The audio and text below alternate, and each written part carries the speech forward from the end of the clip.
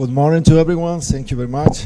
I would like to start giving thanks to Eduardo Arce because he kindly allowed me to share with you this presentation. Oh, I don't see one. I don't see the presentation. I look nice, but I want to share with you the presentation. Okay. Okay, thank you. I know we don't have much time, so I will try to be brief. I want to share with you some main aspects of livestock farming in Argentina and some policies that the government have developed in the recent years. Okay. This is a quick overlook about the importance of the livestock sector for our country. And in this graph, we can see the evolution of the meat production in the last decade. I think you can see the number, but the meat production increased from 5 million tons of meat up to more than 7 tons. And that was enabled primarily, mainly by the poultry sector and the pig sector, and to a less extent by the beef cattle sector, which still remains as the main contributor sector to meat production in our country. And that allowed us to sustain meat consumption, which we are seeing in this graph, over than 110 kilograms per person per year, which, as we all know, is a very high level of meat consumption. If we add into this analysis the dairy sector, which produces more than 11 million tons of milk, we can see that the whole complex generates income from exportation over $8 billion and provides more than but almost 1 million jobs. So this speaks clearly about the importance of the sector for our economy. What it represents in terms of greenhouse emissions, this is the data of the last national inventory. Argentina contributes with less than 1% of the greenhouse global emissions. That is 366 million tons of dioxide carbon, and the agriculture, forestry, and other land use contribute with the almost 40%, being the livestock sector the 22.2%, and within the livestock sector, of course, methane emission from intake fermentation is the most important, accounting for 42.2%. So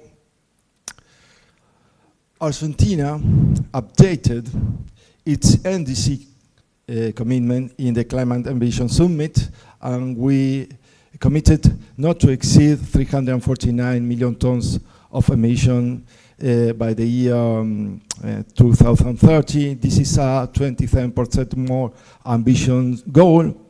And I would like also to highlight that another event, and that is that Carlos Cherniak, who I think you all know well, has been elected as chairman of the livestock subcommittee of FAO. So that gives us another, of course, responsibility with GASL.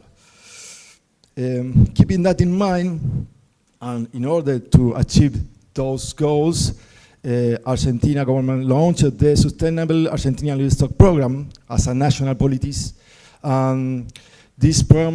This program objective is to improve, of course, productions, mainly modifying two variables. One of them is the carcass mean weight, and we want to increase that from 230 kilograms up to 250, and we also want to increase by the year 2030 the winning rate by 5%.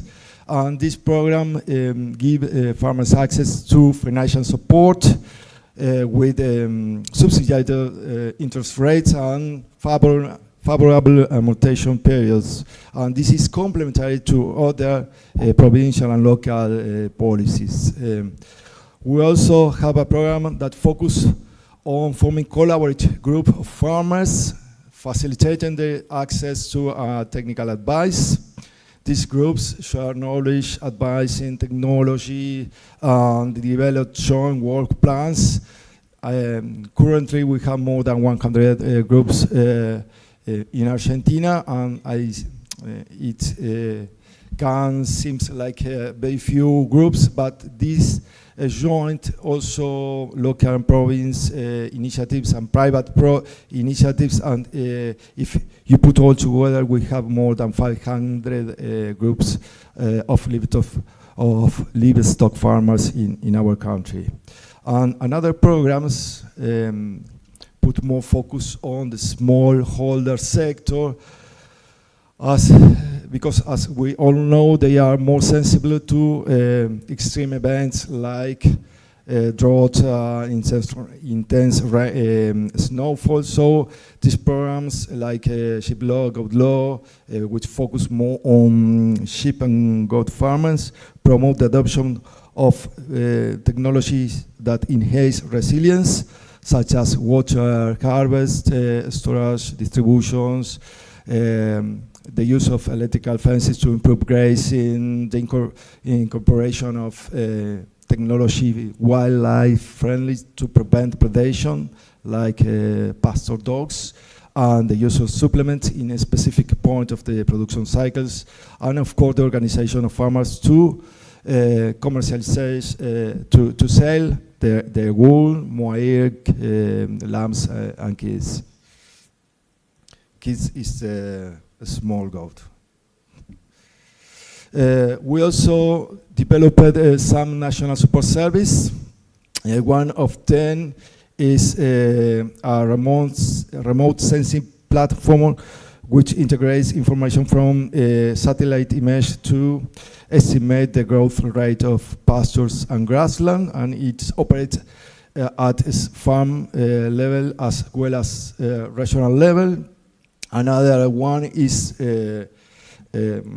our early warning system, which allow us to anticipate drought events or wildfires, and to monitor the water content in the soil.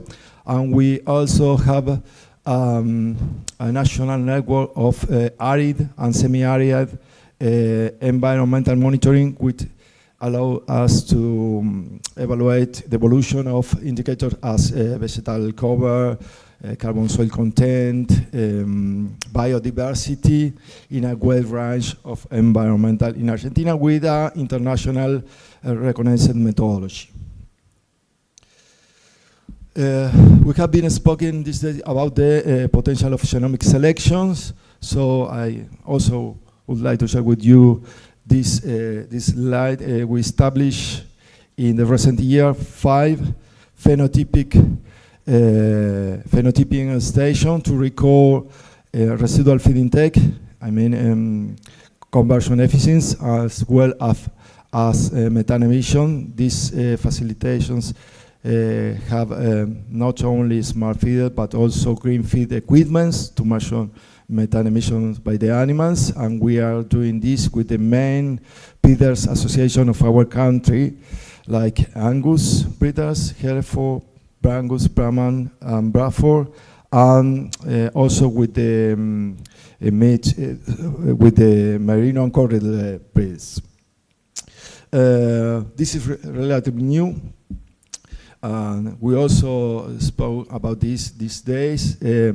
Recently, some farmers from Patagonia gained access to financial support by selling carbon credits, so they were paid because of the ecosystemic services, and that there is an increasing interest between farmers for this initiative.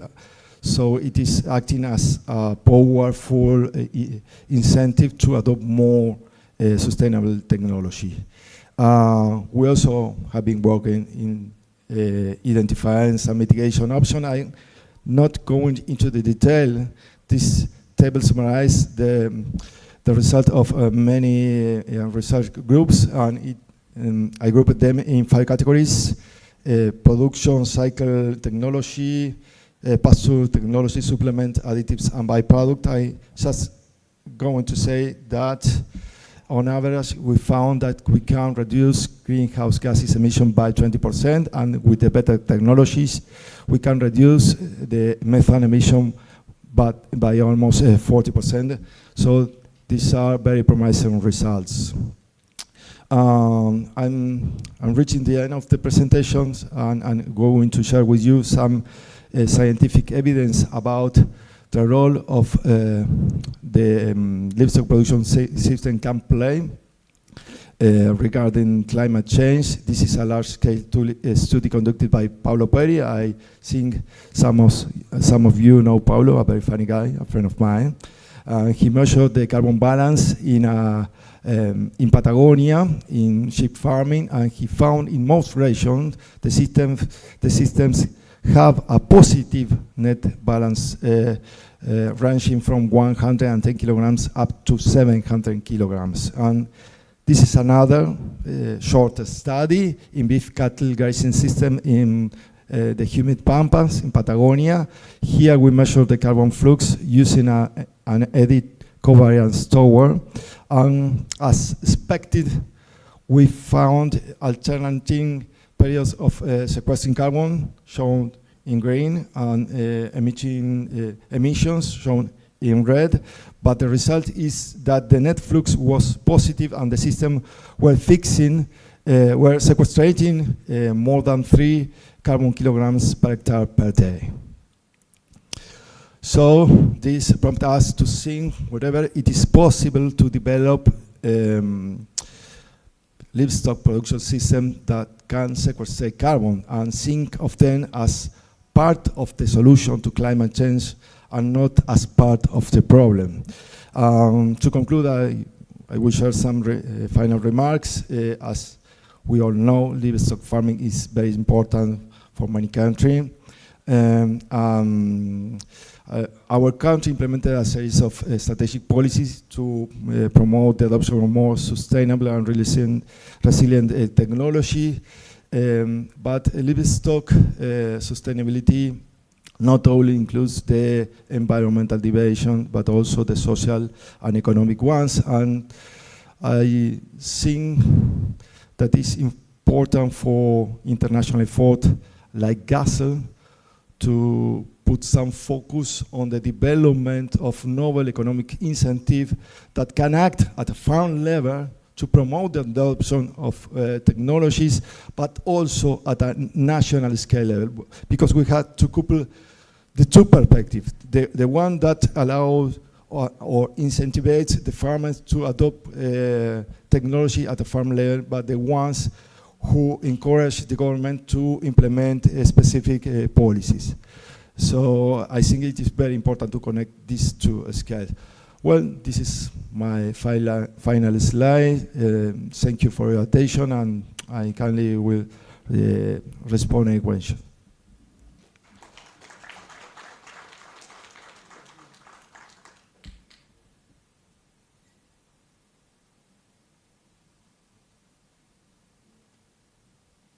So thank you so much for your nice information, Mr. Alvarez.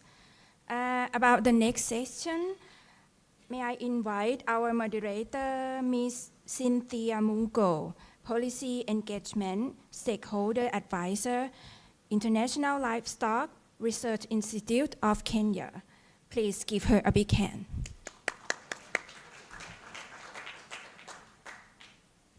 Good morning, everyone. I'm sure you're all tired, but we are going to have a very good 2 days. So we are here today, this morning, to talk about the environmental drivers and the impact of these. So in the last 2 sessions, when we talked about geopolitical and social drivers and also health drivers, we're always hearing about the impact of environment. It has a big impact, be it spread of diseases, be it land degradation, water scarcity. We are hearing livestock is leading to a lot of these kinds of impacts. And also we've heard of some interventions, or even we hear them in the media. We hear carbon sequestration. We hear reducing, like individually, if you're told, if you can reduce your consumption of livestock, it changes the climate. Can it really? Let's talk about that. So let's start with a video. We'll start with a video from FAO on better environment, and then we'll go to our keynote presentation. Let's have the video first.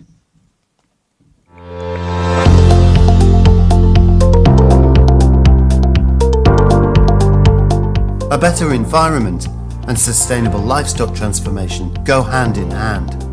Livestock systems draw heavily on natural resources, emit greenhouse gases, and if not sustainably managed, can contribute to detrimental land use change, land degradation, environmental pollution, and biodiversity loss.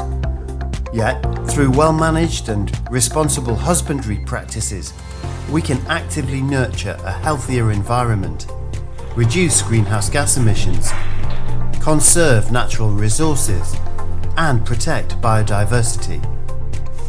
By promoting climate-smart practices such as improved animal husbandry, resource-efficient feeding systems, and agroecological approaches, we support livestock producers' resilience to climate change impacts.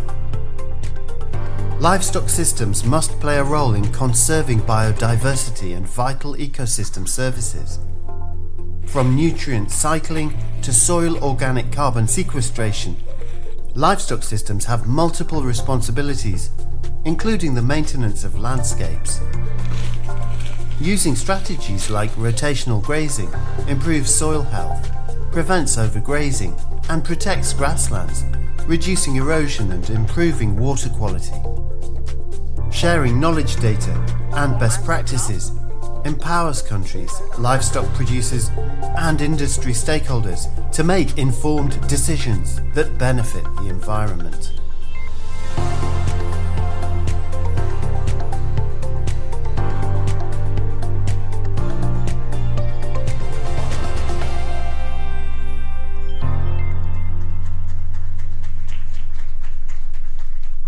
Thank you. Our keynote presentation will also be virtual. I think it will be a recording. It will be made by Professor Chachiana from Faculty of Engineering at Chiang Mai University. Please go ahead.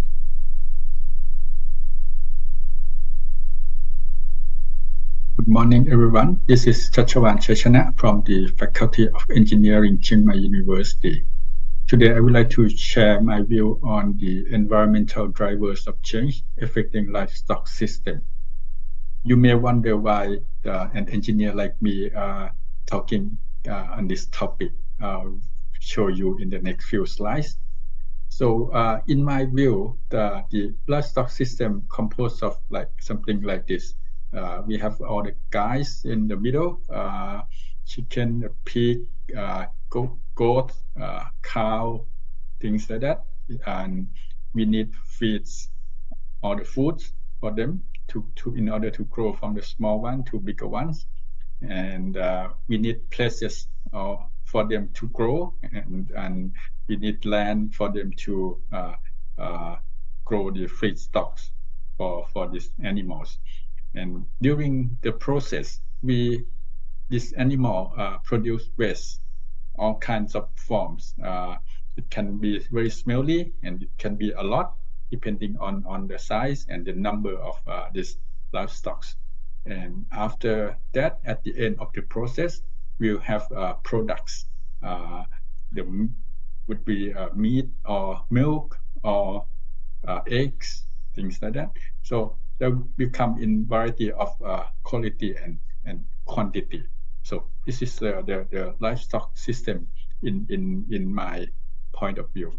And nowadays, what we concern or what affecting this system is the environment. And in my experience, I'm working with the waste management for animal farms, and currently I'm working especially on chicken farms. And there are two types of chickens, or two types of chicken farms in Thailand. The first one is layer chicken farms. This one we produce eggs. And the second one is broiler farms. This one we produce the meat. For the layer chicken farms, the chicken stay in stack like condos, and the waste from the farm is like just chicken manure. And what we are dealing with the manure at the moment is using biogas technologies. We mix the chicken manure with water, put it in a closed chamber to mimic or to create an anaerobic digestion system. By the process will produce biogas or methane and fertilizer. We using the methane or biogas mostly for electricity generation in Thailand at the moment. That's for the layer chicken. That's quite okay with waste management. For the broiler farms, it's quite tricky. Nowadays, the chicken farm, they have to stay on the bedding materials. And in Thailand, what we use is rice husk because it's abundant. We can obtain it easily. So the rice husk is going to be bedding material in the bottom part of the housing, and the chicken will step on top and going to produce the manure. The manure fall onto the rice husk, and the rice husk will absorb the moisture and the smell. And once, like after 42 to 45 days, we gonna get rid of all the bedding materials and replace with the new one. What we gonna do with the bedding material? At the moment, it's quite difficult. We cannot put it in anaerobic digestion system because of the rice husk. It's very difficult to deal with.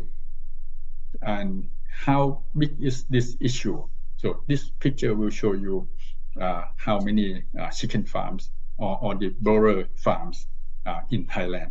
So now we have around 7,000, almost 8,000 farms, big and small. The main number of farms is in the medium size, you can see in the picture, but in terms of number, is in the large farm, more than 50% in the large farm. And on the right-hand side of the slide, you can see locations of these farms and the CO2 emission from the farms that is emitted to the atmosphere. So you can see the relation between the farming activities and the CO2 emission, which going to be resulting in climate change later. And this is the current practice of the chicken farms in Thailand. The broiler farm, after growing chickens for 45 days, they're gonna pack the bedding material mixed with manure in bag and then transport it for other farmers so they can use it as a fertilizer. So the amount is about almost 3 million tons per year. That's a lot. And actually, this is like a natural fertilizer. It should be good, right? But it's not, because this is still active. It contains many kinds of things. The smell not very good. It contains germs and other diseases. It can spread potential or harmful like the bird flu, something like that. So this practice is not very good at the moment. We need to find a way to work on this one. And this picture, I show you the waste management in layer chicken farms. Generally they use biogas technology. And as you can see, the farm is on the right-hand side. You can see houses for chicken farms. But in the middle part, you can see the biogas technology. The big balloon, the black one, is where the anaerobic digestion happens, and the gas is stored in there. After anaerobic digestion, all the wastewater will be live in the pond. You can see several ponds there to make like a final process for water treatment. you can see that the area and is very big, and the water use is quite a lot for one farm. If you think of how environmental or climate would affect, probably we can think of these two pictures. The left-hand side is flooding. At the moment, Thailand has lots of water or lots of rain. So there are many places that are underwater. It's going to be like that on the left-hand side. On the right-hand side, in several years, we will see this kind of picture in Thailand. So climate changes will make severe condition for the weather, and then it's affecting our livestock system. Firstly, you can see that if either flooding or drought, it's very difficult to grow feed for our animals. Also, the place for growing the animals is quite limited if either flooding or drought happens. And in terms of waste management, where I'm very concerned, using biogas technologies, you need big ponds full of wastewater. If it is flooding, all the wastewater will go out and will affect the environment, which is not good. But if it's drought, you have no water to produce biogas. So this is kind of things that happening in our region, I would say. So I think this is kind of starters for all of you to continue in the session, so that we can have a fruitful discussion later. Thank you very much.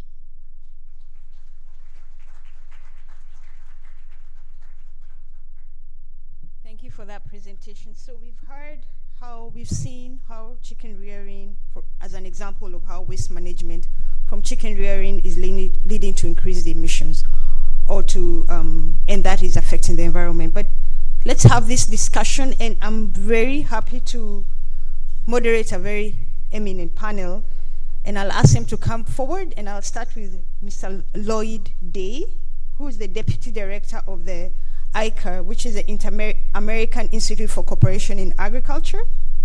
Costa Rica, come up, Mr. Lloyd. And then from Western Europe, so Mr. Lloyd is representing Latin America and Caribbean. And then from Western Europe, Nancy Bourgeois. She's a lecturer at the International Agriculture School for Agriculture, Forest and Food Services, Bern University of Applied Sciences in Switzerland. Welcome. And then from Eastern Europe, I have Muscat Minazarov, project coordinator on pasture and management. He's from Kazakhstan. And then finally, I have from Oceania, Mr. Jacob Bitros. Welcome, sir. Manager of Beef Sustainability, Meat and Livestock Australia. Thank you, everyone.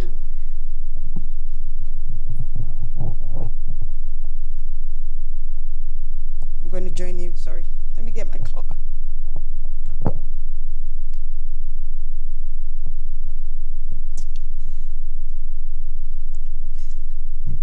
So we've heard climate change, biodiversity loss as a driver, water pollution, waste management, soil health. I want the panel to really reflect on that keynote. And thinking of the region you're from, I want you to weave into your response just two livestock production systems in your region. Just tell us two of them, and then highlight for us within these two. I know there could be many, but within these two, what are the environmental impacts on them? The impacts, not the driver. Just tell us what impacts you've seen as a result of the environmental drivers that we know of and some that were described in the keynote. I'll start with you. Thank you very much. I do want to apologise for the translators as well. I know my accent can be very hard and I sometimes make words up to get my point across, so apologies up front. Thank you very much for having me. We have heard from Oceania before, so I will run quickly through the two production systems which I'll focus on. So first of all, I'm with Meat and Livestock Australia, so we focus on cattle, sheep and goat. As Ian McConnell said on day 2, we are generally very extensive production systems. We have, in 2022, 24.4 million cattle, and that was increasing. We expect around 28 million in 2023. About 4 to 6% of those are on feed at any one time. And sheep, we had about 70 million in 2022, heading up to about 78 million in 2023. Again, most of those were in southern Australia. We are the 4th largest cattle exporter in the world and the largest sheep meat exporter in the world. So we are highly dependent on global markets, and trade definitely drives production where resources are used most efficiently. And to touch briefly on something which was said this morning, we do actually, let me just find my notes again, we do need livestock in these areas because we have about 50% of the land is used for livestock production, where it is not suitable for any other form of agriculture. So we need livestock to manage those ecosystems, those landscapes. The water availability in soils are not suitable. So when I look at the two impacts that these environmental drivers are having, we've heard it all throughout. Climate change is the obvious one. Within Australia and Pacifica, we are entering an El Nino phase, which is a normal weather pattern. However, and that brings reduced rainfall and warmer temperatures. However, we're seeing a lot more volatile and a lot more increased, impacts of El Nino through climate change. The last time Australia had an El Nino alert, we had our most intense drought on record. And already we can see some of those impacts in 2023. We've had our 2nd warmest August, we've had our driest September on record, and we've had our earliest cyclone in our region on record in 2023 alone, and we still have 2 months left to go. It's already impacting the markets as well.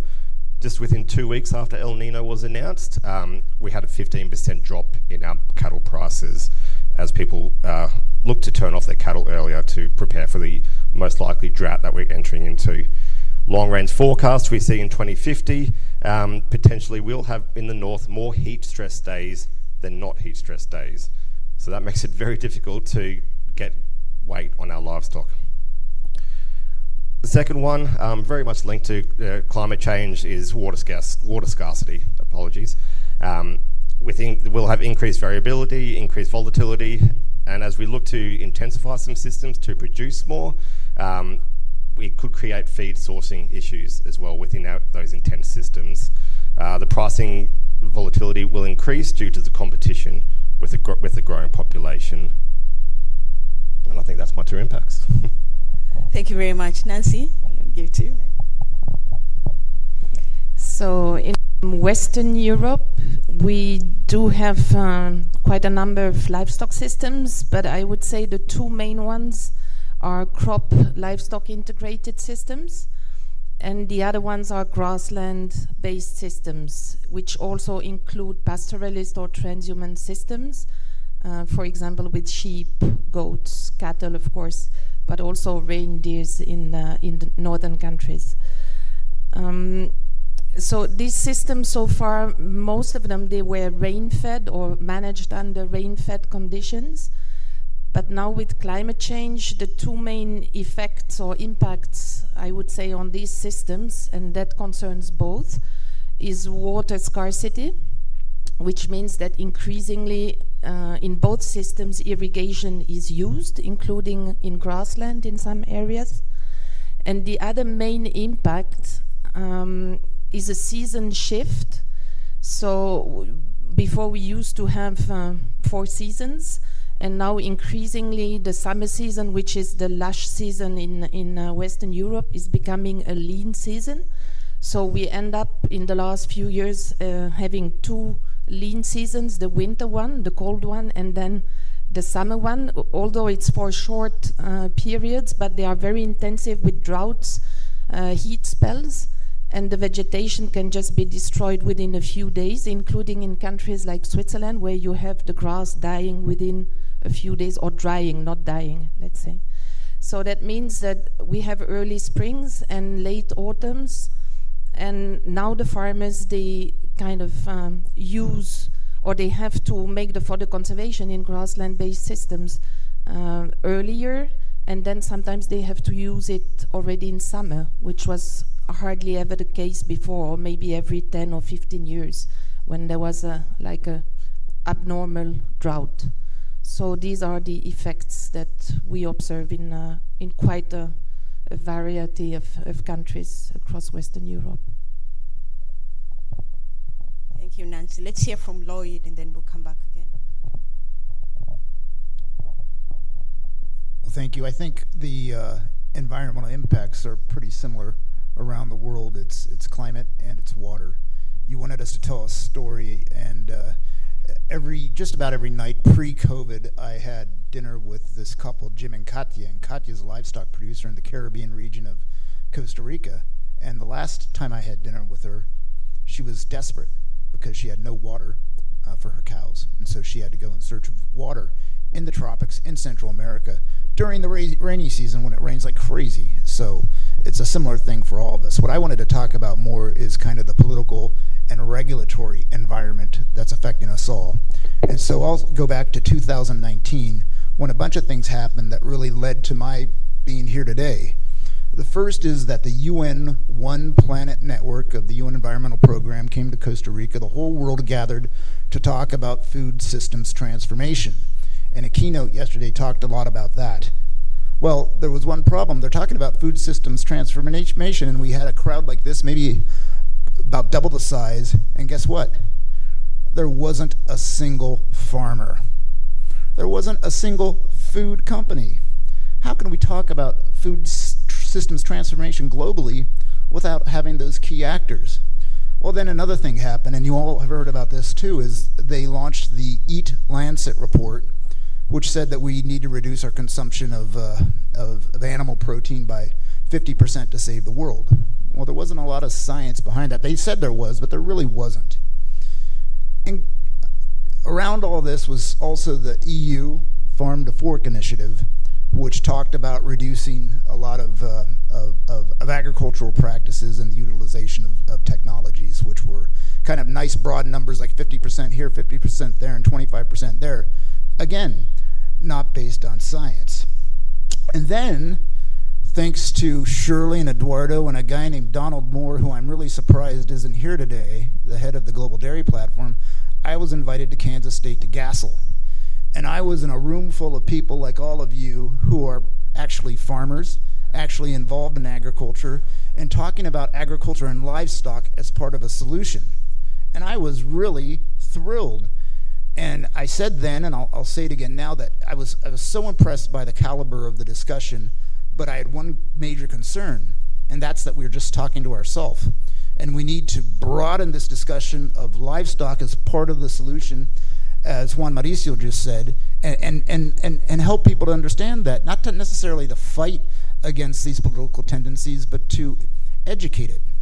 Well, that led to ICA, and we represent the Ministers of Agriculture of the Americas from Canada and that large delegation, a few tables over there, all the way down to Argentina, where we brought together dairy producers, cattle producers, chicken producers, etc., grain producers to discuss food system transformation.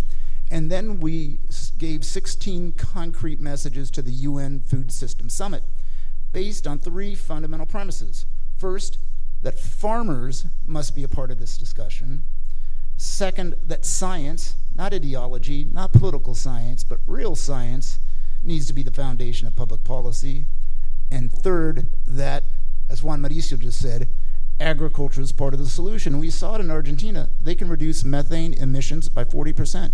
California is doing that too, even though I don't see Allison here today, but she was complaining about California, where I'm from, of all these regulations, and everyone complains about California. I complained about it too. But they're reducing their emissions in their dairy sector by 40%. We're part of the solution. Thank you, Lloyd. Very, very passionately said. Muscat, what's happening in Eastern Europe Yeah, thank you. and Central Asia? Sorry. Yeah, I am focusing more on Central Asia, I think, and especially on my country. And Kyrgyzstan, as in many other countries in the region, livestock production plays a key role in rural area and providing livelihoods for many households, of course. And also we faces with the same environmental drivers. And in our country, we developed in 2009 law, pasture law, and since this period, management of the pasture we give to the local communities and the pasture committees. And since this time,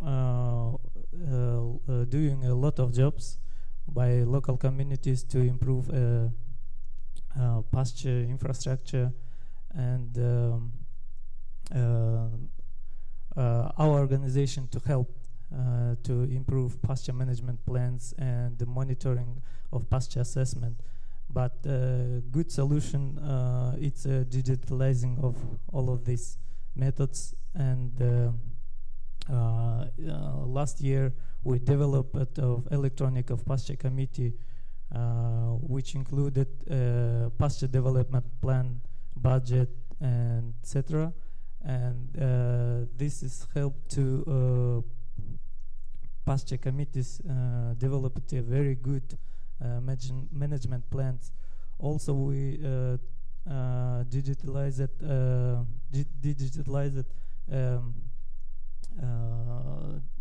monitoring of pasture. We developed application, and in this year we created database on national level to collect all of this data and accepted informed decisions.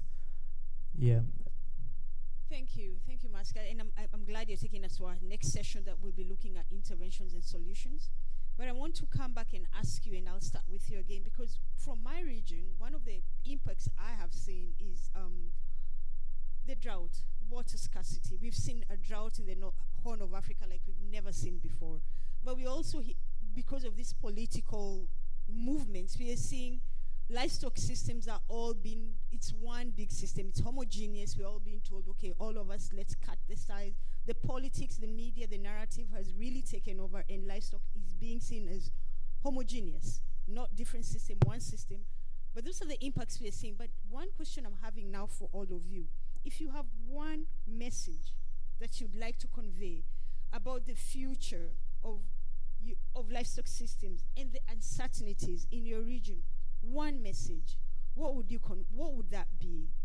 Because of these drivers, because of the impacts you're seeing, when you look forward into the future, what's the message you can give about that worries you, is promising? What's your one message?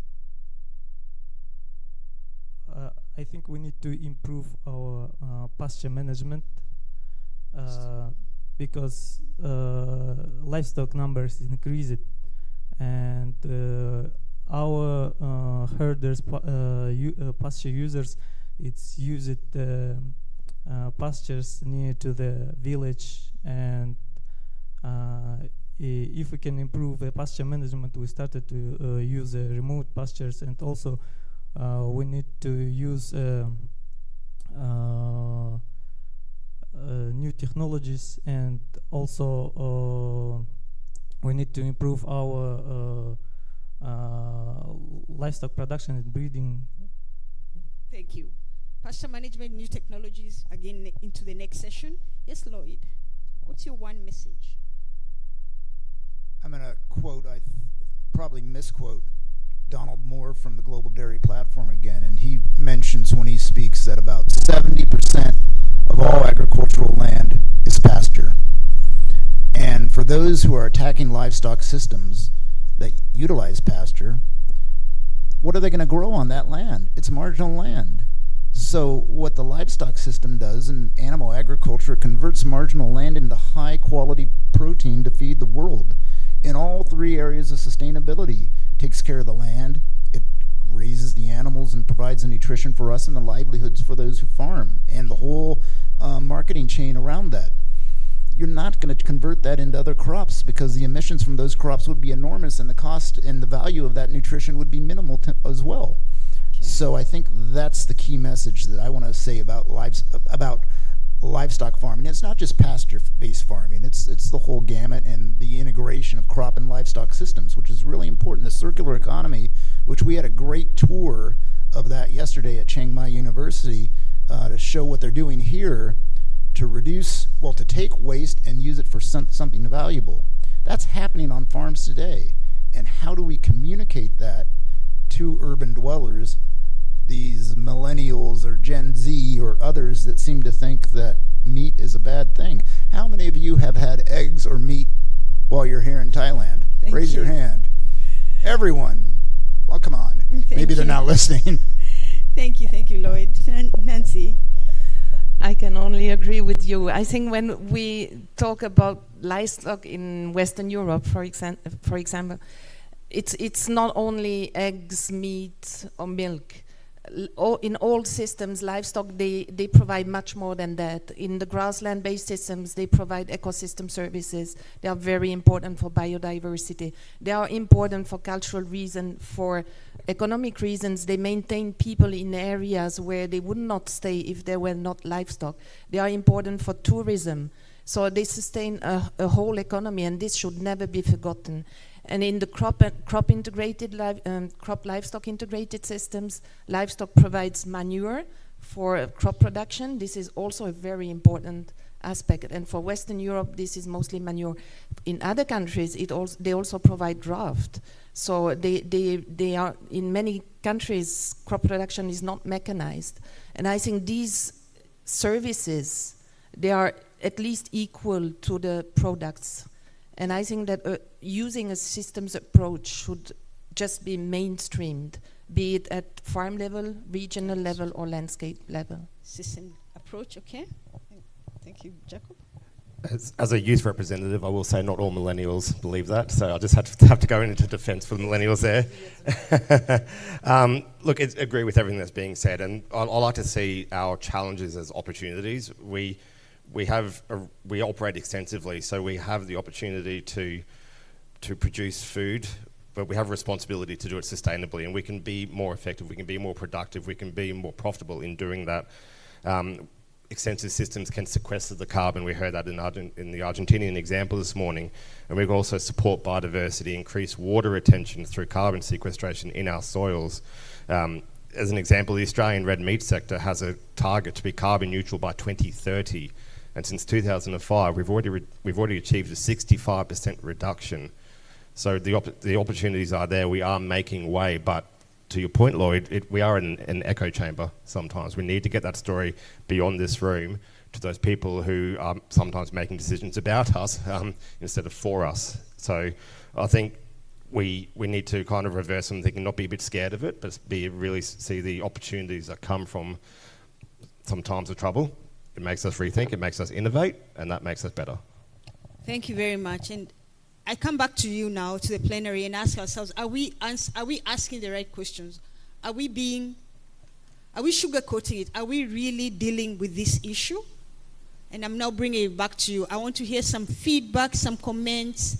I can see hands already going up. I'm going to ask someone to help me with the floor. But really, give us a comment, ideas, ask questions, but the answers are also within us. So it's not only for us to answer. Feel free to bounce it back to someone else out there. I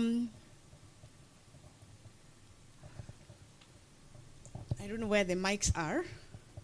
Just, thank you. Someone will come with a mic. Just keep your hand up. Someone will come with a mic. Let me give you each. Whoever who has a mic, please speak. Yes, yes, sir. Go ahead. Yes. Hello. Okay.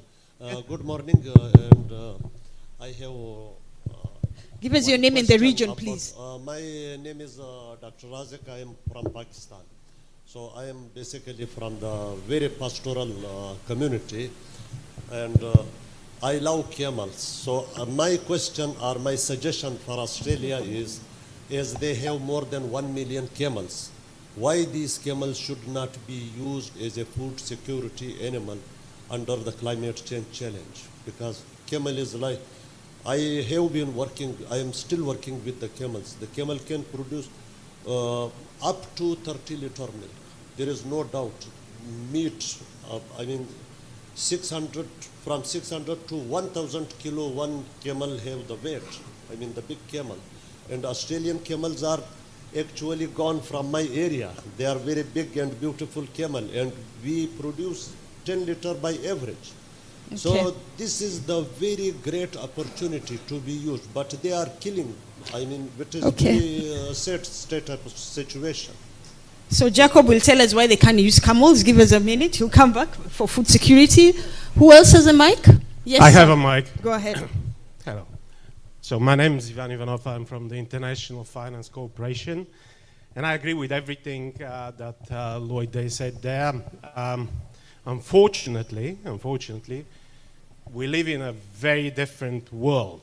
And back to your question, are you asking the right questions? I think in the whole discussion there was a lot about mitigation. There was very little about adaptation. So why is this important? We live in a world where this sector is very divided. You have the rich world, and as it was pointed out on the panel, the millennials are not eating meat, they're moving away. There is a huge campaign there. The industry is behind in responding to this. The large companies have neglected all the climate discussion around this sector. And this is not only about beef, it's about pork, poultry, aquaculture. Yesterday we saw frogs, but that's small. So in the rich world, there should be an answer to this question and how the industry is actually responding to the pressure from the society and the government. In the developing world, it's a different dynamics. There is not such a pressure there. But if you look at where the emissions are coming from, in many countries it's 60% of the overall emission of the country. So if you say you will be Paris aligned, how exactly? And the situation there is that those countries actually have no plan. So what this panel thinks should be the answer on adaptation. Thank you. Sorry. Thank you, and thank you for raising adaptation, because that's a main issue for adaptation for places like the low and middle income countries, and maybe mitigation. I'll give that to you, Lloyd, to respond to that. Who has the mic now? Go ahead. Go ahead, Marietta. Hello, yeah. Go ahead. I am Margarita Gomaraska from VSF International. So I was really pleased to see that there is a lot of space to discuss about extensive system, pasture-based systems, and I think we all agree that they are part of the solution. But I missed a bit some input or some reflection about the intensive production systems in several countries. I mean, in Europe that I know, for example, there are huge problems with nitrates from pig factories, poultry production systems, and so on. So I wanted to raise this point on the debate as well. Thank you. Thank you. I'll give that to Nancy. Nancy, think about that too. Yes, go ahead, Martin. I'll take Martin and one. Oh, there's one. The mic is there. Go ahead, Martin. Wait, Martin. Thank you very much. My name is Martin Baraza. I work for VSF Germany. I am here representing the NGO class. And to the panelists, I think you have projected a very positive outlook of livestock production systems for the future. That is one perspective. But on the other hand, we have also heard about the paradigm of reduce. If not using numbers, then reducing consumption. Because livestock is accused of being the chief culprit in the climate change impacts, being greenhouse gas contributors. So how do you reconcile your projected future outlook of livestock production system with the fact that on the one hand, they are campaigners for the reduced paradigm? Muscat, how would you respond to that? I'll give that question to you. Think on it as it come back. Yes, at the back there, and then Michael, I can see your hand is up. Yes, my name is Mauricio Castro-Schmitz. I'm with the Nature Conservancy, so an NGO. Obviously looked by some as maybe not on the side, very critical. But actually I want to say that we have been working together with many stakeholders. We run a project, a multi-country project in Latin America to scale what actually very much what Mr. Betros has said. I mean, those challenges that the sector has can come as an opportunity. And I very much align with what you're saying. I was with Mr. Tiensin actually in Amsterdam in an event on innovations. The sector is facing a lot of pressure, but also there's a lot of innovations that are coming that are very interesting. And my question is for Mr. Lloyd actually. ICA can play a pivotal role of bringing those two sides, polarized sides together. How do you think you can sort of work with organizations like ours to get to that point where we can deliver on better outcomes instead of having a polarized sort of discussion in every event like these? Thank you. Polarize the discussion, the nuancing. I hope you remember your questions. Please, Lloyd, you have to. I have Yuri and I have Michael. Those are the last two. Yuri, go ahead. Just to, I mean, it was really interesting what you said about innovation will be the catalyst for how we can do things. And tomorrow we're talking about innovation. So bring up some of those innovations. I'm excited. But we were talking yesterday about hello? And we were talking about messaging for COP28 and everything. And I think Henning came up with something I thought was really important. We have to change. I mean, the livestock industry has to change, and it's going to change. There's so much technology, so many things going on in the world today that we should embrace change. And maybe that's the narrative. How do we embrace change? How do we bring in these different voices and really look at what's happening? I think we all talk about the diversity of livestock systems too, and we know that in some resource poor or kind of developing contexts, Africa, we were talking about it. You always talk about this, Cynthia, so I'm going to bring it up so you can get on the issue. But, you know, in 20 years, a quarter of the population of the world is going to be African.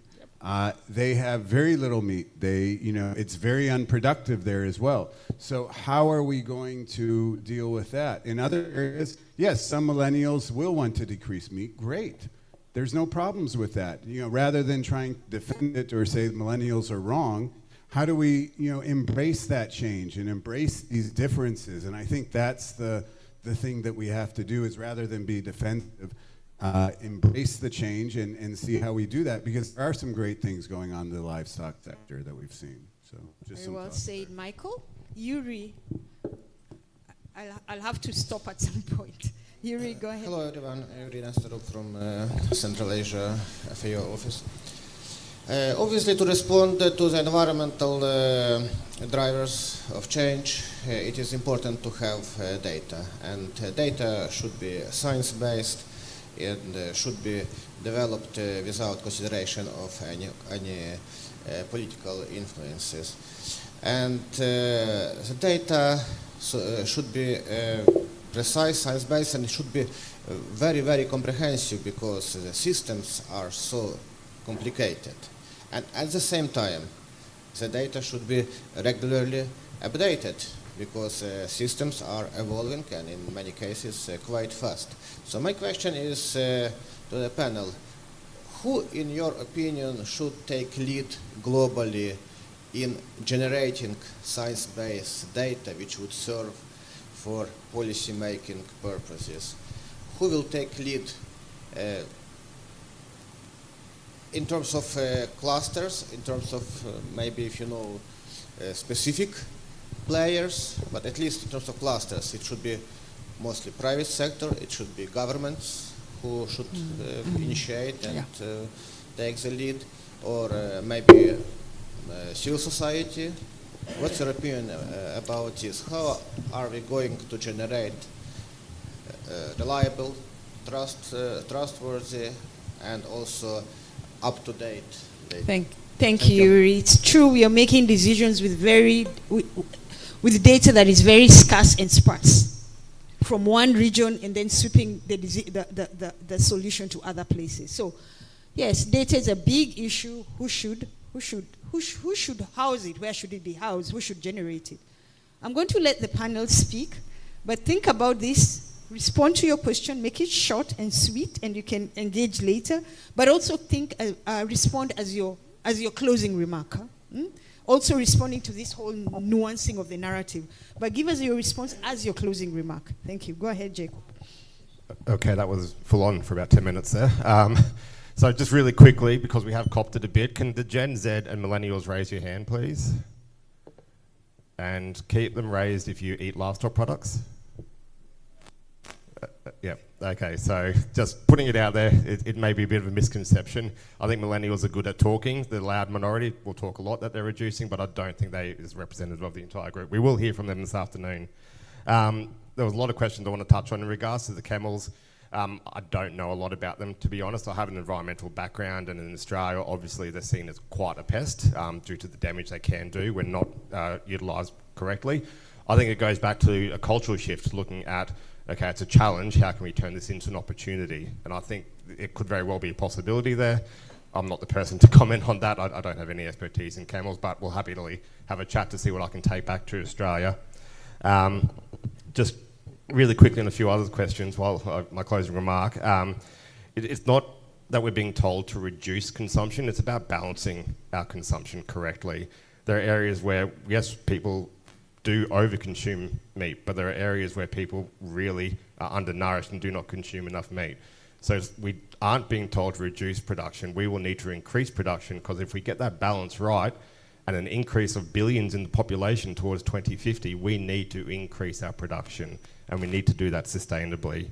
To the point of Michael's that we need to change, and I heard a comment last year at the Global Roundtable for Sustainable Beef that if you don't like change, you're going to like irrelevance a lot less, okay? We need to be able to adapt, we need to be able to change with the system, with our markets, with our climate. And my last point, thank you very much, data, Yuri, 100%. We have a few booklets here of the Australian Beef Sustainability Framework that we report on annually with data for our environmental, animal welfare, sustainability performance. I believe it should be industry-led and third-party verified. If other people take control of that data and start collecting it on our behalf, we can get some perverse outcomes, because they may have ulterior motives on how to collect that data and what they want to do with that. So industry-led, third-party verified. Good point. Thank you. Let's have Nancy. Thank you.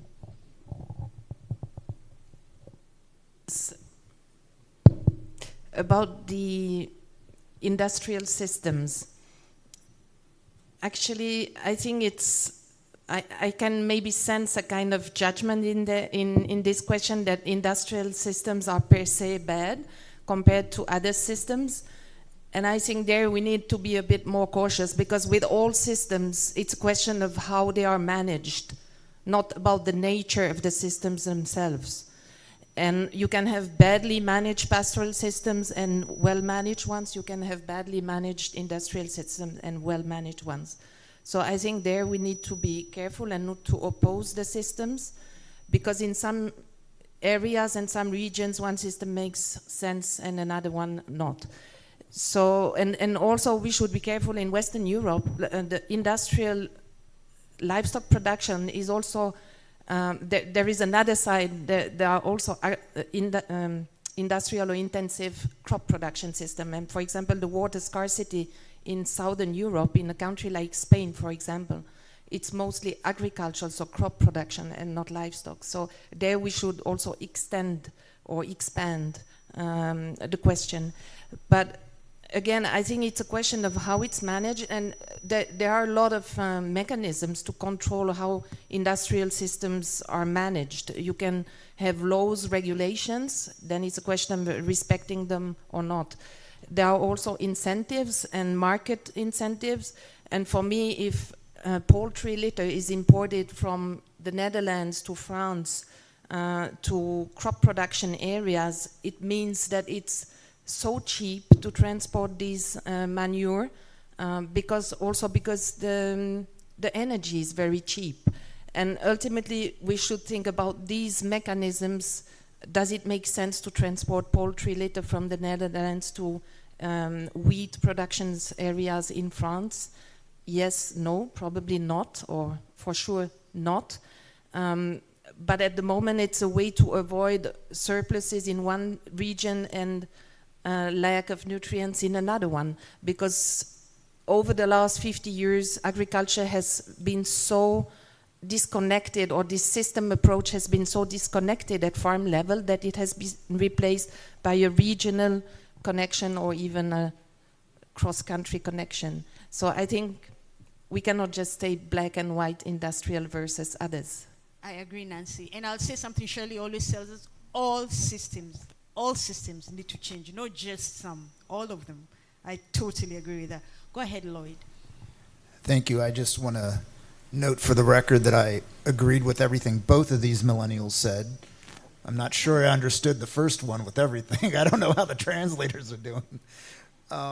But those were a lot of really good questions. Embracing change, I think, is really important, Victor. And I think industrialized production is embracing change. And they are adapting, and they are becoming, they all have carbon-free or net zero goals, and I think a lot of them are doing that. And part of embracing change is embracing new technology. And sometimes those that are saying, you gotta change, they don't embrace new technology. There's a amazing revolution happening with life sciences that's gonna transform the way we eat and produce. And we're gonna be able to do what we've been doing in the agricultural sector since the Neolithic time. We're changing the way we produce food to make it better for humans. And in the last 100 years, we've more than doubled our food production. Just in the last 30 years, everyone says the food system is broken.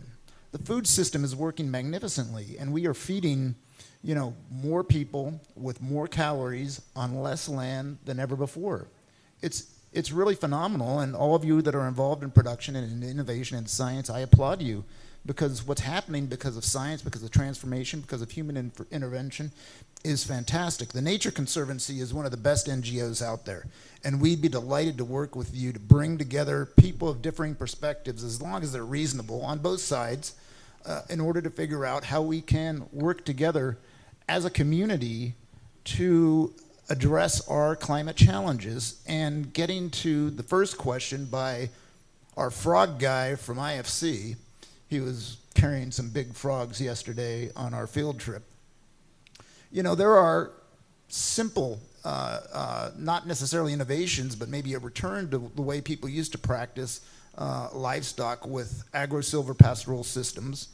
And we have with us one of the leading scientists on the subject, Dr. Mohammed Ibrahim, who's going to be wrapping up this presentation in a little bit, who can talk about the good work that's being done at Katia and other places. I remember in Kansas State, we had a Colombian farmer talk about how he's using agro-silvopastoral systems in his farm. And we just yesterday, when we went to the frog farm, we saw how the king transformed livestock by investing.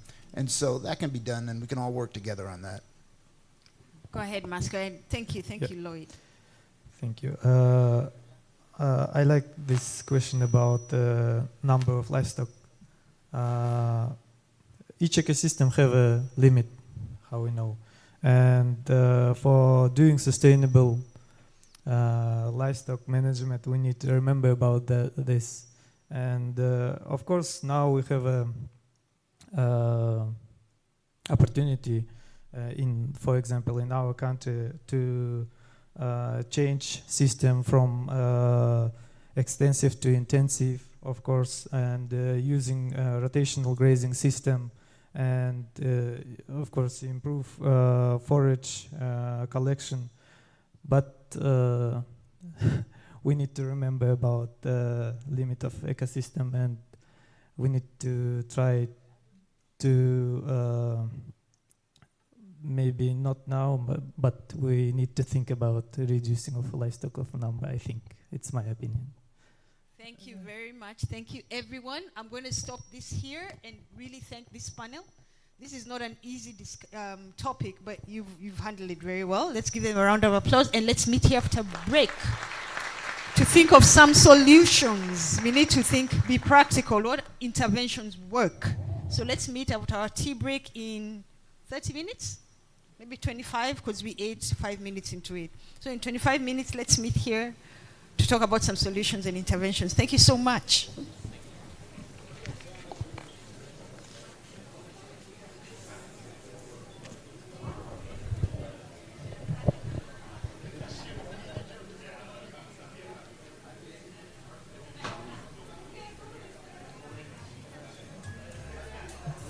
We are preparing the list. Okay.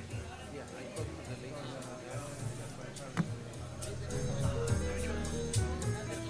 Oh, how are you? Very good. I got the agreement from Monique to very short statement, 1 minute. Wow. Closing. Very good. Nothing extraordinary.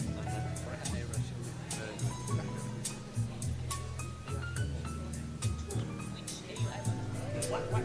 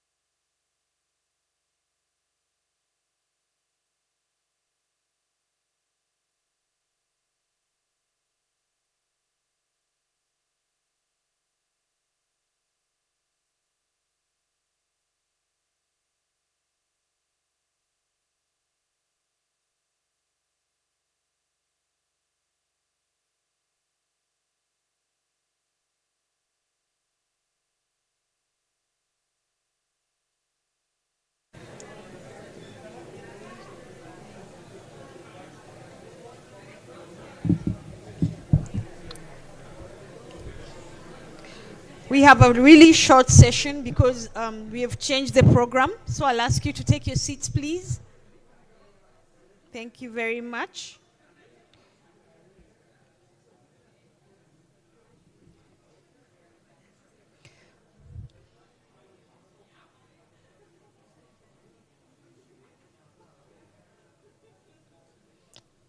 So the next session, we are really now going to look at the practical approaches, practices, and tools that really get us to responding to these environmental drivers to reduce the impacts that we have just discussed. And for this session, again, I have a very interesting panel, and I'll call them to the podium one at a time so that you can know them. The first one is Mr. Alexander Ikowitz. I hope I said his name right. Thank you.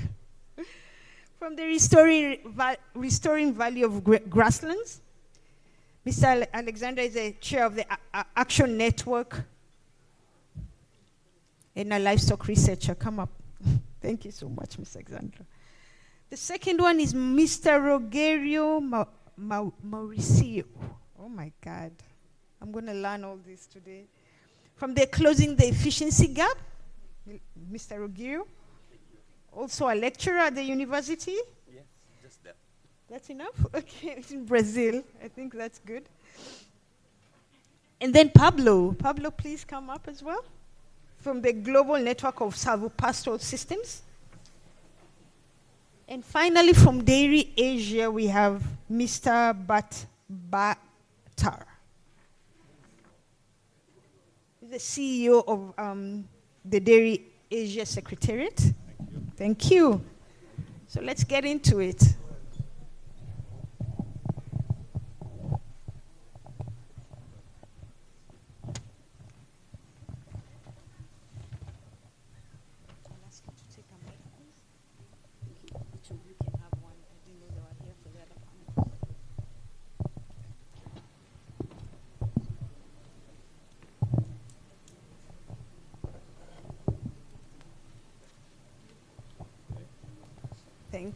Thank you. So in the first panel, we really talked about the impacts. We had of the impacts of the environmental drivers, but now we want to switch around and really think solutions. How are we dealing? What's already happening on the ground, and what else can be done? Okay, so we are really now focusing on solutions, tools, practices, approaches that really are assisting livestock systems in adapting to the challenges that we've heard. So I will start with you at the very end, Mr. Roger. Thank you. So I don't have to say it. Mr. Roger, tell us, okay, can you name for us two very practical practices and approaches in your region or in where you are that are showing us that livestock systems are adapting? Thank you. Of course, I will talk about the tropics, but from the last section, Europe, East Europe, etc., I saw many similarities between tropics and temperate countries. And I focus on ruminant, of course. So you ask me practical tools. Yes. And the main one that I think that could help is to improve resilience in animal production. We need to improve resilience. And for that, I have 2 points. The first one, we need to reduce the external inputs for farmers, and basically chemical fertilizer. And I explain why. And also, we need to, the second tools that I recommend is to diversify the farmers' activities. For example, we can have livestock, but also forest and crops, or mixed farm. That's one point that, for me, is the most important. And if you do that, you reduce chemical fertilizer and you improve the resilience of the farm. That's my point. Thank you. Straight to the point. Let's go, Alexander. Two practices and approaches. that we can use? Thank you very much. First of all, I think we heard something this morning which is around having the right data. And I think this is very important in terms of dealing with environmental impact of livestock. Of course, the main drivers are climate change, desertification, biodiversity, water, etc. And maybe I have to say a little word of where I'm speaking from. I'm co-chairing this action network here in the Global Agenda on restoring value to grassland. And when you say restoring value to grassland, it is taking care about, of course, production, but also social aspects, economic aspects, and environmental aspects. And yeah, we are working all over the world, mainly in tropical and Mediterranean countries, but also in northern countries, let's say. And from this perspective, we can see that there is quite a lack of data. If I give you an example, it's about methane emissions, greenhouse gas emissions. You know that in the first reports from the IPCC, extensive livestock systems, grazing systems, were really the bad actor, you know, with big emissions of greenhouse gas emissions. Because why that? Because IPCC used standard figures because there were no data on most of the countries where you have pastoral systems, extensive systems. And then, of course, as scientists, we were a bit dubitative about that, and we start working on this. And now you can see that we have results today. And these results are quite different from what has been hypothesized in the first report. For example, in Africa, when we assessed the production of greenhouse gas by pastoral system, we found half the figures that was proposed initially by IPCC.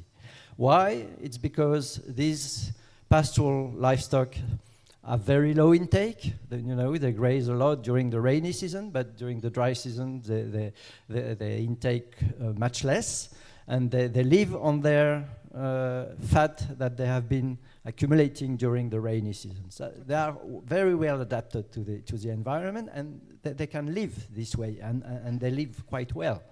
So we have half the production of greenhouse gas. This is the first thing. And after that, when you look at but of course there is still some greenhouse gas emission. They are ruminants anyway. Okay. And then when you are looking at the system approach, then you find, as our Argentinian colleague showed this morning, that when you look at the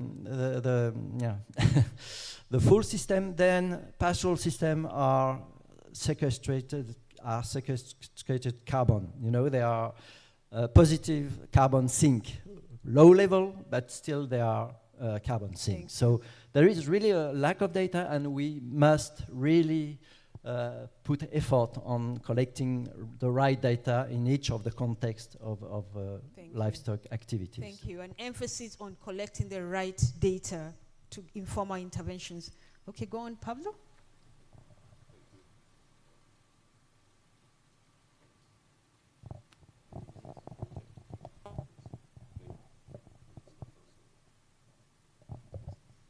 Hola, hola. Thank you very much, and good morning to everyone here. I'm representing here the Silvopastoral Global Network, and we have 150 members from 35 countries in the 5 continents. And I take this opportunity to invite all you to be part of solution. Silvopastoral system provides solution in the context of drivers.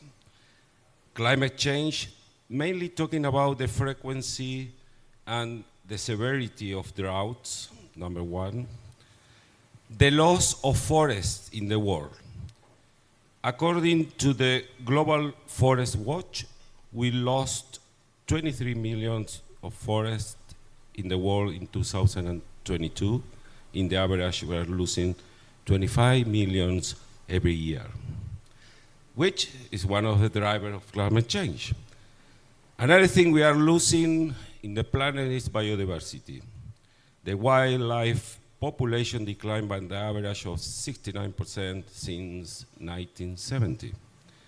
Plus, 1/3 of the planet is soil degraded. So in this context, silvopastoral system, which combine trees, shrubs, and pasture in the same unit of land at the farm level.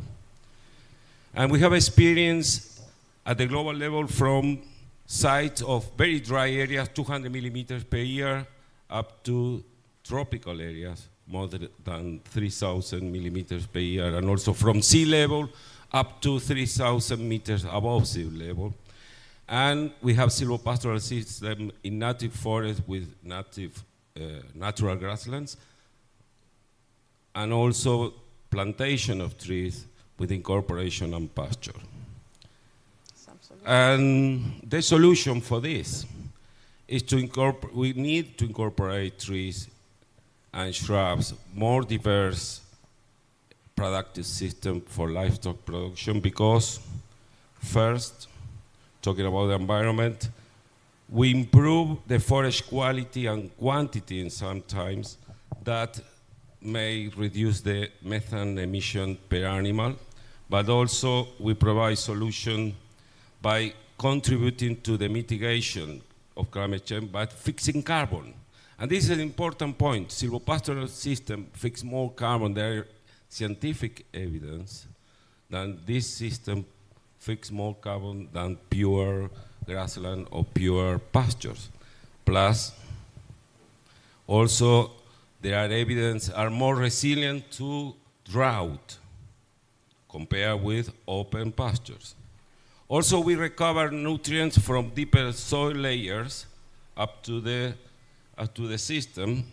We improve the soil carbon content because of the composition, and also we avoid soil erosion. We don't lose soil incorporating tree and shrub and pasture in the same unit of land. One more. And lastly, we have time. We enhance the habitat and food for biodiversity of mammals, birds, and insects. Basically, increased biodiversity is a resilience aspect too. So we believe, and we have evidence, like silvopastoral system, we provide solution in different sites and situations in this context. Thank you, Mr. Pablo. But Berta, what's happening in Dairy Asia? What's some solutions that you're implementing? Yes.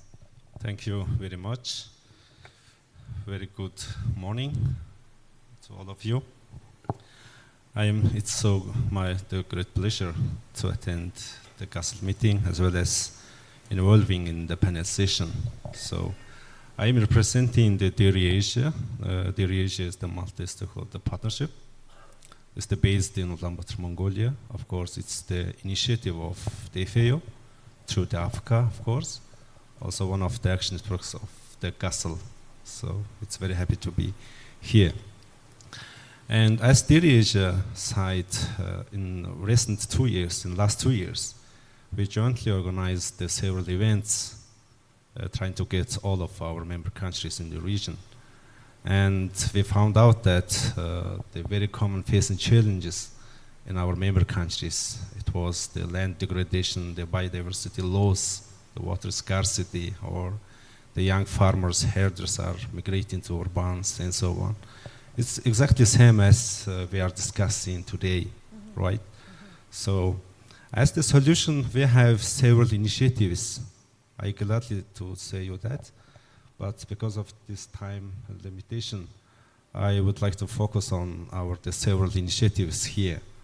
I think the good solution, how can we get the integrated responses that from our perspective, from our dialogues, is that to build the cooperative system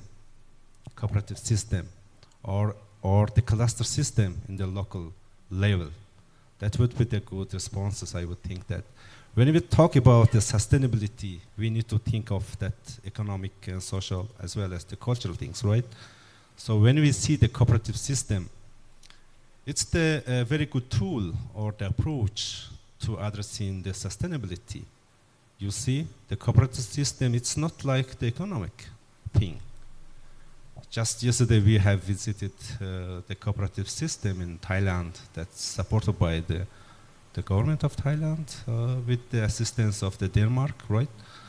So when we think of the farmers or herders, we need to focus on those people. They need income, economically they need income, of course. When we see they need the attractive environment to sustain the farming or herding system.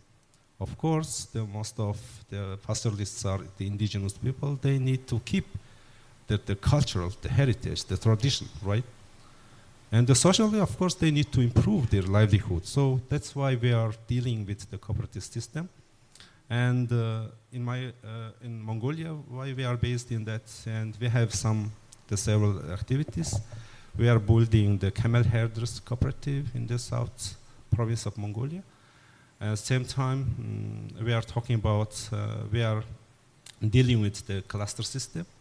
Lately, we organized the cluster building, the workshop in Mongolia. That was just in last September. And we all invited all stakeholders from the research institutions, the farmers, private sector, industrial associations, governments, and so on. The good result was that all the stakeholders agreed that they need the market-driven cluster system based on the cooperative system. That is the good solution, and I hope that I will have time to talk about our initiatives. Thank you. Thank you. So very, very many suggestions, and even when I reflect back to the panel we just had this morning, so many very interesting innovations, solutions coming from the country. But I'm wondering, when we look at the issues that we are all grappling with, they're the same across. So really, is there some intervention, when even if you look at it regionally or globally, and this comes to also what GASL can offer, are there interventions that can be implemented at the regional or global level, or even some that a platform like GASL can take up that can really speed up or accelerate some of the actions that we need to be seeing quickly?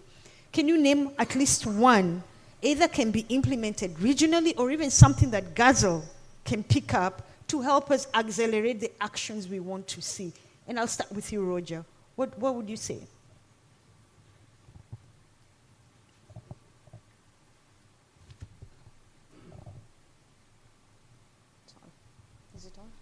Hello. Thank you. For me, GASL is very important because we have these action networks. And we just published a paper that probably you have about the importance of the interaction between the action networks. Our network, Closed Efficiency Gap, is trying to measure the effect of the natural resource use in terms of farm levels. And all these effects, we can demonstrate for farm where they should change in terms of economic aspects and environmental aspects. And we have a close link to the Global Silvopastoral System Network. And Pablo explained well the positive aspects of the silvopastoral system. And I think that's one action that requires minimal investment, as you said, is the silvopastoral system. But in our case, in the north of Brazil, we have a farm here that can tell you more about that. At the farm level in Brazil, in the tropics, I think the natural regeneration of native trees could be a very good option. Why? Because the seeds are there. The trees are growing there. We don't need to seed again. So you ask me, very minimum investment, and could be one alternative. We have a big farm there in Brazil, 1,000 hectares, that the farm didn't plant one tree. He just changed the way that he managed the pastures. And for that, one point that we need to do also, we need to educate farmers. If you don't educate farmers, we can't install this complex technique, because silvopastoral for me is a very complex in terms of management, and you need to teach them. They need to have some holistic view, systemic view about the system. So I'm very keen to recommend the natural regeneration. But as we mentioned before in my last talk, the natural regeneration, of course, compared to eucalyptus, it takes more time to grow, but we improve biodiversity, all these aspects that, at the end of the day, the farmer not get paid for that. So the payment for environment service could be one tool to accelerate the process and also to compensate farmers that are growing in this direction. So that could be a good idea. And to finish, the link with the private sector, again, for me, is very important. And unfortunately, we don't have too much people here represent the private sector, but I do like to emphasize that all these activities, if you have a support from the private sector, we can accelerate, because they have more actions compared to the government. Thank you very much. Thank you very much. Strengthen the link with private sector, improve biodiversity, educate farmers, and with GASL, really strengthen the action networks. Did I get that right? And natural regeneration as one type of silvopastoral system. We have several, but this one that I recommend. And if you want to see the poster there, you have more information. Thank you. Thank you very much, Roger. Let's go to you, Alexander. Same question. Yeah, okay, thank you. Interventions, and think about them also regionally for GASL. How do we really accelerate the actions we want to see? Yeah, so the approach we have been using in our action network is to assess the multiple functions, the multifunctionality of grasslands. So how grazing system can contribute to social environment, economic, and local development functions.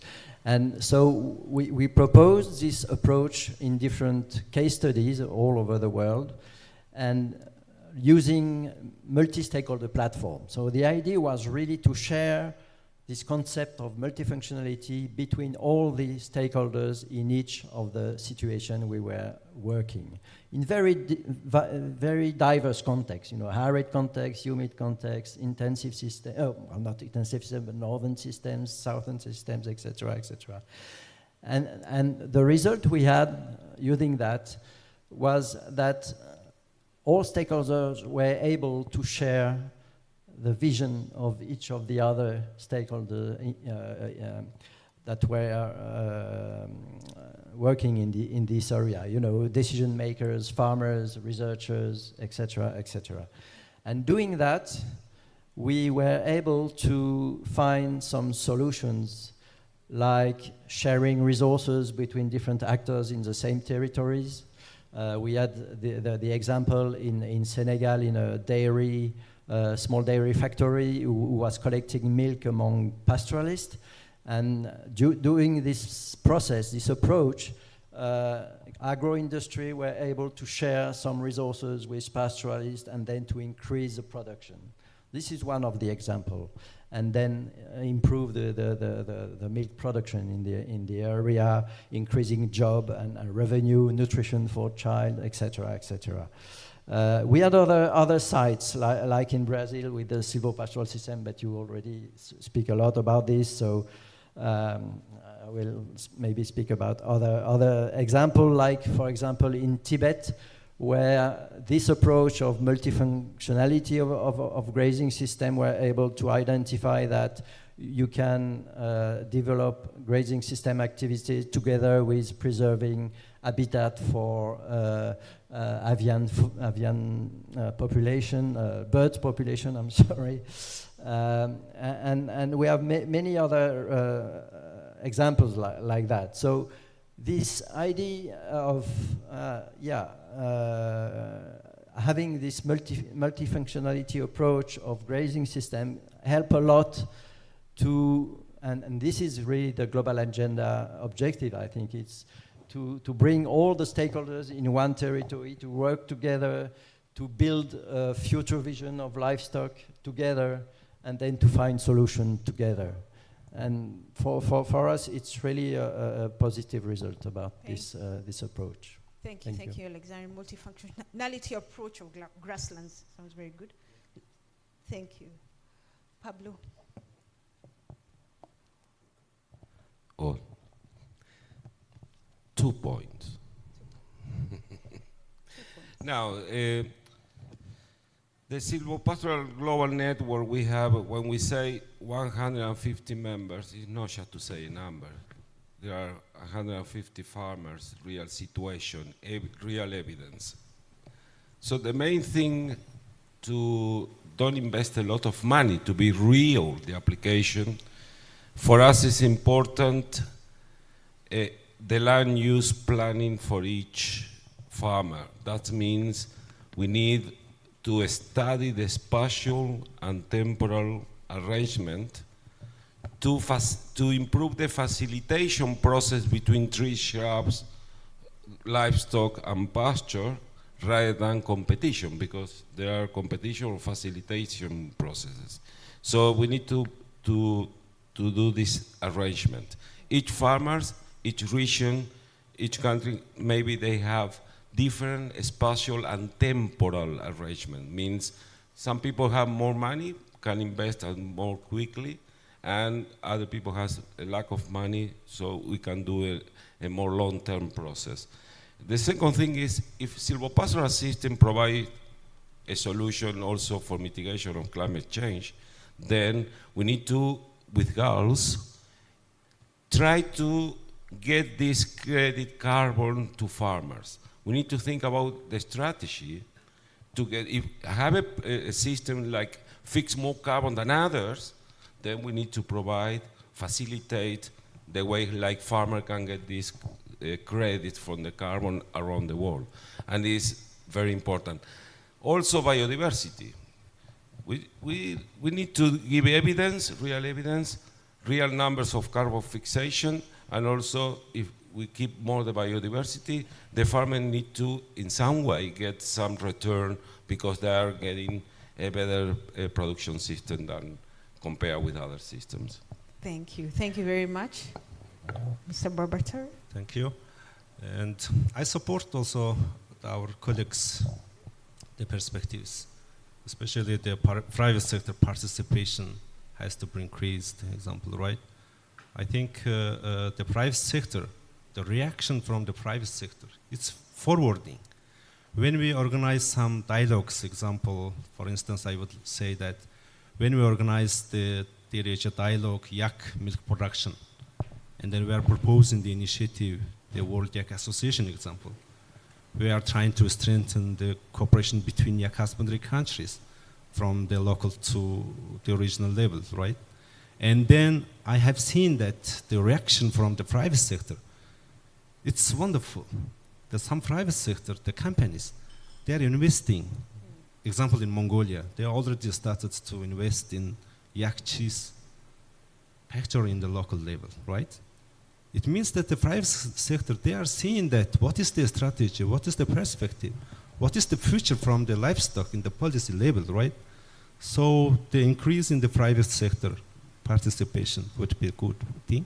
Of course, the education is the key thing, I think. And the other thing is that, of course, we need the multi-stakeholder partnership, the multi-stakeholder cooperation. At the same time, probably we need to think of the bilateral or trilateral cooperation between the countries as well. In Dairy Asia, we have the 13 member countries. When I see my member countries, they are very different. You know, the difference is not only between countries, even inside the country, the provinces are so different. The livestock systems are different. And then we have launched one initiative just last year. It's the Dairy Asia bilateral cooperation. So we already organized 2 events. One was the bilateral meeting between India and Mongolia. And of course, we know that India is the largest dairy nation. About 23% of the world milk comes from India.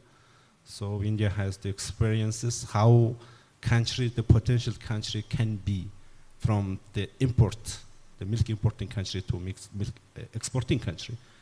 But the same potential Mongolia has. So Yeah, I remember the results, especially the industrial associations, the farmers associations. They think that, oh, it's possible to Mongolia as well.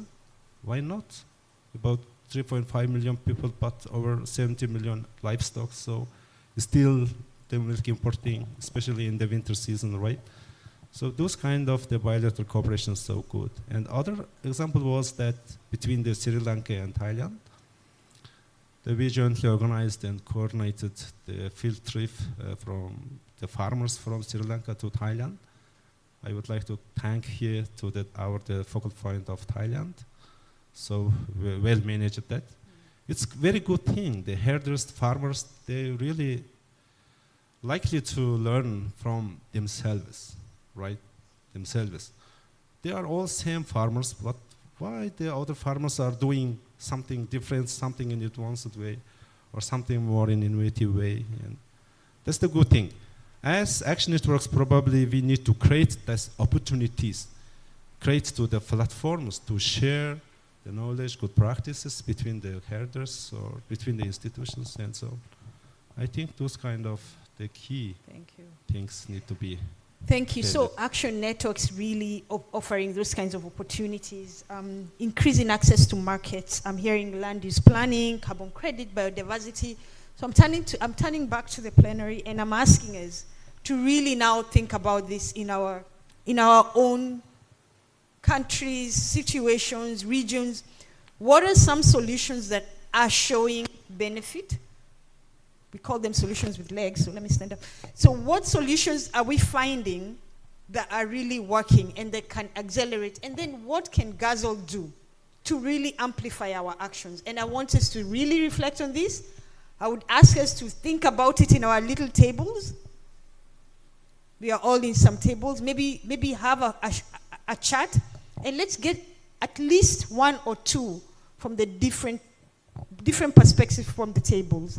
So I'll give you 5 minutes. Please, I know we haven't spoken within our tables. Let's try that for this session.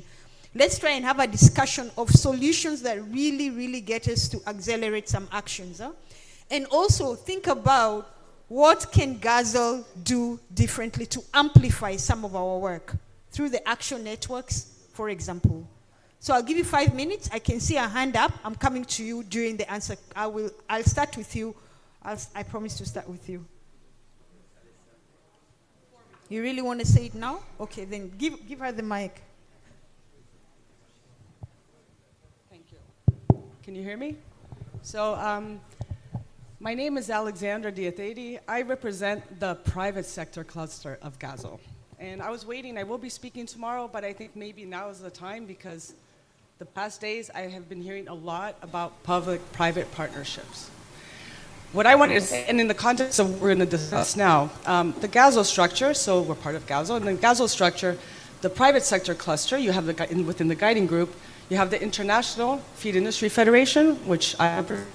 We have the International Meat Secretariat, the International Dairy Federation, the International Poultry Council, and Health for Animals. Now, these 5 associations or federations, we are actually, we work at Codex, we're Codex recognized, and we do input there. We are federating a sector. We are not the companies.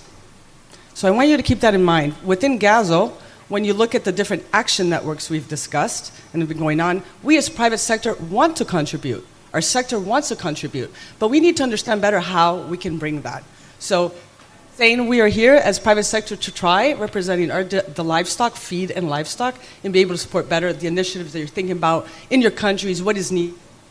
I hope that us being here, we can try and then support that better. So I just wanted to explain how we are structured within GASL. It's not really, we are the private sector, but we are not the companies, if that makes sense. That makes sense. For all of you, I think that's good to know. Thank you. That makes sense. Thank you very much. So it's a platform, but you can take our message to your... Exactly. Thank you. So, thank you. Can I give us 5 minutes to really think about some solutions that are working in your context? Is this a discussion we can have on our tables?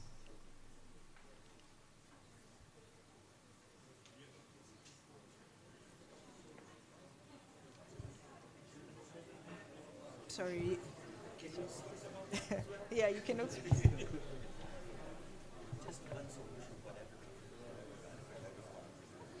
I'll come back to you to give you final closing. So think of that, and also think of it as a solution.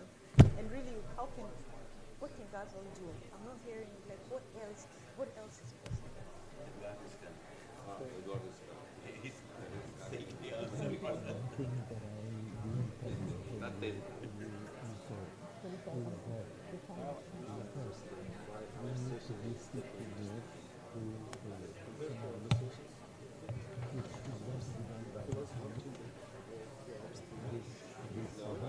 And this is part of the time that we have.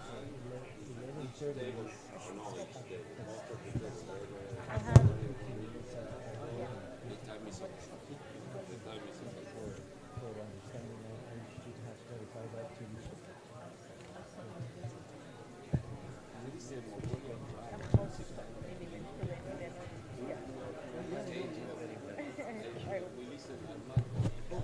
Okay, let's hear some. Let's hear some.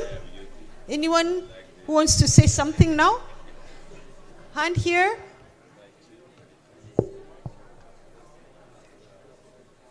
Thank you. Anyone else? The mic can come to you. Please put up your hand. Go ahead, please.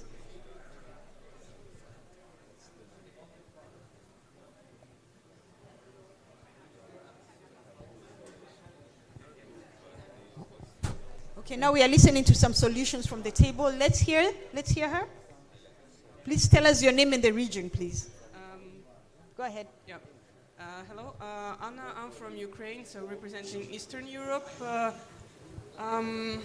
So I was sharing in our lovely couple some ideas or observation from our meeting. So what I really appreciated, and like only from the visuals that are surrounding us, there is a lot of representation of the smallholders and this system of the animal farming, and I really appreciate that there is so much attention to that. And when I see those images, those videos, even the background banner, you know, the small is beautiful and everything. And what I also see is those environmental services that were mentioned today already a couple of times, and the payment for the environmental services for the farmers. But I also think that environmental externalities need to be priced and included in the prices of the product. So not only encourage for the good practices that are creating services, but also price or put the price on the externalities that are currently is a problem. And one more thing. There was told about the participation of farmers' participation, scientist participation. One more stakeholder, I think, which is often excluded from taking part in the discussion, is peasants. So actual people who live to the production sites. That's actually specific of my work, and I see there's like a huge oversight not to include the voices of the rural communities.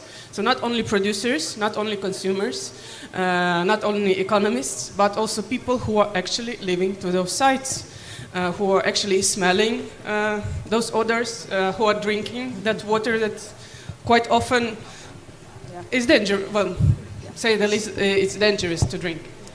So those two points from our table. Thank you. I think I'll take those as comments, and very good ones, and thank you. Is there any? There's one at the back, and there's Huyam over here. Please bring a mic there, and I'll take two more, and I'll have to stop. Okay. Hello, thank you. Good morning, everybody. I'll just some solution. Give me one, please. Yes. Go ahead, please. I just would like that GASL as solution in this topic could share and disseminate the knowledge and experiences of different actions and stakeholders on how pastoralists cope with all these environmental drivers at different levels, and disseminate this information and highlight their socioeconomic and ecological characteristics, and also to facilitate and support the development and implementation of multi-stakeholder action plans that aim to improve the sustainability and resilience of these communities. Their resilience is very important, and we have to do anything at every possible level to enhance their resilience to different environmental drivers, in particular to climate change, drought, land degradation, and then other socioeconomic aspects. Also to advocate and influence the policy processes and decisions that affect these pastoralist livestock systems and reduce their sustainability and resilience characteristics. Thank you so much. Thank you. Pastoralists at the front line, how are they coping? Maybe in your closing remarks, if you can factor that in, Huriam, please.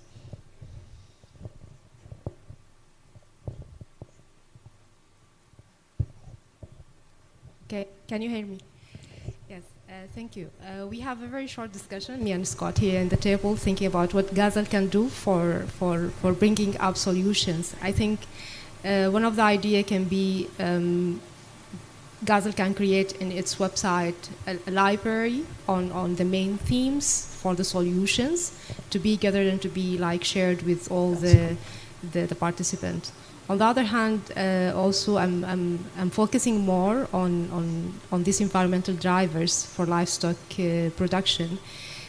Speaking for Africa again, I think we are more on the adaptation side than mitigation, as the whole continent contributes only by 3.8% for the greenhouse gas emissions. But at the same time, we don't want to replicate the problem.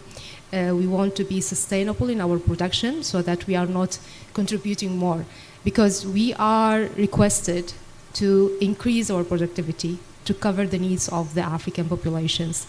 So how to make this balance, I think also this is one of the things GASL and also ILRI can bring to us within the researches.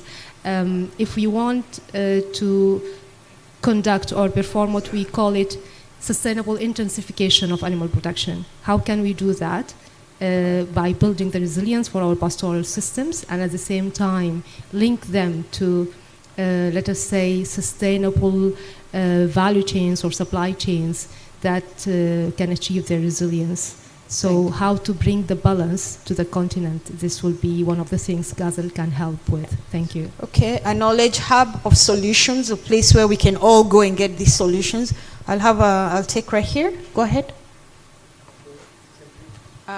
Hello, can you hear me? Right, yeah. Okay, go ahead.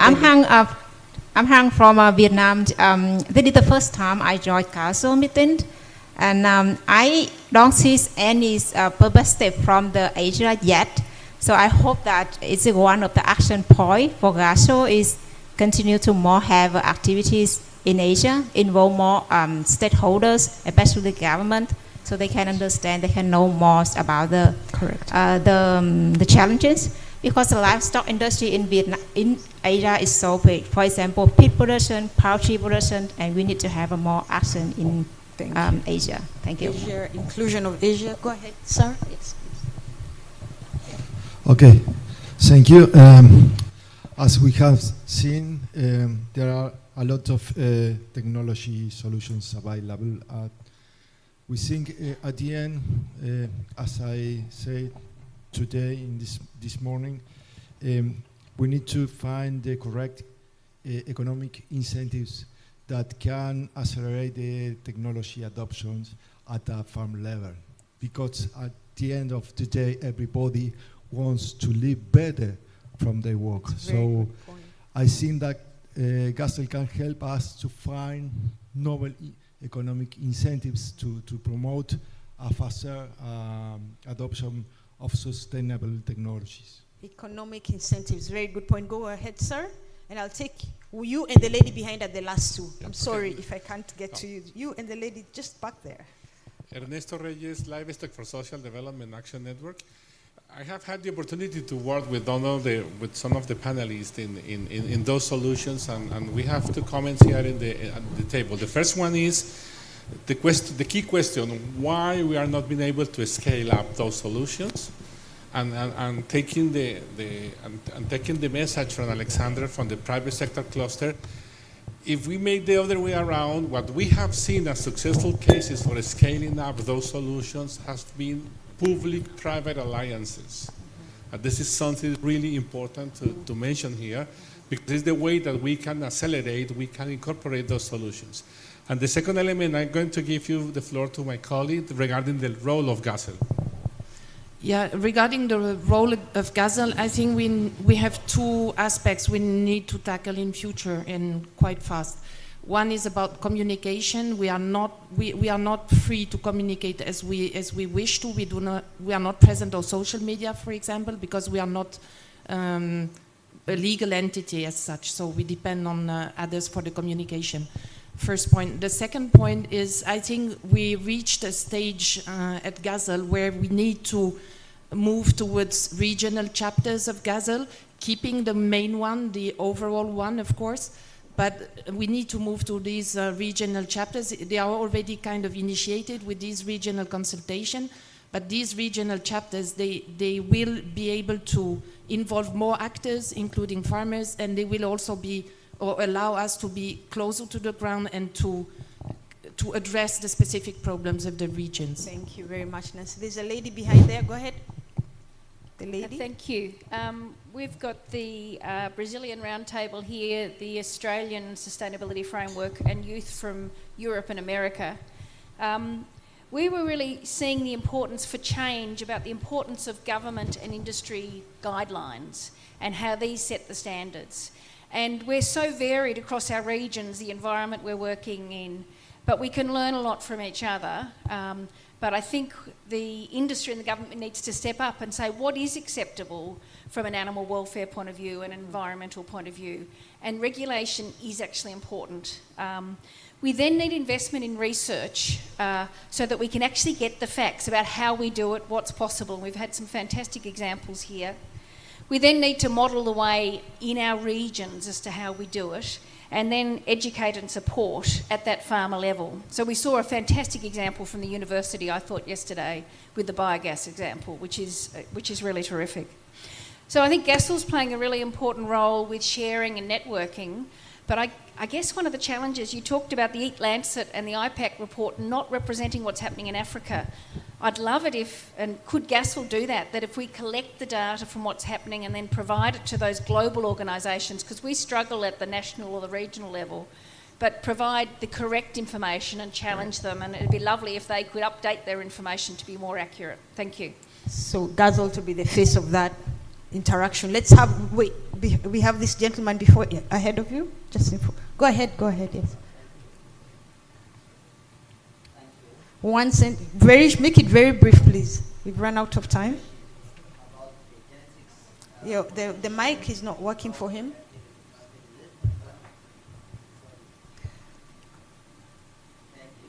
The mic is not working, please check for him. Please make it one sentence, please. Okay. What we expect from the GASLs, I wrap up the challenge, and the intervention of the genetic potentials by making upgrade the skills of the animal or livestock and cooperate with the WHO, the World Organization for Animal Health. And another one is encouraging the inclusiveness of the pastoralist community with a real-time data part of the population data, and the livestock should have prepared the breeding type, even for example, the production that you get from them. Take one breed as example in a different country, the milk, the way, everything are different. For example, I take example as the Borana breed of the Kenya, Ethiopia, and South Africa. In terms of the weight, the price, they are so different. So this should be improved. Thank you. Behind you? May I add on to the role of GASL to increase fostering and strengthening the communications down to the stakeholders, because they are the one who will carry the missions, and it would be more sustainable in terms of these environmental issues.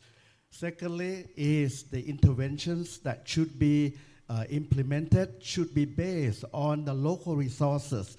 And again, the stakeholders are the holders of the resources, and that will ensure the sustainability of livestock production. Thank you. Thank you. The mandate of GASL keeps growing. Huh? Everything is up to GASL. Let's one more and I'm done. I'll give the millennium. Hi there, my name is Adeline Baldock. I'm a Canadian cattle producer. And what we'd like to add goes with what Nancy said. We feel that GASL really needs to have an emphasis on the regional perspective. Okay. And we'd really like to see producers not be affronted by the information presented by GASL and the FAO and the UN. We would really like producers to feel that GASL was an ally and not a prescriptive or a judiciary body trying to impose things on them. Thank you very much. I'll come back to the podium now and ask us. Thank you very much for your feedback. Very, very good. I wish we had more time. I really do. I have to come back here and ask you in your closing remark, think about the message, the takeaway message you want to leave. Please make it short and punchy. I'll start with you, Roger. You're ready. The message regarding what GASL should do. Your closing remark can be that. Just Okay. think about how to wrap it in there. It's very difficult to do that, but I think that if you still working together in terms of the action networks, we can find a better solution, and this solution can help farmers. And to help farmers, that's a key element. Thank you, Nancy. We need to build up this the regional chapters that we are doing with Lloyd Day here. It's important to build up this regional chapter because it will be the voice of them, the voice of the farmers in the MSP meeting. So I expect that. And second, we need to improve the youth. The youth are here, they are learning, and they will be the future of GASL. So please, GASL, go ahead with the idea. I know that we are going for that, but I expect more interaction with them and see if you can put them in the middle of the discussion. Thank you. But thank you. Thank you. Alexander? Okay, so as a final message, I would say, yeah, first of all, I think that it's very important, and some of you mentioned that, is really to have all of the people around the table to find real solutions. And that's quite clear, and that also an important message from the global agenda, and I'm sure that we will support that. The second one is that if we are talking here about the environment, I think it's not the main priority everywhere. So that's why let's say, multiple functions are important, because when you are around the table, each of the different stakeholders has different priority. And then when you talk about environment, greenhouse gas or water or anything, you have also to look at better life, better production, etc. And then you have to deal with trade-offs. And this is why it's important to have all of the people together around the table, including private sector, of course, to find solutions, but also to discuss trade-offs and to find sustainable solutions. Because if you are not all around the table, then you will not find sustainable solutions. Thank you. Thank you. I like that. Well, different priorities and trade-offs have to be made. Let's go, Pablo. Okay. Now, first to mention that the President Julian Charaz sent greetings. Was a meeting in Cali, in Colombia, and many of the silvopastoral network was met to analyze everything I'm talking here. Very easy. We need to promote the scaling up of silvopastoral system with real situation to highlight this carbon sequestration and the benefit for farmers. For this, I agree, work together the public and private sectors, and also to communicate in the new platform, or more dynamic platform, to show the real data of benefits of silvopastoral system. Thank you. Thank you very much. Roberta? Okay. Thank you. I think we need to think of the livestock sector. How can we make livestock sector more attractive? More attractive. I would like to mention here 2 points.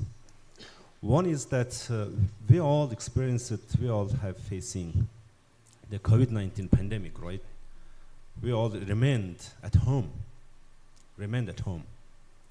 And when I see in in Mongolia, example, just after the COVID-19, the young people, they are moving from the urban to the countryside.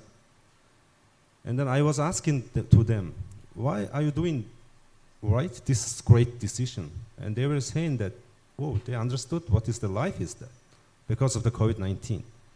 It means that everything has the positive and negative side. Probably we need to take this action, I think.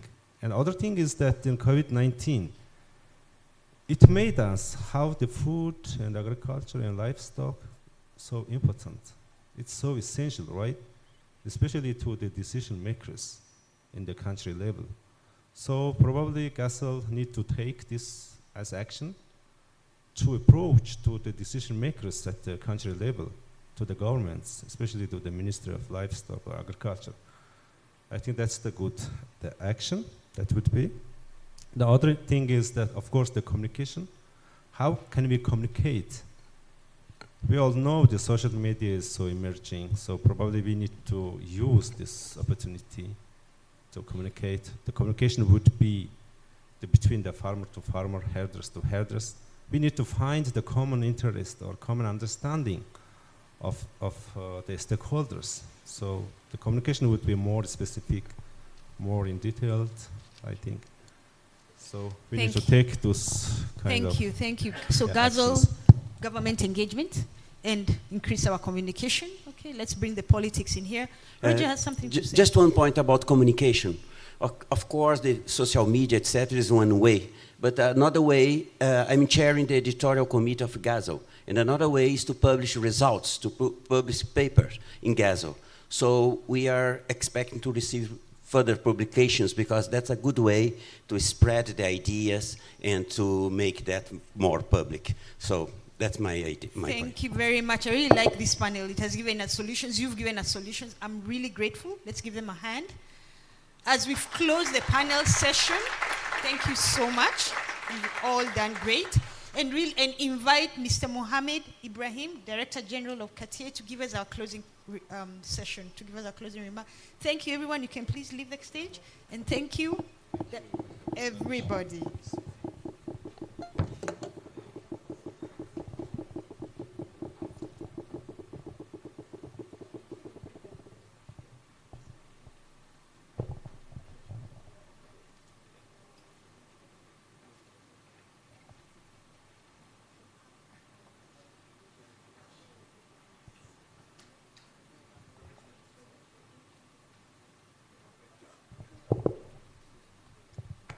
Thank you very much. I must say that this session, I learned a lot from the discussions, and I will try to make a synthesis based on this extensive discussion around the external environmental drivers related to livestock systems.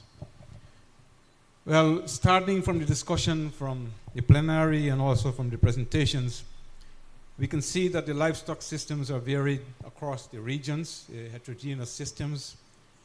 Some commonalities, some are intensive systems, extensive crop livestock systems, and also a discussion around industrialized production systems.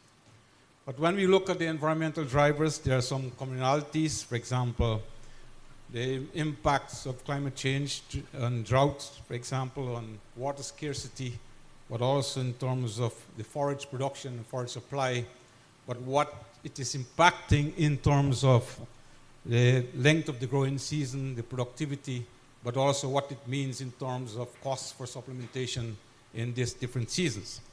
So one of the omissions I've seen as case of Australia, which have very commonality these days, the case of fire, forest fire, but also grassland fires, which is across many regions, but also major threats as we've seen in these cases. Perhaps one of the questions I've tried to include based on what I've seen, how resilient are we understanding now that the El Nino effect has been more frequent, and how resilient are the livestock systems, and what do we need to trigger the changes in the resilience of these systems based on it, be it the drought or other problems it have. But also it is conclusive that we need to pay more attention on adaptation to climate change and looking at the synergies between adaptation and mitigation. There was a discussion around intensive or industrialized production systems, understanding that there's been a lot of publication about geographical distribution of pigs and poultry to some extent, and what impacts it has on water, but also the feeding, and what impacts heavy metals would have on the public health, and what will be the costs of the cleaning up that. Of course, there are good practices which can be used to change and transform these systems, and I think there are good examples how we can advance on that. Also, the discussion around consumption, the discussion about the growth, where we can see in Africa there's going to be a larger increase in the population over time. Therefore, the demand for meat and milk is going to increase. Of course, we need to look at what is going to be the impacts in terms of increase in income in these areas and the relationship between consumption. There's been a lot of discussion about numbers, and I think, can we reduce the cattle numbers? Perhaps one of the things we can do is do some modeling of the impacts of cattle numbers and productivity, but also looking at the trade-offs or the synergies that you're going to have in reducing of emissions, and what are the impacts on all the ecosystem services. But also, as mentioned the minister in the first day of the discussion, in many places people are keeping higher number of cattle because of a status that they want to have, and that's something we understand the cultural impacts that you're going to have with these areas. Also, they discussed about the impact of heat stress. The temperatures are increasing, so how do you have more comfort, the welfare, and what is going to be an impact on productivity?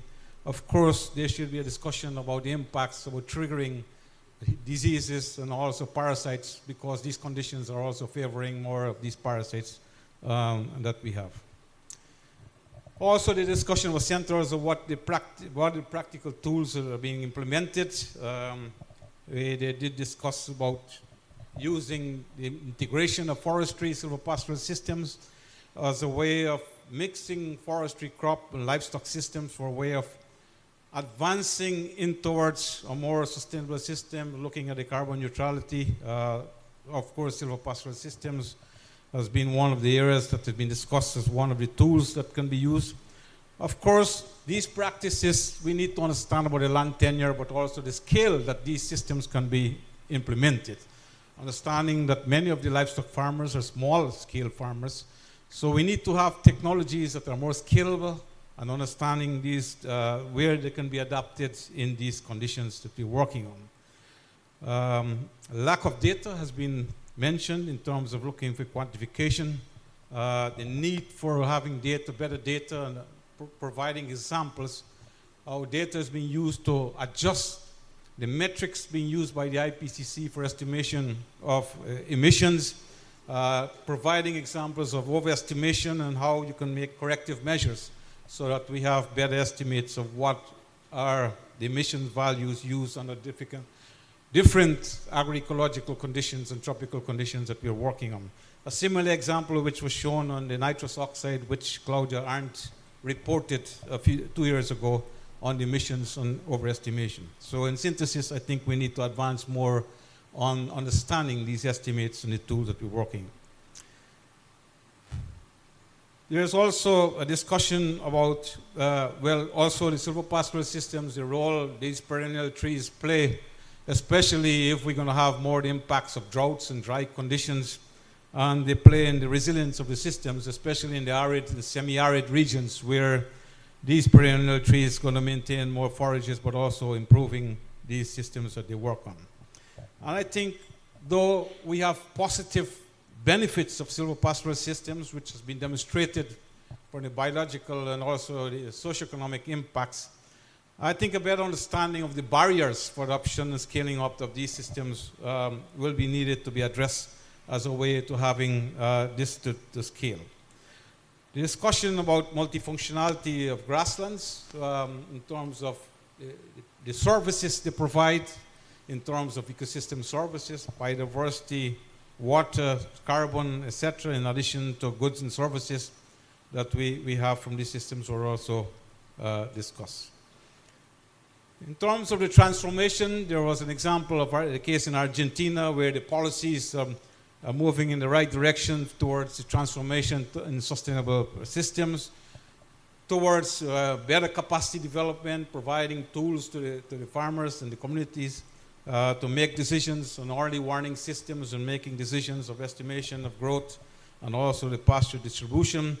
There are also examples where there are farms advancing on carbon neutrality, and I think there are good examples in many other countries towards how good climate smart practices is moving towards carbon neutrality. Perhaps one of the questions as we move towards carbon neutrality, where will be the equilibrium point in the horizon scale or time horizon where you're going to have equilibrium in terms of carbon capture in the systems, and how long can you maintain the carbon neutrality? That's something I've been struggling with also for my own research work that I've done. Also, as the countries move to the NDCs and we want to look at carbon credits in terms of marketing, I think also double accounting in terms of reporting, that's something we need to understand as we want to look at carbon markets in relation with what the countries are reporting also. Also, the discussion, there are recommendations on better conclusion. It's conclusive that we need to do a better communication to get the message across on climate smart practices based on evidence, including the stakeholders, the farmers, the private sector, the universities, the academic researchers on what are the evidence that are being developed, and also what are the business case that we want to advance in transforming towards a more green and inclusive development for the livestock sector.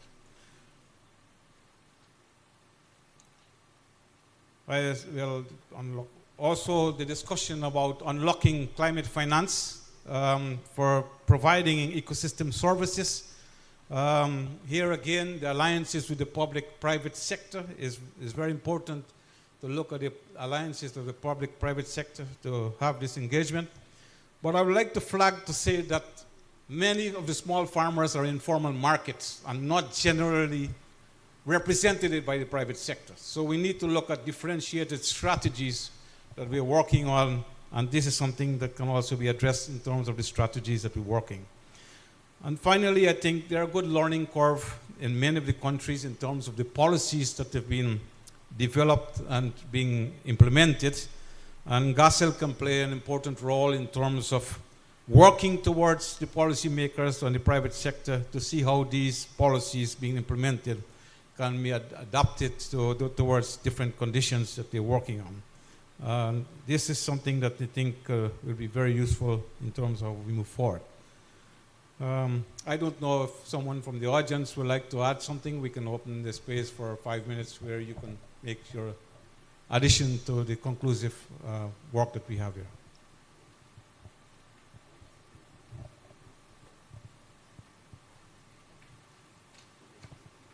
Do you want to add something to the discussions?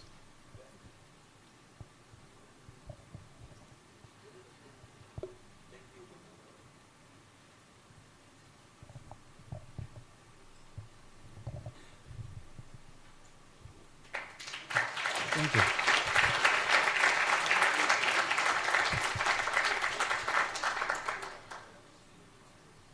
So if no one have any question for the next topic, the GASL past, present, and future. Please allow me to invite Mr. Thanawat Tiansin, Director, Division of Animal Production and Health, FAO, as a moderator. Please give him a round of applause. Okay, good morning. You know that on Monday, when I asked you who came here for the first time, from my quick survey, I know around 30% of you attended GASL meeting for the first time. And also around 18% came here more than 2 times, and the rest 3 or 4 and until 13 times. And that's why these morning sessions is an additional session that I discussed with Sherry, the chair of GASL. Since we also have the current chair of GASL, we also have the former chair of GASL, Fritz Schneider, and also have a former coordinator of GASL, we can, Henning Stenfeld. Perhaps it's better to invite them to share with us, because I can call 3 of them as a co-founder of GASL since the beginning. Is correct? Or mother of, or mother, or father, yeah? Only mother is not enough. You need father as well. And that's why we have 2 father and 1 mother. Yeah, to tell us what happened during the past years when we had an idea to establish GASL.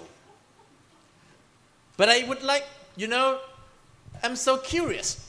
Normally, most of the meeting, this meeting is 5-day meeting. And now it's day 4. I counted quickly. Right now there are around 150 participants. And on the first day, I counted quickly as well, around 200. It means in this room we still keep 80% of participants joining us. Give a big round of applause to all of you. It's not easy, because you can see that this morning is really demonstrate us. You still have a lot of energy. Because this morning, a lot of questions, a lot of interactions, a lot of talk, a lot of questions from the floor, which normally is not easy. To keep you awake, to keep you active. And that's why I would like to have, before I invite my mother and father to talk, I would like to have a quick survey, because I know that many of you, that in front of the room, they have a flyer or leaflet about GASL. Any one of you have got it and read it? Who got it and read it? Raise your hand. You see? Most of you even didn't have an opportunity to read and to learn about GASL, because it's just only 2 pages. If you read quickly, you will know what the GASL, our mandate, visions, and so on. But I have a quick survey. Who are representing public sector cluster?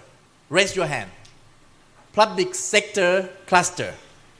Do you think you are public sector cluster? Raise your hand. Okay, around 7%. Private sector cluster.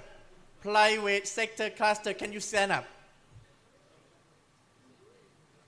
My goodness, around 4%.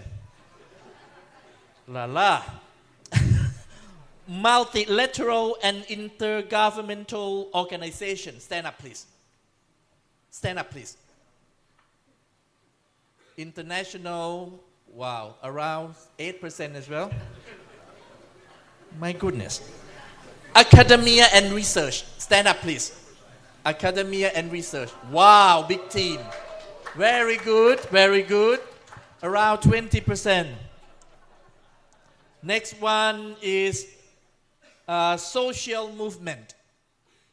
Social movement. Very good. Around 3%. Maybe my calculation is wrong. Non-government organization, NGO. Okay, around maybe 18%. The last one, donor. Oh, thank you for my donor. Thank you so much. Thank you so much for our donor. Now, because I just met her in elevator this morning, and we talked, and she introduced herself. I'm from Switzerland. Thank you for joining us today. And now I would like to invite my mother and father. Please, come to the floor. Come here, please. Try to have difficult questions as you can to ask our father and mother. Please. No, you have to go there. Oh, sure. Sure. Okay. First, I will ask Fitz Schneider. who is a past chair, right? Before, yeah. He will give us chronology and history of GASL. At least you know how GASL became GASL today. Fritz, you're okay. Take it. Take mine. Thank you very much, Tanawat. It's a pleasure for me to show you a little bit the timeline of how GASL evolved. Of course, it has a subjective touch to it because I have done the presentation.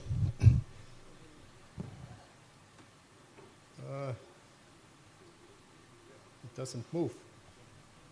Ah.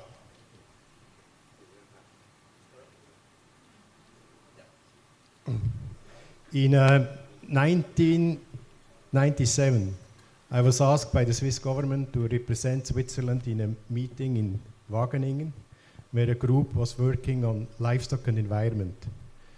This led to the this doesn't work the way I want. That's where I met Henning Steinfeld and also Kees de Haan. They were working on this livestock environment, the so-called green books. And that was the start of the Swiss involvement, and we have seen Switzerland is still involved. The only donor at present here of GASL is Switzerland. After the presentation of these green books, very soon afterwards, Chris Delgado published Livestock to 2020, the next food revolution. Many of his predictions became true. The group who was working on the green books was actually a loosely organized group, and we were talking about enhancing natural resources, focus on poverty reduction, and on public health. These were the three issues we were talking about. Later on, this LEAD initiative was actually had quite a broad financial support. It was not very expensive, but the LEAD initiative had a broader donor base than GASL today. This led then in 2006 to the Livestock's Long Shadow, which created a lot of discussions, and some very negative because it was a little bit too focused on greenhouse gas emissions. And that then LEAD decided that it needed a more comprehensive review. This led then to a further publication in 2010, Livestock in a Changing Landscape. And there were 2 volumes, and that's quite important for today's discussion. We had drivers, consequences and responses, also in this publication between 2005 to 2010. We talked about drivers. And even more important, the second volume, Experience and Regional Perspectives. We had regional perspectives and we had private sector case studies in that document. When we launched this publication, that was in Switzerland, in the university where Nancy and I were working, it was some kind of an end of a pathway. You can see we had quite many people there. This publication was supported by Stanford University, by Professor Hal Mooney, and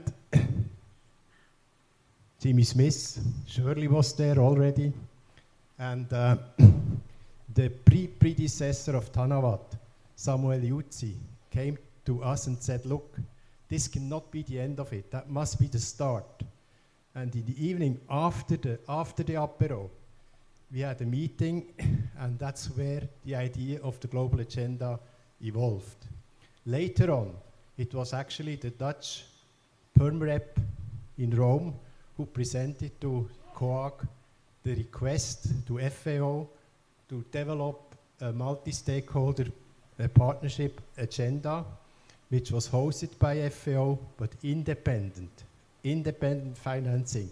That's when, in 2010, the Global Agenda was founded.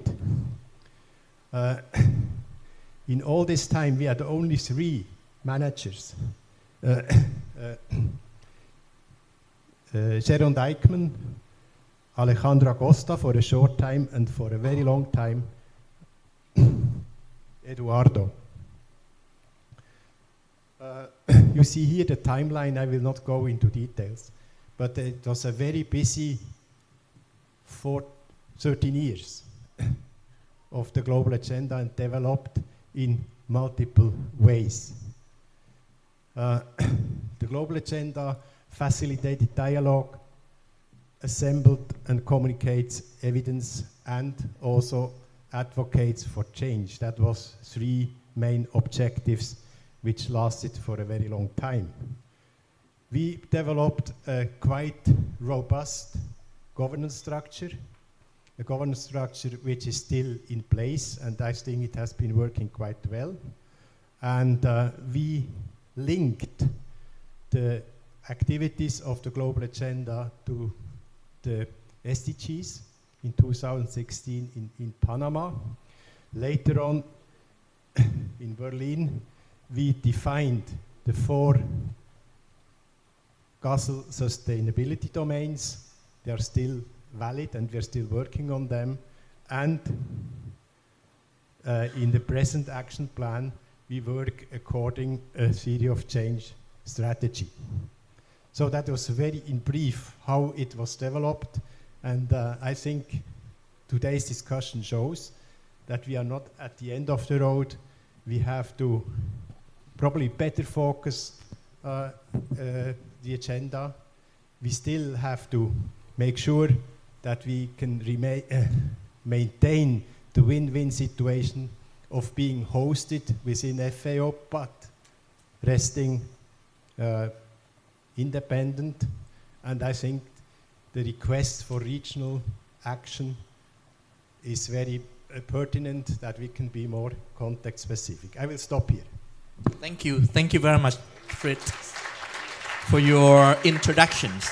At least our colleagues who came here for the first time, you know how GASL was established 12 years or 13 years back. I would like to ask our colleagues, Hennings, if you would like to give any additional interventions after the presentation of Fritz, please. Well, I think it is quite important.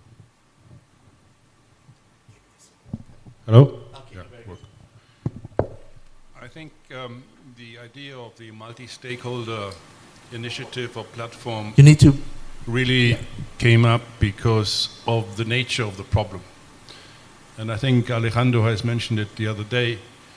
We have a difference between private costs, public costs, private benefits, and public benefits. And therefore, it is what they call in economics a wicked problem.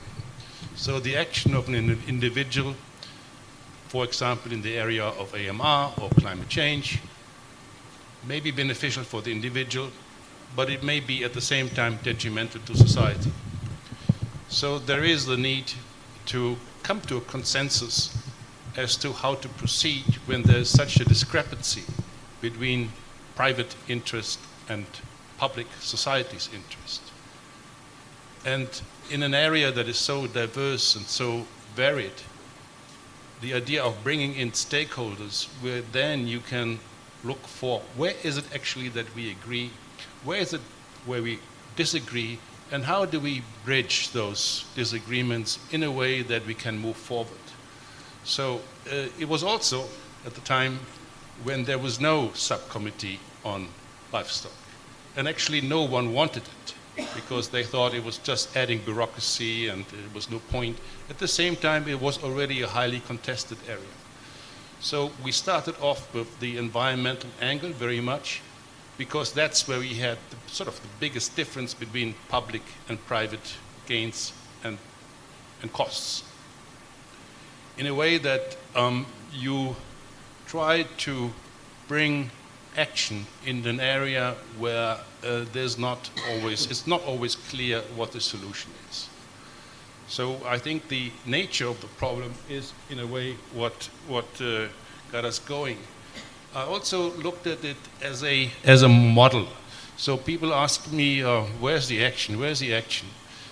The action is not obvious at first sight, because it is it was conceived as something that you would. So you hear me? Use this one.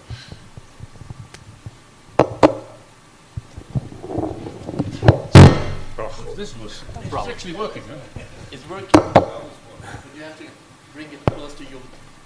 Yeah. So it's not a solution in itself, but it tried to develop a process by which solutions can be generated. And as we see this with the many other multi-stakeholder initiatives that have been developed over time. We see this with in the AMR area, multi-stakeholder initiatives are being taken up. We've seen all the dairy Asias, the LEAPs, the action networks that we have heard about in the last couple of days. And also, for example, the Dairy Net Zero initiative is in a way following the examples of what the global agenda has done. So the action for me is the process. It is not, it is a process by which solutions can be generated. Okay, thank you very much. And now I give the floor to current chair of GASL. If you would like to make any further comments, please. Not a lot to add, because these are the guys who really know about this. But I just wanted to pick up on a couple of points maybe that Henning mentioned. One, in terms of this is something that we recognize the need to come together, because things look so different for different parts.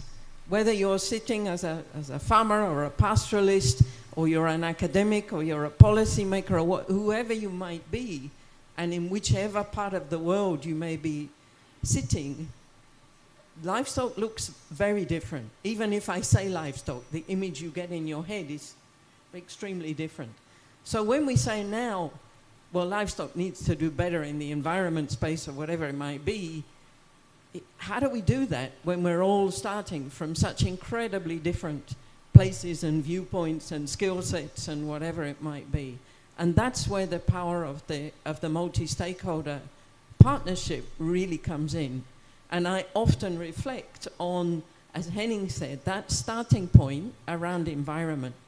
Because one of the things that happened then was that there was an identification for the environment part, if you like, of three things that no matter where you sit, what your viewpoint of livestock might be, you could agree with this. You could agree with improving efficiency.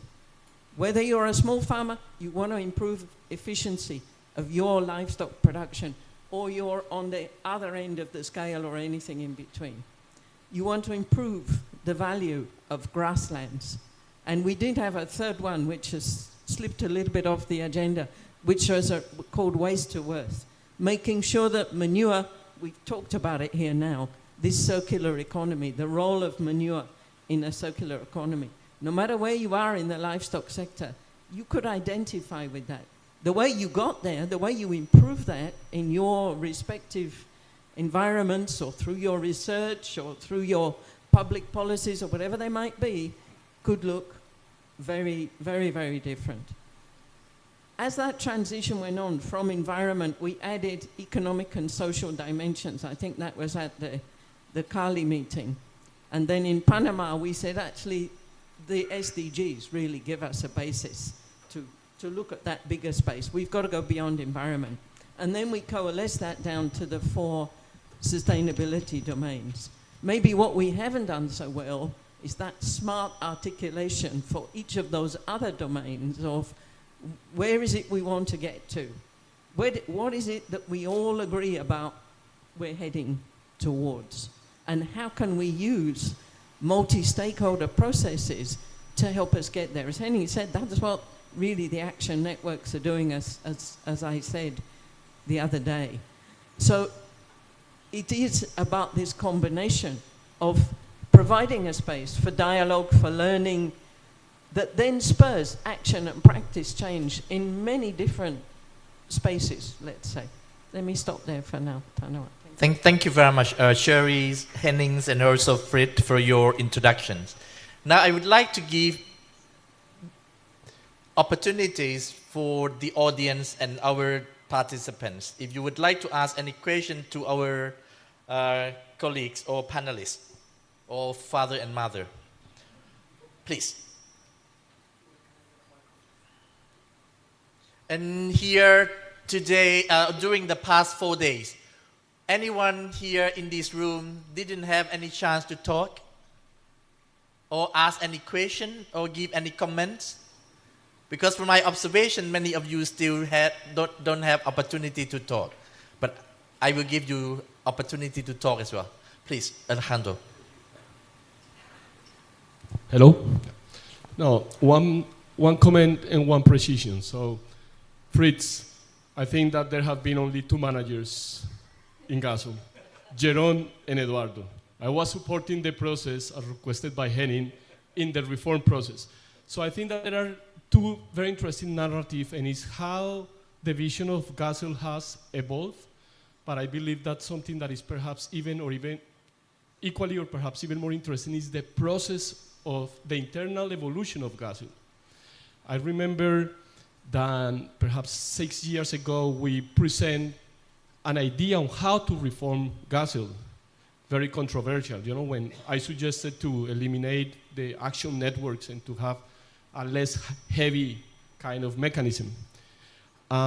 So my question is, now that you have been there for nearly 10 years, what would you do differently if you will have the opportunity to start the process again? Thank you. Anyone want to react? Or we get additional question from the floor? Please. I see 2. 1 gentleman and 1 lady. Please. Oh no, 2 gentlemen. Can I start?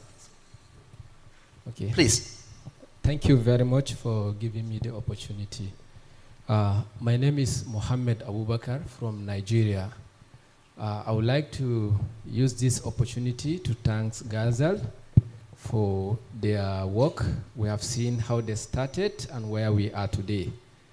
GASL has done very well by creating regional chapters, which I think is one of the most important aspects.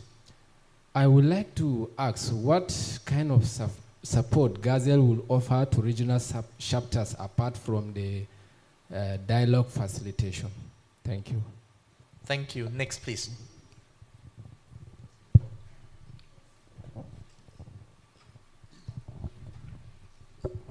Thank you. Once again to the fathers and mother. Martin Baraza from Kenya is my name again, and I'm a member of the guiding group as an observer representing the NGO cluster. Now, from the presentation of Sneda, he was able to show that for the predecessor entity, the lead, they had a very broad base of donors supporting their work. But for GASL, as we know it today, this donor base has shrunk a little bit. Why is this, and what would you attribute it to? And then finally, it looks like after some period, the name changes. It was lead, now is GASL. Should we worry that in the next few years it will change again to something else? Over to you. Sure. Next, please. Okay, thank you. My name is Bari Boubacar. I am one of the elders in this GASL, but due to some issues, I missed some of these GASL, what is to say Colombia, Mongolia, and Dublin at Ireland.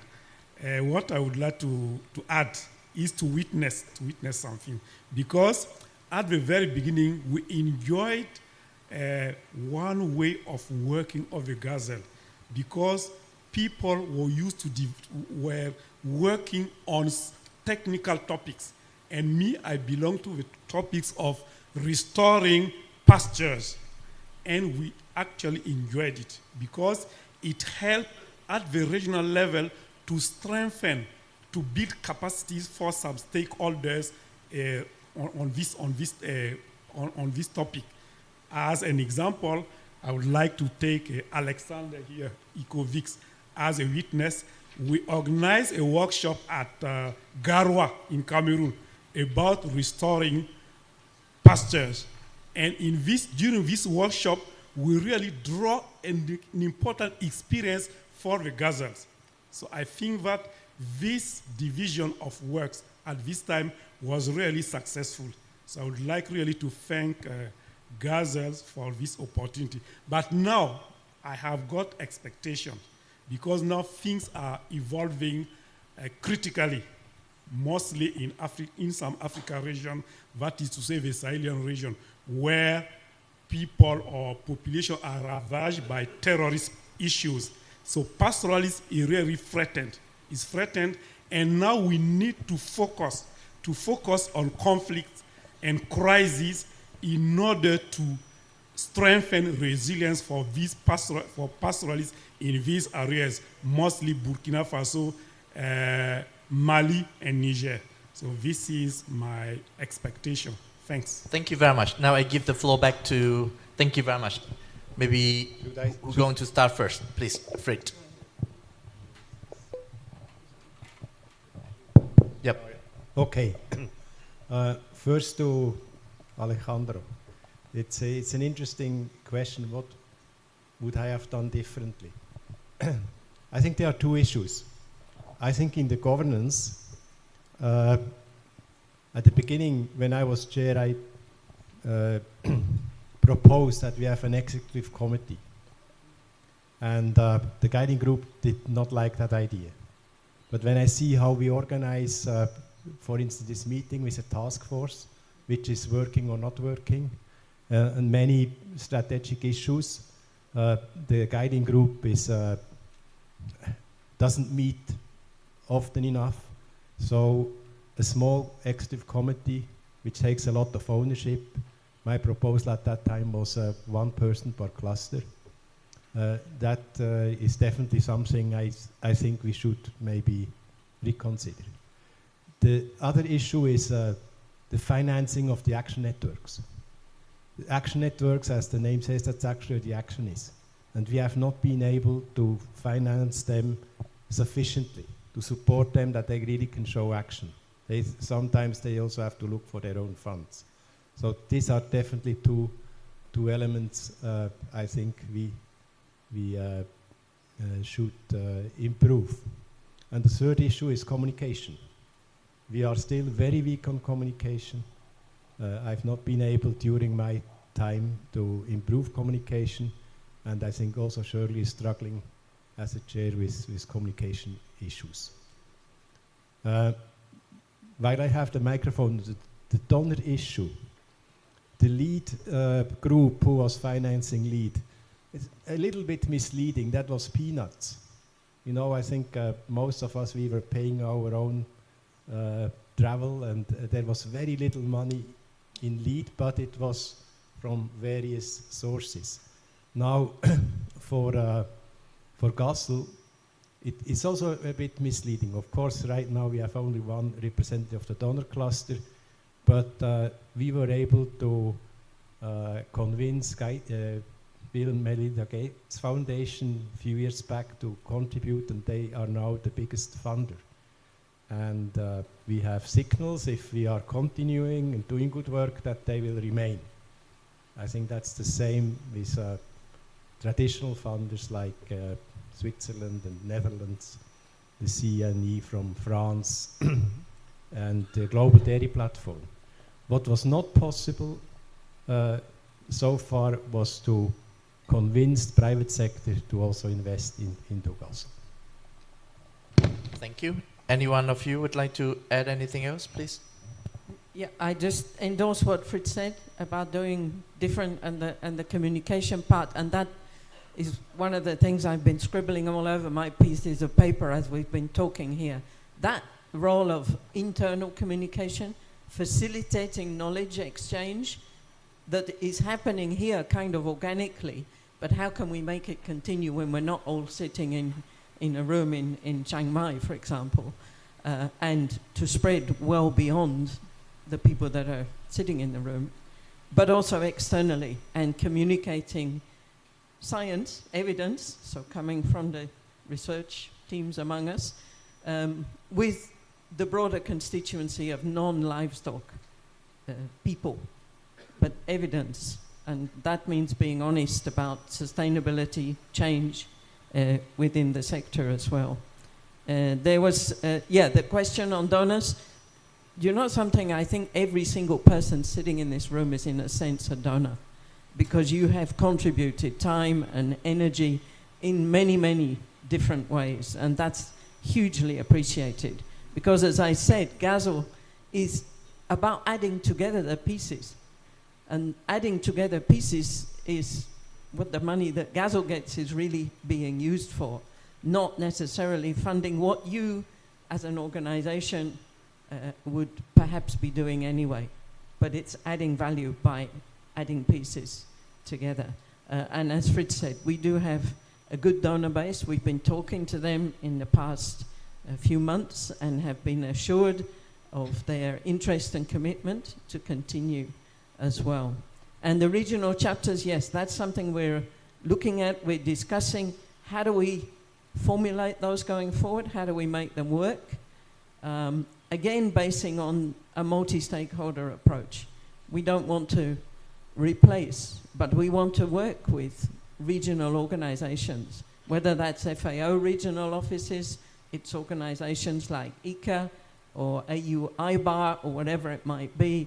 We've got really good regional structures in different regions. And how can we have GASL interface with those in this regional context? There's some more homework to do there, I think, as well. Henning. I shouldn't speak about the future because I'm of the past. Could you please bring microphone close to your mouth? It should be working. You hear me? Very good. So I think the idea that the global agenda is an instrument of change, it is an accelerator of change, and I think that's something we have consistently done over the 25 years or so that this and related initiatives have been running. Fritz pointed to the introduction of the environmental aspect into what at the time was a narrowly focused livestock community that actually did not talk a lot about climate change or environment in general. So we brought the environmental aspect into the discussion. We brought the climate change aspect into the discussion. We adopted the SDGs in 2016. They were only endorsed 6 months before, so we were quite quick in reacting to this. And we continued also in the title. Look at the title. It no longer talks about the sector, it talks about systems. So the systems approach is something that we had adopted quite some time ago, and it is being accepted more and more that this is a more appropriate, a more useful way to look at the problems that we have in the livestock systems. I was about to say sector.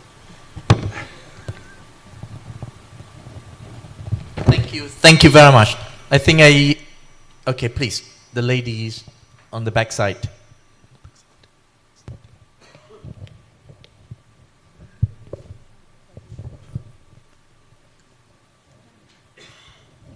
I have 1, 2, 3. Oh my goodness. Okay, now I close. Yeah. Hello. So sorry, because sometimes I'm a tough chair. Please. No, just a small question or maybe a clarification. I want to know in could you please talk loudly, please? Yes, in guiding group, I know there are social networks representative, and in social networks we have different social movements. I would like to know if it's possible to have specifically IYRP, International Year for Rangelands and Pastoralists, as one of the social networks and one specific representative within the guiding group, just as a question. Thank you so much. I'm Meto Wanapat from Thailand. I greatly appreciate the efforts and deliberations of the pioneers who are sitting over there towards the development of GASL. And I fully agree what you have addressed, but may I just express to add on in terms of strengthening for the future that we have been talking a lot about the diversity of the regional issues. I think that the structure should be empowered, in terms of tracking, monitoring, and also implementing into the regional level by fulfilling the structure of the committee, if possible, to get it down to the level where this committee, besides the regional headquarters of the organizations available, I think each individual very potentially available in each region can volunteer or can be, invited to join in to be, cope up with the dynamics of the changes currently. I think that in the future we can fulfill the mandates more. Thank you.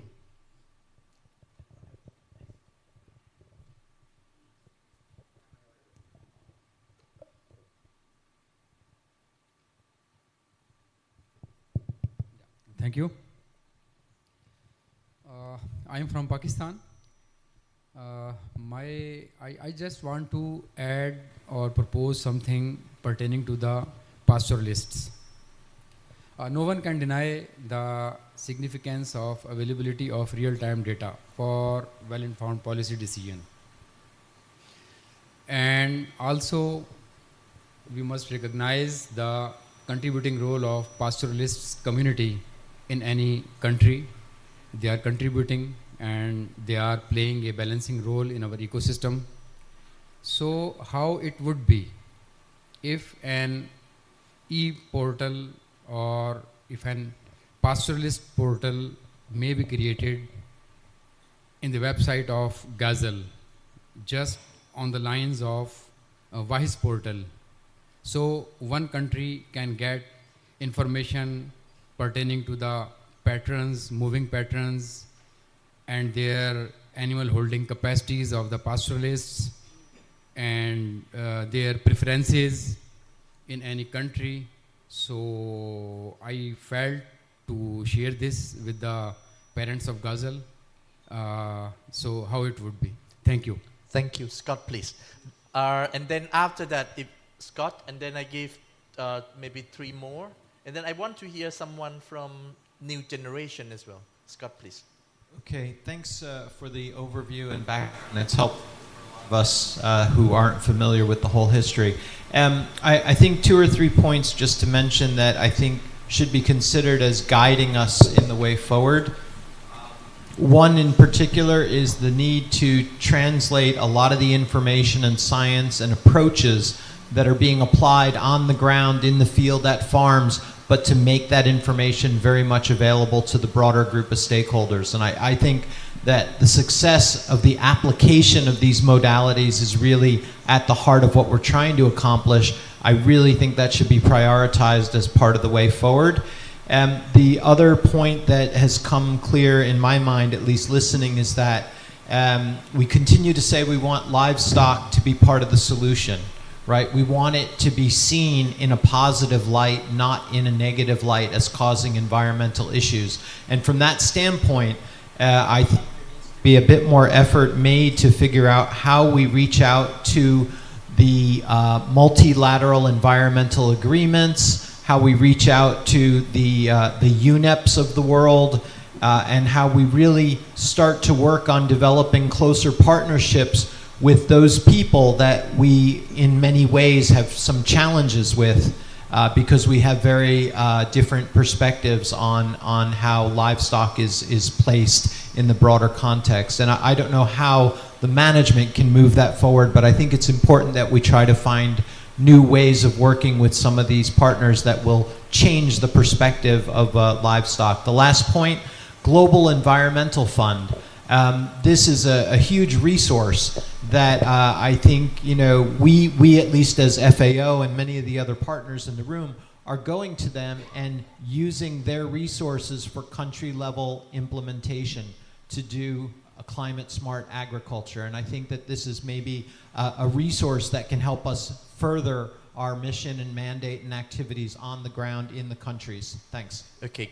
Can I hear voice of new generation? Yeah, both of you together. Yeah. I want to hear their thoughts. Thank you. My name is Ratana from Cambodia, and my background is microbiology and working on antimicrobial resistance and bacteria.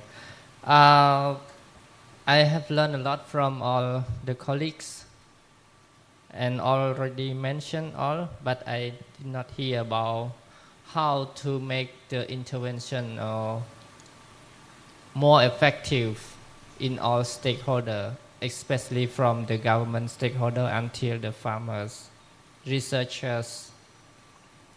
So from what can be made from the GASL perspective. And one more thing is that a theory of change have been mentioned or applicable to this GASL in the next or in the future. Thank you. Thank you very much. Next, please. Our new generation. Thank you, Thanawat. Jacob Beatros, Meat and Livestock Australia. To throw back to Thanawat's introduction on Monday, we've had enough talk, let's do some action. And what I say comes from a place of us wanting to be the best. So take it nicely, is that I feel like we've sat here and talked for 4 days. Last year there was a lot of discussions around the table. We had breakout groups, we were talking, we were innovating, we were coming up with ideas.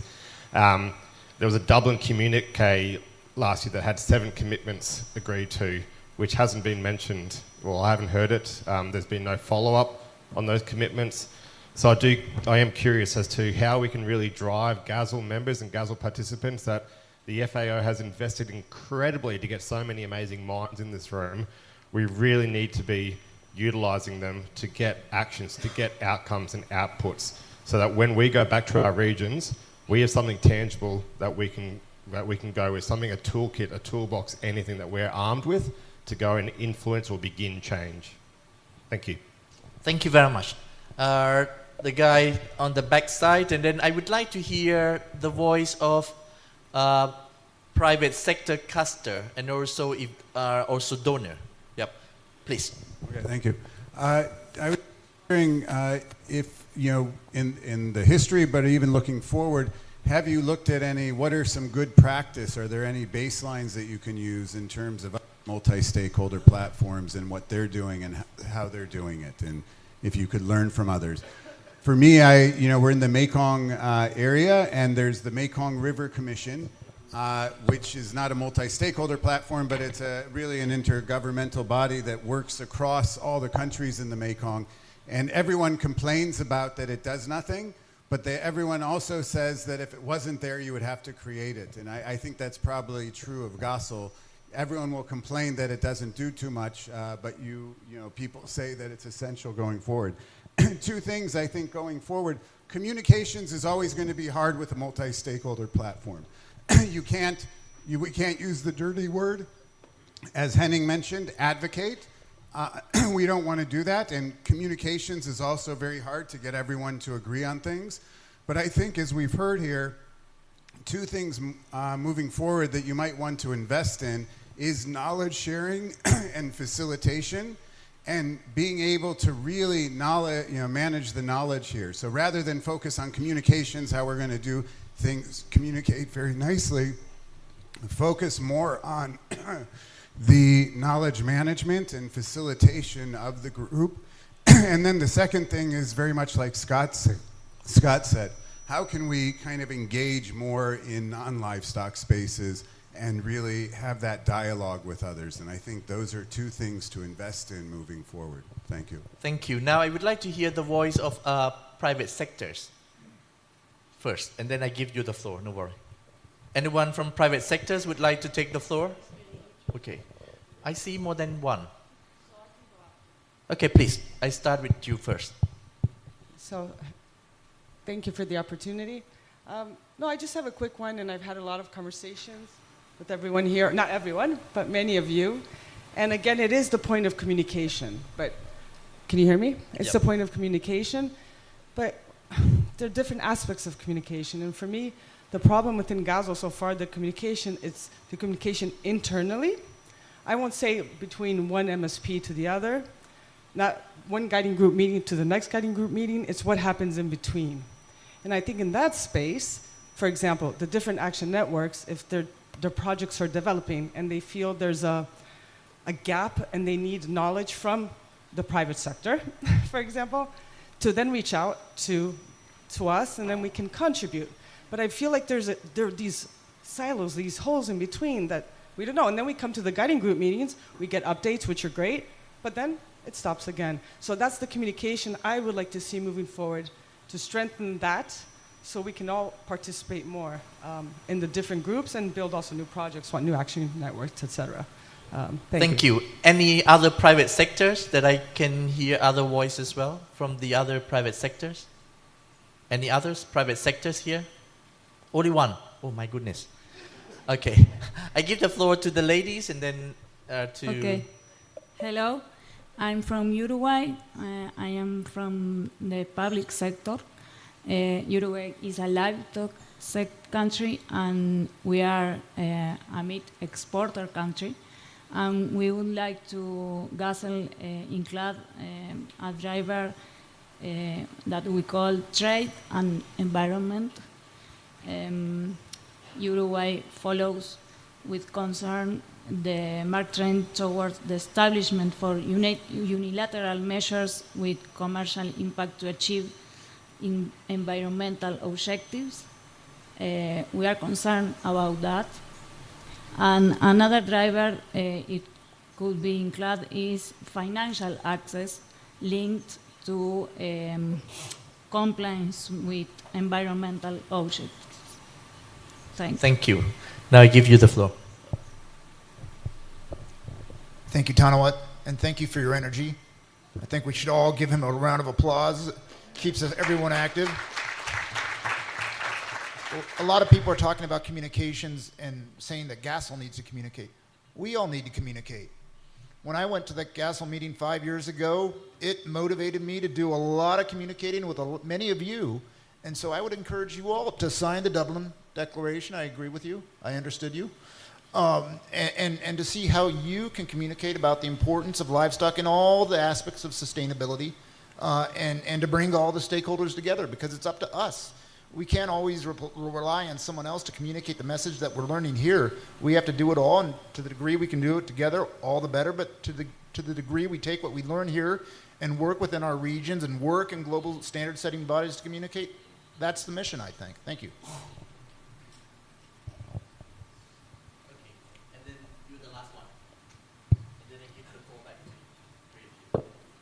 My suggestion or question is the environment. The environment issue. On 20th of October, there was an article in The Guardian. I think many of you have gone through that article. That few are here, of the FAO high-level researcher, scientist. They said that in FAO there is an environment that the big companies are the meat-producing countries. They are putting pressure to hide the threats which are posing by livestock on the environment. This was in Guardian on 20th October. I think you know this. The livestock issue is very critical issue globally. There are these vegan groups, there are many people, they are already against the livestock, the production systems. And then we have they say now that still after all these information like livestock long shadow, still there are very hidden and very hidden information which are kept, locked by FAO somehow because of the pressure by the donor countries. This is the article, I opened it again, many people have gone through it. So these are very alarming things for the livestock production systems and our all debates, sustainable. And there is another shadow area in the same area, that in livestock long shadow, because I am following all these things, there was like many of the information are based on figures. Like before, my colleague said that livestock, yes, there is livestock in Asia and Africa. That were the figures, but they are not consuming that much refuges or fiber which can produce that much emission. So I think we should focus, especially the scientists, the researchers. We are lost. And there is one very active guy in the same Guardian newspaper. He is always, poisoning the people that don't take one piece of animal product. I forgot his name, John by Mobot, or I'm sorry. So let's see, we should be one voice. I am very much following these news, and I am fighting on Twitter, other social media with such people. So please, we should have very concrete, very comprehensive policy as a researcher, scientist, FAO, and the other organization. So there are like many big shadow area. Sorry if it is a little bitter. Sorry. Thank you. And that's why we give you all space, please. Hello everyone, my name is Antoinette Nekesa from the Climate Smart Agriculture Youth Network in Kenya. My question is to GASL, is there opportunities or is there a plan for the youths to be given a platform to collaborate and share ideas? And by meaning of the youth, I not only mean the youth advisory member, but also other youths globally to bring in ideas, because many youths out there, not only us, have the ideas to share the knowledge and in terms of research. So is there any plan, and also in terms of a meeting like this, having also a meeting with youths from different continents globally coming together also, and also we can do also an online if the meeting, if a face-to-face is difficult, we can also have something for youths globally to meet and also discuss and share the ideas. Okay. Is there a plan? Thank you very much. Last speaker on my list, please. Thank you very much, Tanwat. So my name is Laura Sommer. I'm from Switzerland, representing the Donor Council as the only person here, as I saw this morning. Thank you very much for this session. It's been really interesting also for me, because it's the first time for me to be at this at the MSP meeting. So what I wanted to re-emphasize is really this multi-stakeholder nature of GASL, which is really important. It's a really added value to this network. We should never forget about that. In this regard, it's also very important for us that there is a very good collaboration between GASL and the FAO, because we believe that this mutual support can make both of them stronger, and we can get really the best work out of it to advance the sustainable livestock work we are all really interested in. What I wanted to support, I heard before, I don't know who raised the topic, but on the regional chapters, what we think is really interesting and important is that we also think about what is already there in the regions. How can we collaborate? How can we get the best out of collaboration with regional partners? And again, on collaboration, I think someone from the FAO mentioned this before. We also see that GASL has a lot of resources, has a lot of knowledge, and we think this knowledge has to be used to go into the multilateral space, go into the collaboration space with other multi-stakeholder partnerships, with the UN Food Systems Summit follow-up processes, Rio Conventions, and so on and so forth. So yeah, thank you very much. Now I give our father and mother again to have the last interventions before we going for lunch, because now it's 12:30 already. Yeah. Apparently, ladies have been allowed to go first this time. So there are so many really great comments here, but what I want to focus on at this moment is opportunity. Because as you have heard from this discussion, when GASL started, it was the only thing like this at all, bringing together different livestock system stakeholders in this way. And it still is. But the opportunity now is that we have the subcommittee we have the follow-up from the Sustainable Livestock Transformation Conference that you've heard referenced throughout this week. The opportunity now is to say, how can we use GASL's multi-stakeholder nature to be synergistic and to interface with the Sustainable Livestock Transformation, with the Subcommittee on Livestock, which are both very much focused on the public sector. So GASL looks different because it has a multi-stakeholder nature, as reflected here, multi-stakeholder nature and independent as well, although it sits in FAO, it's independent from FAO. And that is a real strength. And I think that that's a way to help to distinguish the different roles, which we will be working on in the coming weeks and months, to make sure that we are reinforcing and supporting each other and grasping this opportunity going forward. There is opportunity in terms of this particular moment as well, because it's a moment when we, as the global agenda, need to start again our action plan next year. We need to think about what will GASL look like from 2025 onwards and work through that during next year. So it's very opportune in that regard. I couldn't agree more with the comments about communication.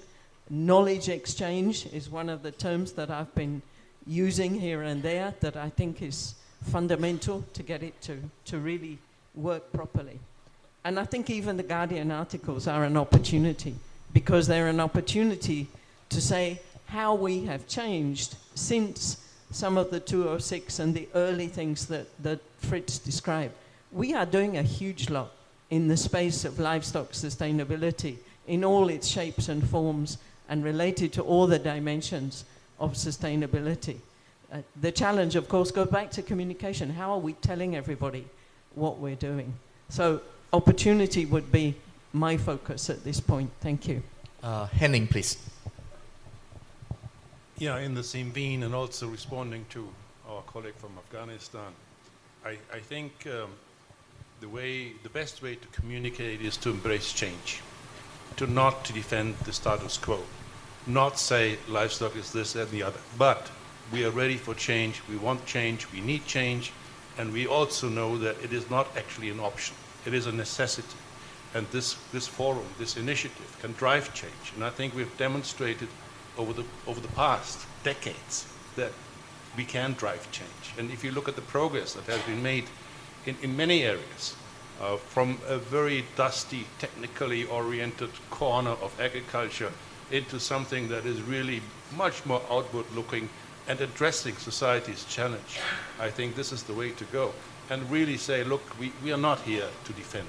We are here to advocate sustainability and change, and not necessarily the status quo. I think that's what would my plea, also looking back. Okay, thank you, Henning. Fritz, please. Okay. Past, present, future. Past. I think we should not underestimate the efforts which have to be taken to finance GASL. You know, during my time as chair, I spent about 1/3 of my time talking to donors, potential donors, to go back, very often not successful, sometimes successful. And also one thing I have to say, which is very important, is the very prudent, transparent, professional management of the funds by our manager Eduardo during all these years. And I think that is really very important. That's past. Present, we're asking for action, for cases. We have 64 posters out there. Many of them show action by our members, by the presenters, and please go and have a look at them.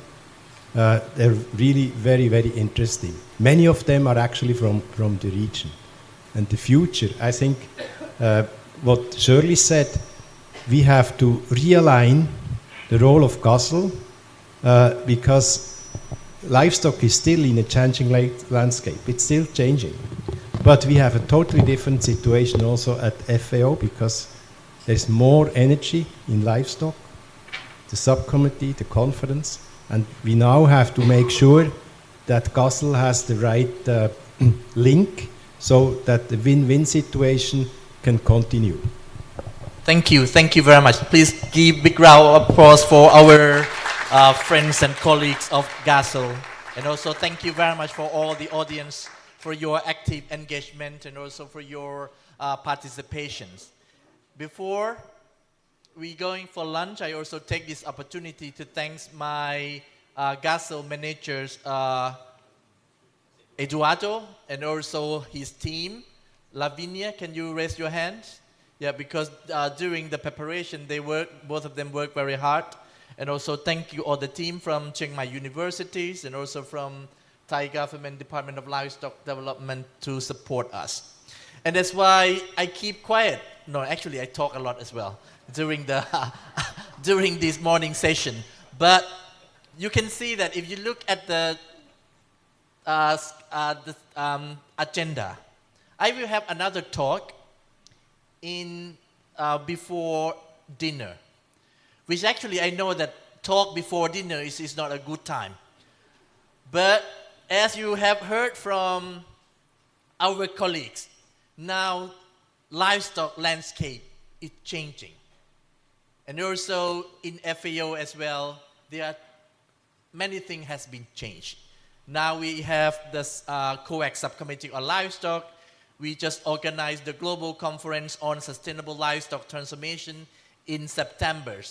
And now we are discussing about sustainable livestock transformation initiative. And that's why I will tell you more. And even though we know that when colleagues talk about regional chapters, we know that here in Asia and Pacific, we have animal production and health regional commissions for Asia and the Pacific called AFCA. We have AU-IBA in Africa. We have Kotakalak in Latin America, and also we have other commissions. We have IRI and others regional organization. And that's why before dinner, I will try my best to entertain you, to inform you how we're going to bring synergies of GASL and also others with FAO management at the moment, and also with all of you. Because the action need to take from your side, and we have to take action together if we want to see better future. Have a good lunch. Thank you very much.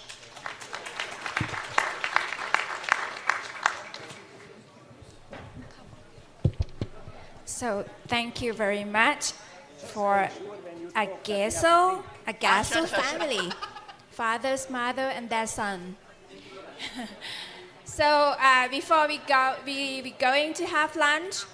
Now it's turn of the Asian people to take a photo group shot over there at the backdrop in front of the room. The Asian colleagues, please. And guten Appetit. We will be back here again at 2 p.m., please.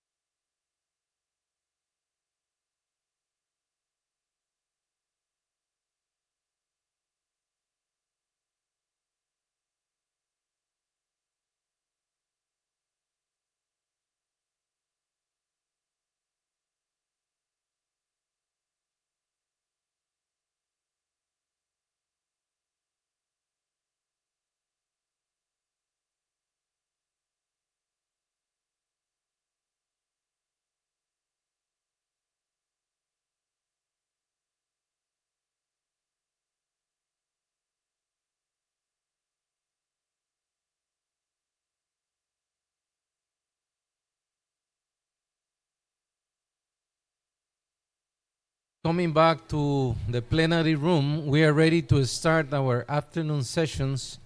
So thank you for coming in. Yes, thanks. Before our official Master of Ceremonies come, I would like to remind you that between 5 p.m. and 7 p.m., we have the exhibitions working with the authors by the posters they have put together. So please take advantage of this opportunity to talk to the authors of the posters, because they're waiting for you between 5 and 7 p.m. in the exhibitions room. And the most important part is that, as you have seen, there are plenty of dimensions in these discussions of drivers, impacts, and solutions, and you will find that many of the posters there perfectly fit the discussions that we have had during our sessions. So thank you very much for making time to visit the exhibitions room after these sessions of the afternoon are finished or are over. Thank you very much. Thank you.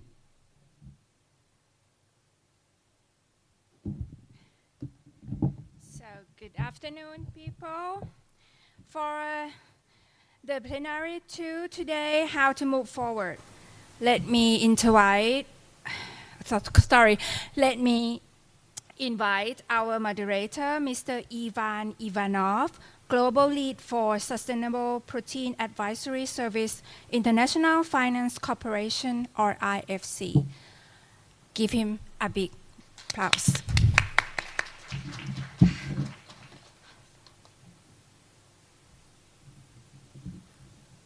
Hello, everybody. It was a very meager welcome. I mean, after the lunch, I understand everybody is quiet and happy. So I'll hope to make it interesting, because we'll be talking money. So money is interesting for everybody. So this session will be about partnerships. And it will be about partnerships around the framework of sustainability in the sector that we and other partners invest in, but where we want to broaden the sustainability in the sector by partnering with others. So we will have on our panel non-government organizations, and we will have also somebody from the World Bank, but I'll present them later. So the way the session will go is that I'll make a short presentation. My colleague from the Asian Development Bank will make also a short presentation. This will set the stage, and then we will have a virtual in-presence panel. So 3 of our panelists will be virtually present. They are actually now present, and my distinguished colleague will be with me on the stage. So before we start the session, I want you to look at one printed sheet with a QR code there. It looks like this. Yeah. So you can scan the QR code. This will take you to an application where you can ask your question, and this is how questions will be asked this session, because I saw how Tenavat was struggling with the previous session, so we decided we'll use technology. So you scan the QR code, you go to the application, and then you ask your question. And if you see a question that is similar or the same as you want to ask, you vote for this question. So questions that have more votes, and they'll be projected here, will be answered first. So you can ask this question as we go through the presentations in the initial set of questions. So without further ado, I'll go to my own presentation. Could you please?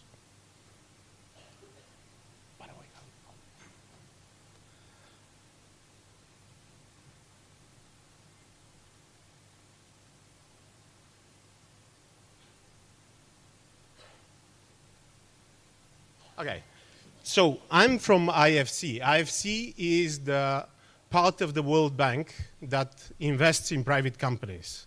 So we are out there on the market since '56. We have invested close to $320 billion in different sectors. And I believe we are the largest multinational institution there that invests in private sector, but also drives development in different forms. And here we'll be talking about agribusiness. So in agribusiness, we are across the world. We invest only in developing countries, of course. We are a developmental institution. And as you can see, Asia is heavily represented, and so is Latin America and Africa. Europe is going away. It used to be Eastern Europe predominantly. So we are where we should be, where the development is needed. Now, going specifically to the sector that we will be discussing, on the map you have the logos of some of our clients. It's not an extensive list. We have 66 investments, close to $1 billion in portfolio as I speak, actually more than $1 billion. And our portfolio is split between all the sectors with heavier weight on the pork production for a very obvious reason. Half of all the pigs in the world, and somebody mentioned it earlier today, are here in Asia. And we had ASF, which is African swine fever, which killed half of them. So the industry has gone through a significant restructuring, which has required significant investments, and we have participated in this.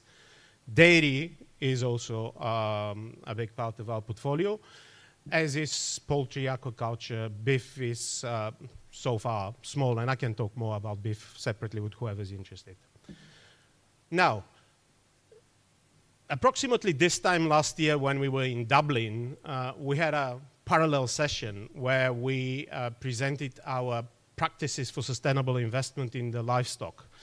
So we did this because, as we already discussed, the sector is under tremendous pressure from all sides, with many groups saying you shouldn't be investing in the sector, point, which means anywhere in the world, which is wrong. And we have a developmental mandate. Without investing in the sector, I don't think we can fulfill it. In many of the countries of Africa, agribusiness is still the largest contributor to the GDP, and livestock is 60% of this. So how do you develop a country without looking at this sector? That's nonsense.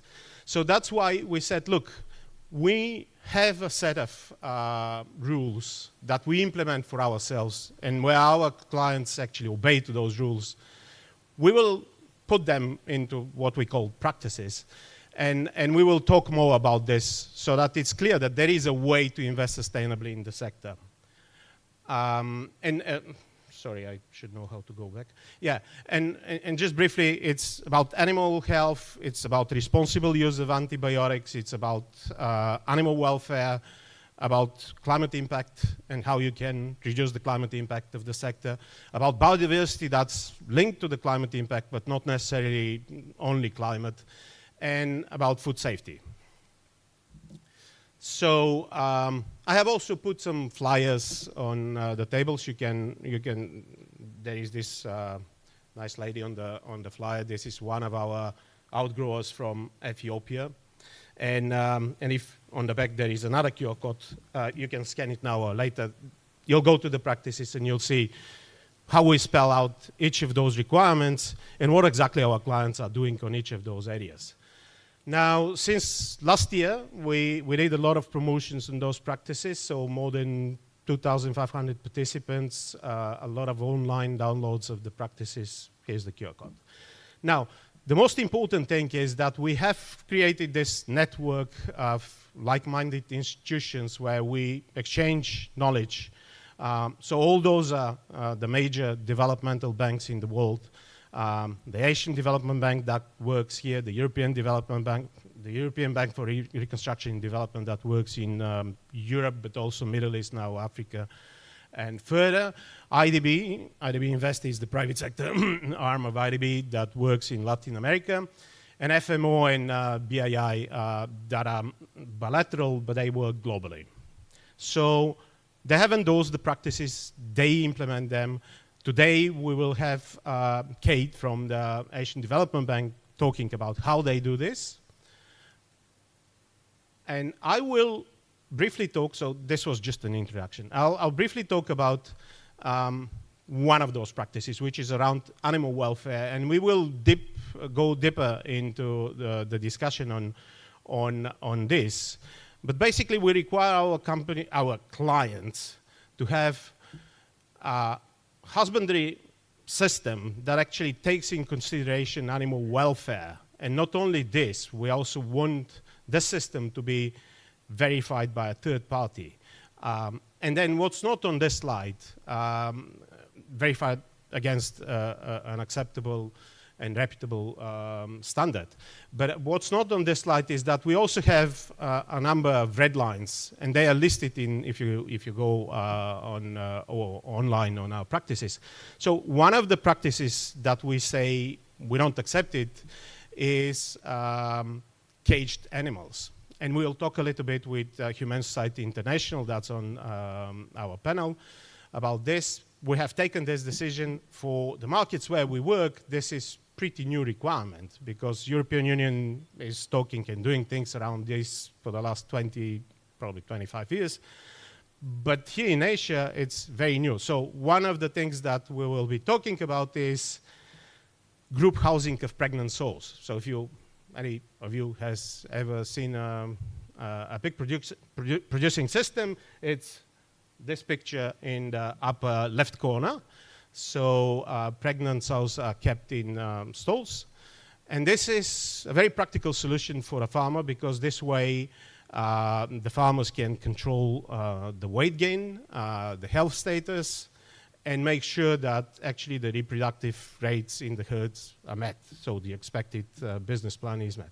Now, what's on the right is the group housing system where the sows are grouped and then they are let behave as their natural behavior is. So they start fighting and then they establish a hierarchy as most social animals do. And then you have to still manage in this system the growth. So we know the advantages from scientific point of view, and it's an acceptable best practice now. But there are a number of challenges, and I'll go a little bit, before we start talking about the challenges. So we also have looked at are we advising something that will not draw the sector back? So we looked at the performance. So on this graph, you basically have the performance of the herds, the overall herd in the country in 5 countries, except for the United States, which is the blue line. The rest are in the European Union. So all those countries are probably half of the population that's in large-scale production systems.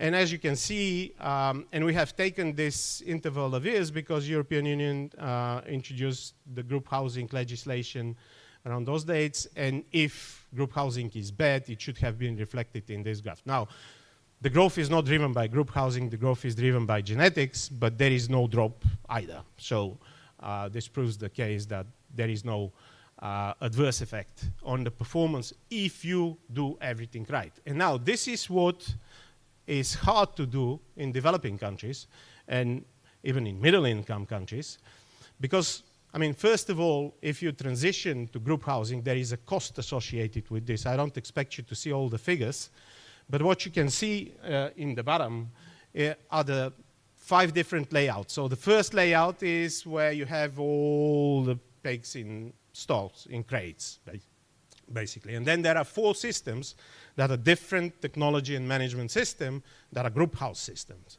And as you can see, you need between 10 and 90% more space. So this is cost, this is capital cost. You have to build it this way. You have to provide more space. Now what's even more important is that you have to manage the herd in a completely different way. So for a farmer or for a farming company that has employees, it's a different business. You have to make sure that this group of sows, it's the same.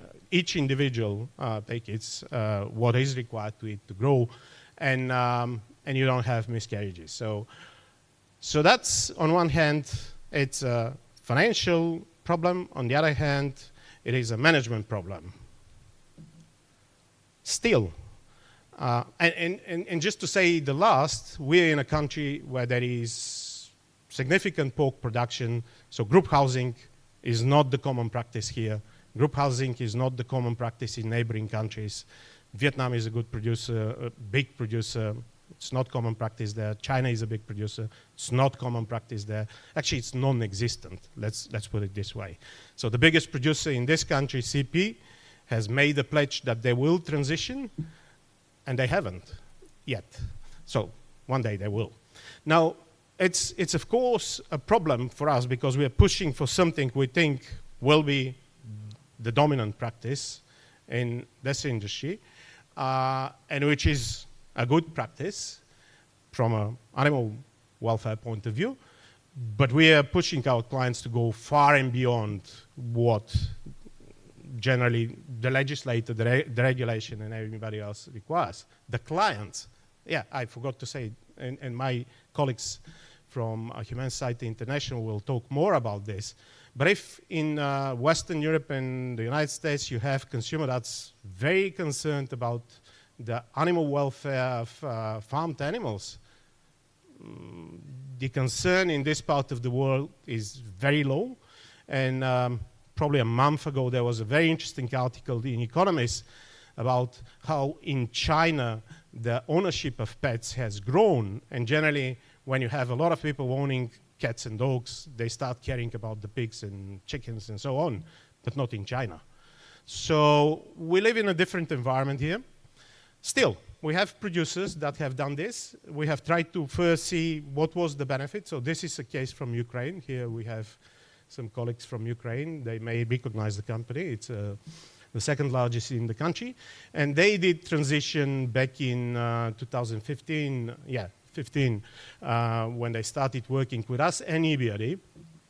So they now say that they will not go back, and their performance has improved significantly. We use those cases, we put our clients together, we make groups to convince them to go there. So I probably should go a little bit faster. That's another client in China that has also transitioning. He has 3 million pigs a year. Now, actually, this 2021. Now it's more. Also good results, good reproductive. Now, I'll touch upon another topic and then we'll give the floor to Kate. So we, as I said, we think it's a good practice and we think there is a role for the public sector there. Now, in order to define what exactly the public sector can do there, we have gone and analyzed what actually the legislation and the requirements in some countries are. So we created this scan guide. So this scan guide basically looks at the legislation, and specifically for animal welfare is just one of the 5 sections. There is food waste and laws, there is food safety, and there is responsible use of antibiotics. But for animal welfare, we basically look at what the country has committed to by being a member of the World Animal Health Organization, or as it is known as before, OIE. And we have representatives from the WOHA here. And we look terrestrial codex against the legislation. So the WOHA PVS are much more in depth, and they're made to help the government go there.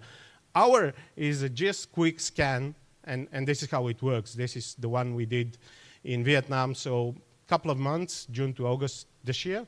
We looked at all the areas of the legislation, and we came with the gaps. And this is the slide that tells you the picture. Actually, we did it, as I said, we did it in Ukraine, Bangladesh, and Vietnam. I'm showing just Vietnam. In all those countries, not more than 10% of the requirements are met, meaning not more than 10% of what should be there is there. There is nothing. So basically, there is no regulation on animal welfare, let alone specific norms that specify how you should group animals and so on. So this is the summary of the recommendations for Vietnam. We'll discuss this with the government. We have actually excellent discussion with the government of Ukraine. And the unfortunate thing is that this was before the war and they wanted to implement it, but then the war started. Now we have put this on hold. We hope that the governments of Vietnam and Bangladesh will be interested also to work on the policy side. So we will talk about this on our panel. We have Chris there that will present what the governments could do and what the World Bank is doing with them. I will stop here. And now I will give the floor to my colleague, Kate Jarvis, who is the Senior Climate Finance Advisor, Agribusiness in ADB. So a couple of keys, Kate, excellent. Hi, Kate. So, okay, let's present the whole panel when we have the panel. Floor is yours, Kate. Yeah, great, thanks so much, Ivan. I'll just share my screen. Okay, can you see the presentation there? This is just the title slide. Yep. Okay. Hello, everybody. Thank you very much for having me. I'm here to join the discussion today. As Ivan mentioned, I'm a Senior Climate Finance Advisor in ADB's private sector agribusiness investment team. I've been with ADB for nearly 3 years now. Let me click to the next slide. Please bear with me while I work that out. Okay. So today I'd like to talk about something that is a little bit complex. I hope you can bear with me. It's the nexus of climate change, zoonoses, and antimicrobial resistance, which today I might call AMR to save some speaking seconds. So we can consider these issues in the context of One Health. And I think probably the audience here is familiar with the One Health concept, but I'll reiterate it just for good order's sake. So One Health is an integrated, unifying approach that aims to sustainably balance and optimize the health of people, animals, and ecosystems. It recognizes that the health of humans, domestic and wild animals, plants, and the wider environment, including ecosystems, are closely linked and interdependent. So climate change is bringing increasing risk of both zoonoses and AMR, and let me explain this in a little bit more detail. On zoonoses, we know that 75% of emerging infectious diseases are zoonoses. And we have many prevalent recent examples, including avian influenza, Zika virus, and of course, COVID-19. There's a higher risk where human settlements encroach on natural areas, and farmers, farm workers, veterinarians, and abattoir workers are at the highest risk. Now, I've written here that zoonotic transmission events are already increasing with climate change. This is an interesting link. So there is an increased observance of zoonotic transmission events since 2010, and the conjecture is that that is related to climate change, potentially due to the increased prevalence of the vectors of these diseases, such as mosquitoes, that can flourish in higher temperatures that we're now experiencing. Antimicrobial resistance, or AMR, is responsible for 700,000 deaths annually and is considered a top 10 global health threat by the World Health Organization. And again, AMR risks are exacerbated by climate change. And the link there is that warming temperatures increase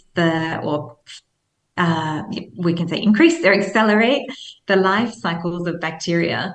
And so that essentially makes them more quickly able to adapt. So those bacteria can evolve more quickly to become resistant to antibiotics. So therefore, from a climate adaptation perspective, it is essential to invest in animal health via high quality vaccines, animal feed, genetics, and of course, animal husbandry. In addition to those benefits to human health and avoiding these higher risks of zoonoses and AMR, there's also improvements to the resistance of the animals themselves to climate change shocks, such as higher temperatures. Having healthier animals makes those animals more able to flourish under those more challenging conditions. And healthier animals can also be more productive, and therefore we can reduce the emissions intensity of livestock production. So let me click to my next slide. So here we're showing the predictive risk of zoonotic emerging infectious disease events.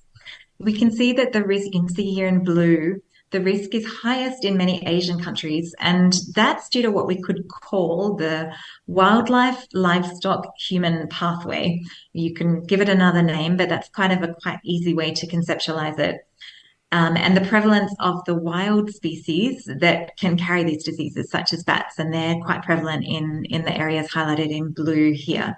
So that wildlife, livestock, human pathway we can think of as being the heightening of zoonotic transfer at the boundaries between human settlements and natural areas.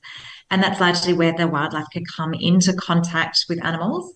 And so there can be transmission of diseases between those animals and then between the human carers and the livestock. So it's like a two-step process of moving disease from wildlife to humans via the livestock. Okay.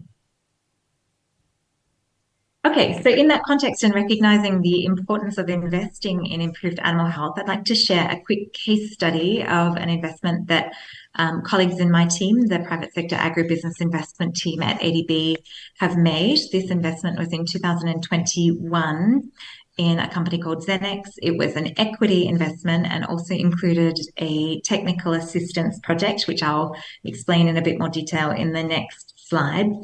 The project aims to support capacity building. Oh, sorry, no, that's the TA. So the project was supporting the production of higher quality animal health care products. And it was really aimed at helping smallholder farmers to mitigate disease risk, reduce losses, and increase their productivity. So it was addressing development issues related to a low national average of livestock productivity, particularly in India. As I mentioned, those biosecurity risks, where India is an especially important hotspot for zoonoses, and the misuse of antibiotics in animal husbandry systems in India. So ADB made an equity investment, and that was important use of ADB's own equity in filling a market gap. And our involvement in the project encouraged higher standards of environmental, social, and governance practices, and also promoted gender inclusion. And I'll move now to a more detailed description of the technical assistance, which I think is an especially interesting aspect of this project. So the TA supported capacity building of veterinarians and farmers, and again is promoting One Health, which I mentioned earlier, in the livestock sector in South Asia, sub-regional economic cooperation countries, which, as we saw, have a high zoonosis or antimicrobial resistance risk. So the TA project included 580 veterinarians and 2,300 farmers in India, Nepal, Sri Lanka, and Bangladesh. And you can see from the figures on the slide here that a very high proportion of the veterinarians and the farmers that were included in this project were women. So the project was also providing support. Ivan mentioned the PVS. So this project was also aligned with the OAE PVS pathway to improve, to aim to minimize the risk of zoonoses and AMR through measures that were including, obviously, animal health, biosecurity, and correct treatment of diseases. So I'm trying to be quick today. That is all that I have prepared for my slides, and I'm happy to hand over to the next presenter, or back to Ivan, but happy to take some questions a little bit later in the session. Thanks, Kate. So now we'll move to the panel discussion. So we have only one of our distinguished members that's here with us. It's Heng Li. Please. Heng. So Heng is the South Asia Regional Manager for Humane Society International. Heng's career has been focused on livestock production from small to large scale producers.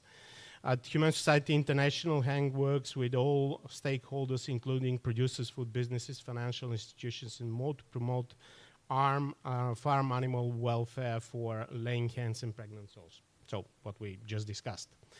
Then next on our panel will be Kate Javaris that just presented the ADB presentation. She is Senior Climate Finance Advisor with ADB. She leads investments that improve climate resilience and gender equity with the agribusiness value chain. She grew up in Australia and has deep understanding of global agricultural markets on a farm in Australia. Sorry, that's important, not just in Australia. And has deep understanding of global agricultural markets and agribusiness investments, thanks to her roles in commodity trading with Louis Dreyfus and Fonterra, and also has worked in private equity. Next on our panel, once again virtually, is Jackie Groberski. Can we have Jackie on the screen?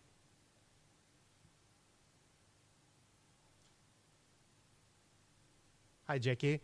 So I want to especially thank Jackie. It's probably 2 o'clock in the morning where she is in the United States, but she was committed to this panel and joined virtually. She's the Global Manager for Corporate and Financial Institutions Engagements at Humane Society International. Jackie advocates for adoption of higher farm animal welfare standards within financial institution practices, as well as within corporate supply chains. She also works with financial institutions to support the transition to plant-based foods and alternative proteins. And last but not least is Chris Brett. Hi, Chris. Chris joins us from Rome. He is the lead agribusiness specialist in the global agriculture practice in the World Bank. Chris has 30 years of experience working with public and private sector in Africa, Latin America, and Asia. Prior to joining the World Bank, he was the Senior Vice President and Head of Corporate Responsibility and Sustainability for Olam International, that's based not far from here. He has also worked as a private sector development advisor for the UK government and has consulted African Development Bank, European Union, UNDP, commercial banks, and infrastructure development projects. Thank you for all for joining our panel. I'll start with a question to Jackie. And that's a question that I think it's important when we talk animal welfare to discuss this question. So there is a lot of debate around the concept of sustainable intensification. Basically, we have to feed 10 billion people, and a lot of people say you better feed them the way animals were grown 10,000 years ago, or closer, not 10,000 years ago. But don't go to intensive systems, don't do this, don't do that. So that's impossible. So if we have to feed those people, if animal-sourced protein is good in the diet of those people, and we firmly believe in this, then how we do it while also, and the assumption is that you have more animals, there are bigger densities, this inevitably leads to all bad things, but specifically for this discussion, bad animal welfare. Now, how we reconcile those two things? Jackie? Thank you so much. This is a great question. You can hear me all right? We hear you and we see you. Perfect, perfect. So really, I think the definition of sustainable intensification can vary depending on where you look. Generally speaking, talking about agriculture intensification can mean pretty much exactly what you were saying, increasing food production and productivity per unit of resource. And technology and equipment often plays a big role here. But if we focus specifically on productivity, that can come with some serious environmental and social side effects, which is why the term sustainable intensification has gained a lot of traction. This attempts to look at the food system more holistically and considers improving productivity and yield, but also includes environmental and social considerations. And I think it's important that we focus equally on the word sustainable as we do the word intensification. And it's clear that in many parts of the world, throughout Asia included, that sustainable intensification is needed. And the overall impact and productivity of a food system can really differ depending on how we measure it. I think it's really important that we don't confuse the reduction of relative impacts through efficiency gains with absolute impacts. So now animal welfare. And Yvonne, you gave a really good intro to this, so I don't have to do much explaining, but unfortunately, animal welfare is often forgotten or negatively impacted as traditional intensification progresses. If the focus is solely on productivity, systems push animals past their productive capacity, and there's diminishing returns to animal welfare. For example, just like you mentioned, the use of confinement-based practices, which has really expanded as the goal of general intensification has progressed. And confinement meaning cages for laying hens, or like the example we mentioned, crates for sows or mother pigs. These systems confine animals to the point with which they can't even move or turn around and prevent all natural behavior. And this is a primary animal welfare consideration and concern around the world due to the number of animals suffering and the degree to which they suffer.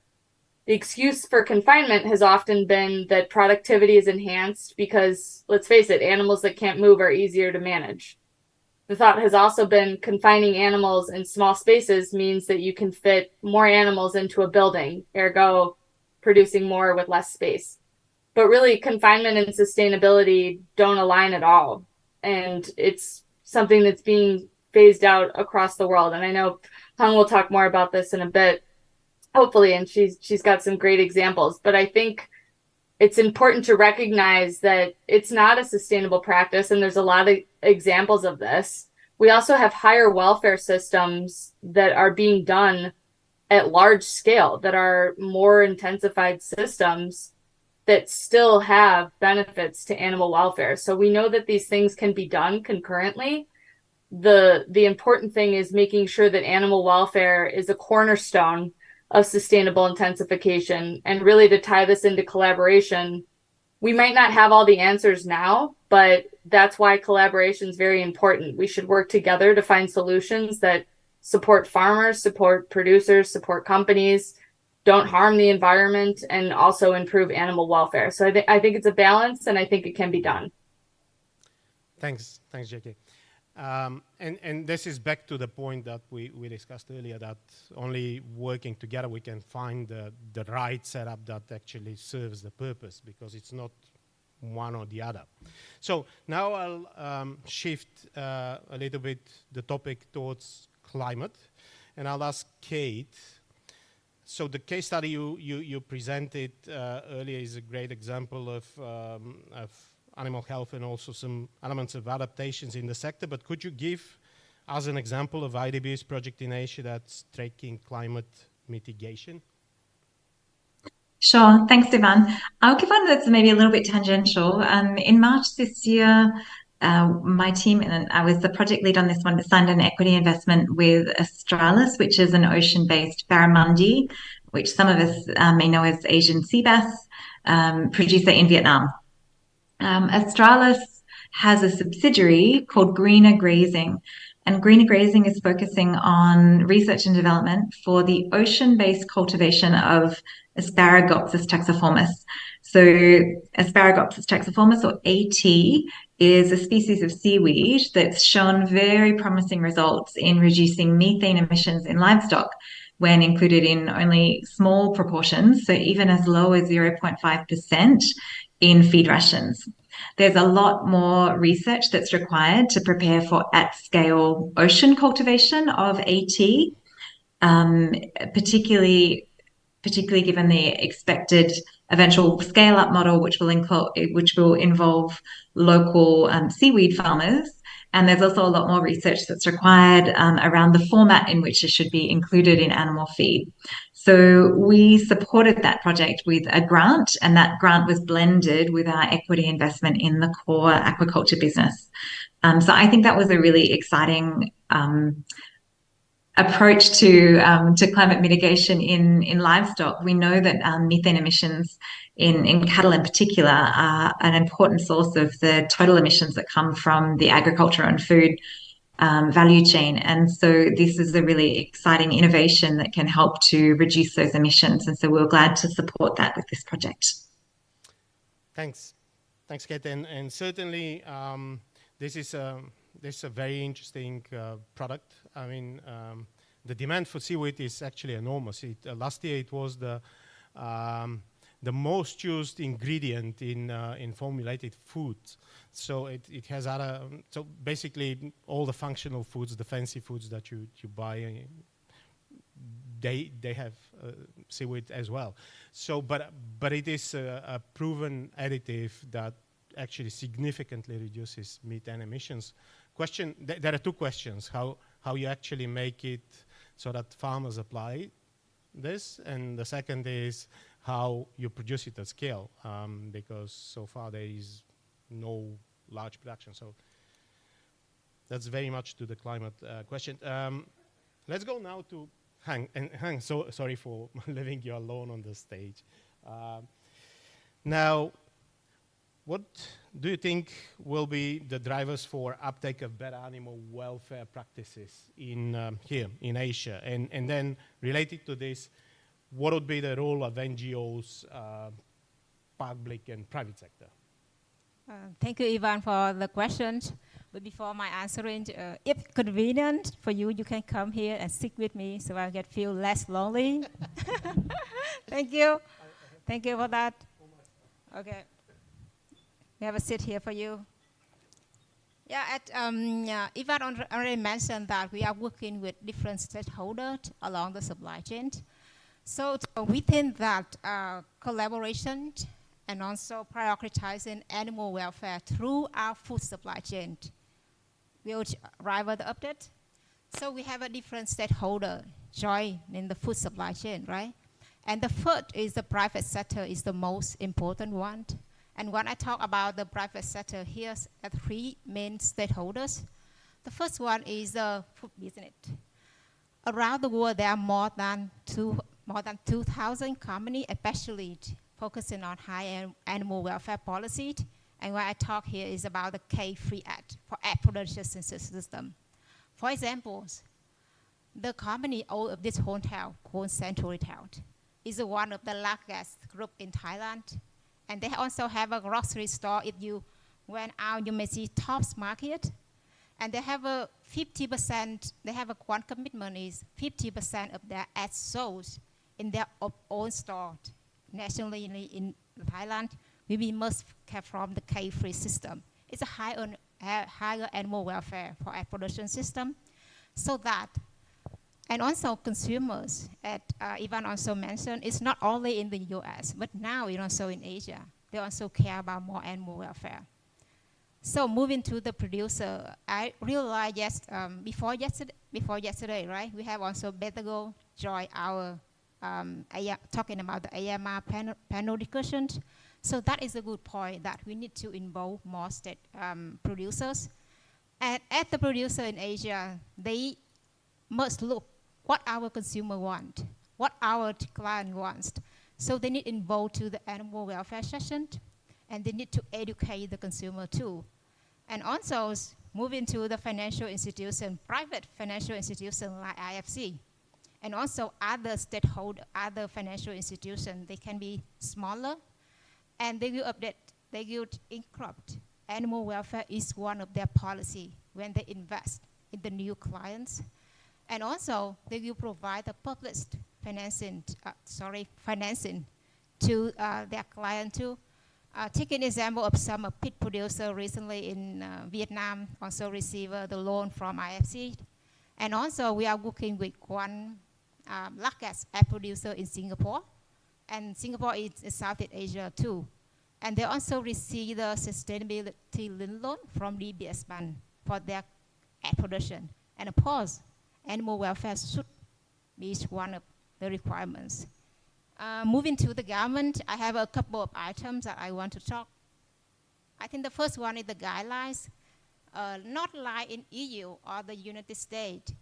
In Asia, it's very new. Animal welfare is very new. So some of our producers want to do the animal welfare system, but they do not know the guideline yet. So we really hope that the government here, we can have more action on the guidelines. And also on the standard too. I want to give a very much thank you to DLD Thailand for the first country in Southeast Asia have the K3S standard, so that our producer can use it as one of the certifications. Because whenever I work with the food companies, they always ask, how do you know that is the K3S? How do we know that is animal welfare? So that is really important. And the last one is about labeling. If you go to the supermarket now, how do you know that is a K3S, right? It's just on the label. But some of the country in Asia, for example, like Taiwan or South Korea, they labeling the ad or labeling the animal products based on the type of product system too. For example, Taiwan, for the egg production, they labeling based on organic, free range, K-free, enriched K, and conventional Ks. And they start to educate the consumer to know about that. And moving to the NGO like us, Humane Society International, we are the one who support the shift to the animal welfare. In Asia, it's very new, so producers do not know much. So we provide technical support. We talk with different stakeholders, like Ivan said. And also we are working with the government too. And I think that finally, I want to get the point that it's really good that we have a certain kind of conversation in this room together, so that we can collaborate, we can have a more step, and we can keep it in practice.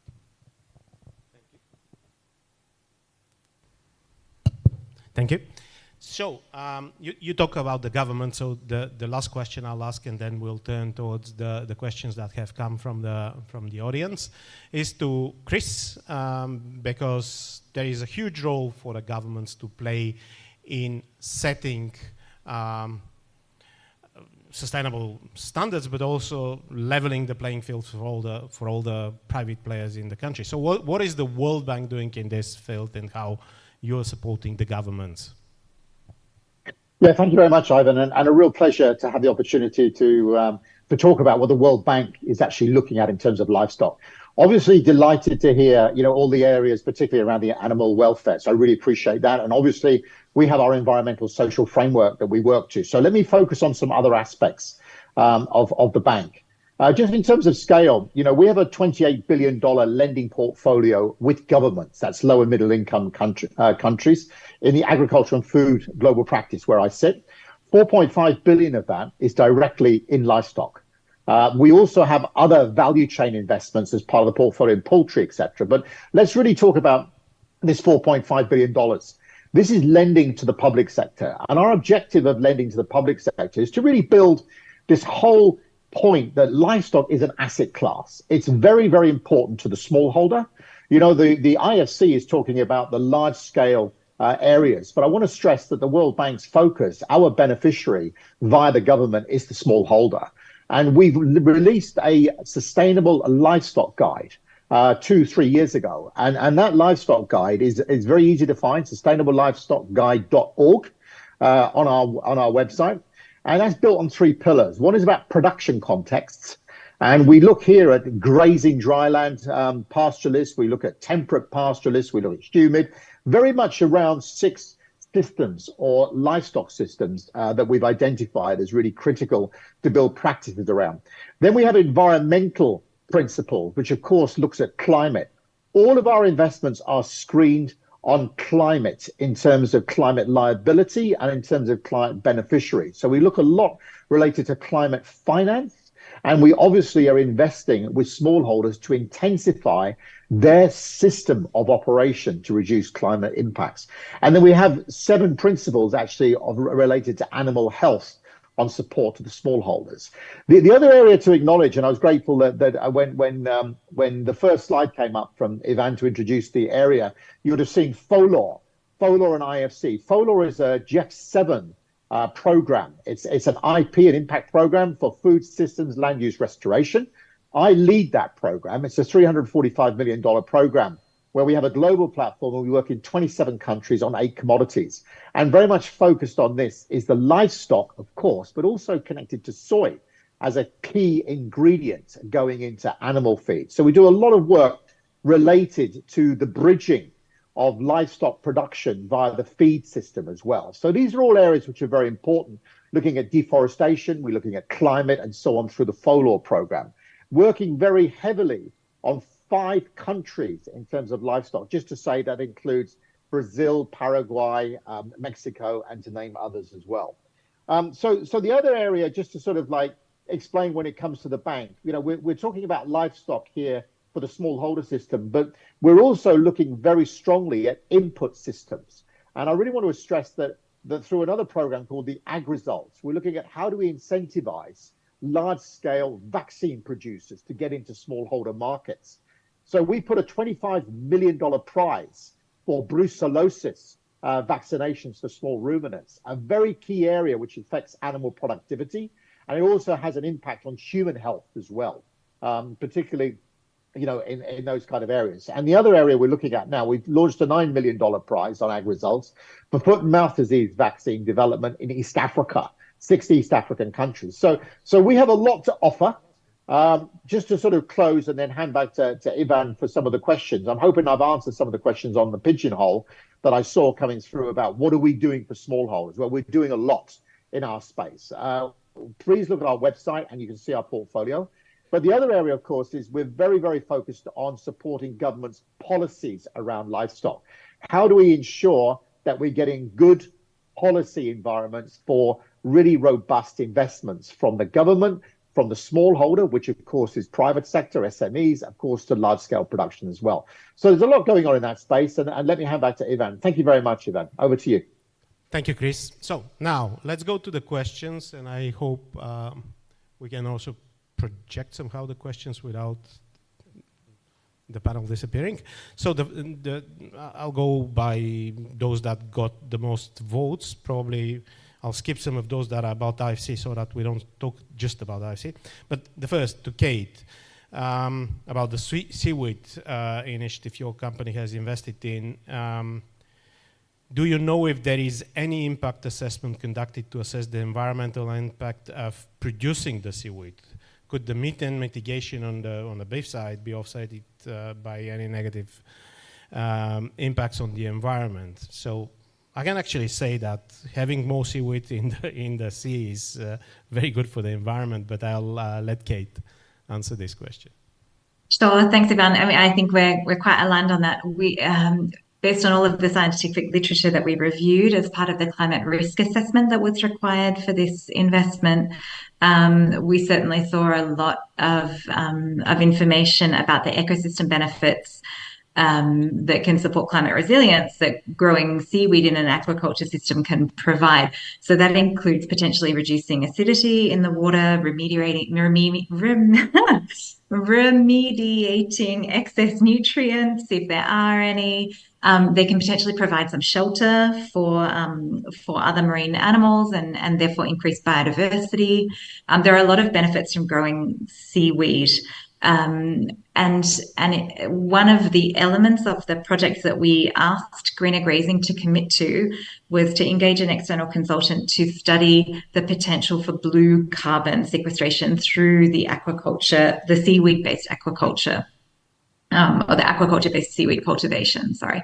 So we actually believe that there's potential, and we want to get some data on this potential for carbon sequestration through the seaweed aquaculture.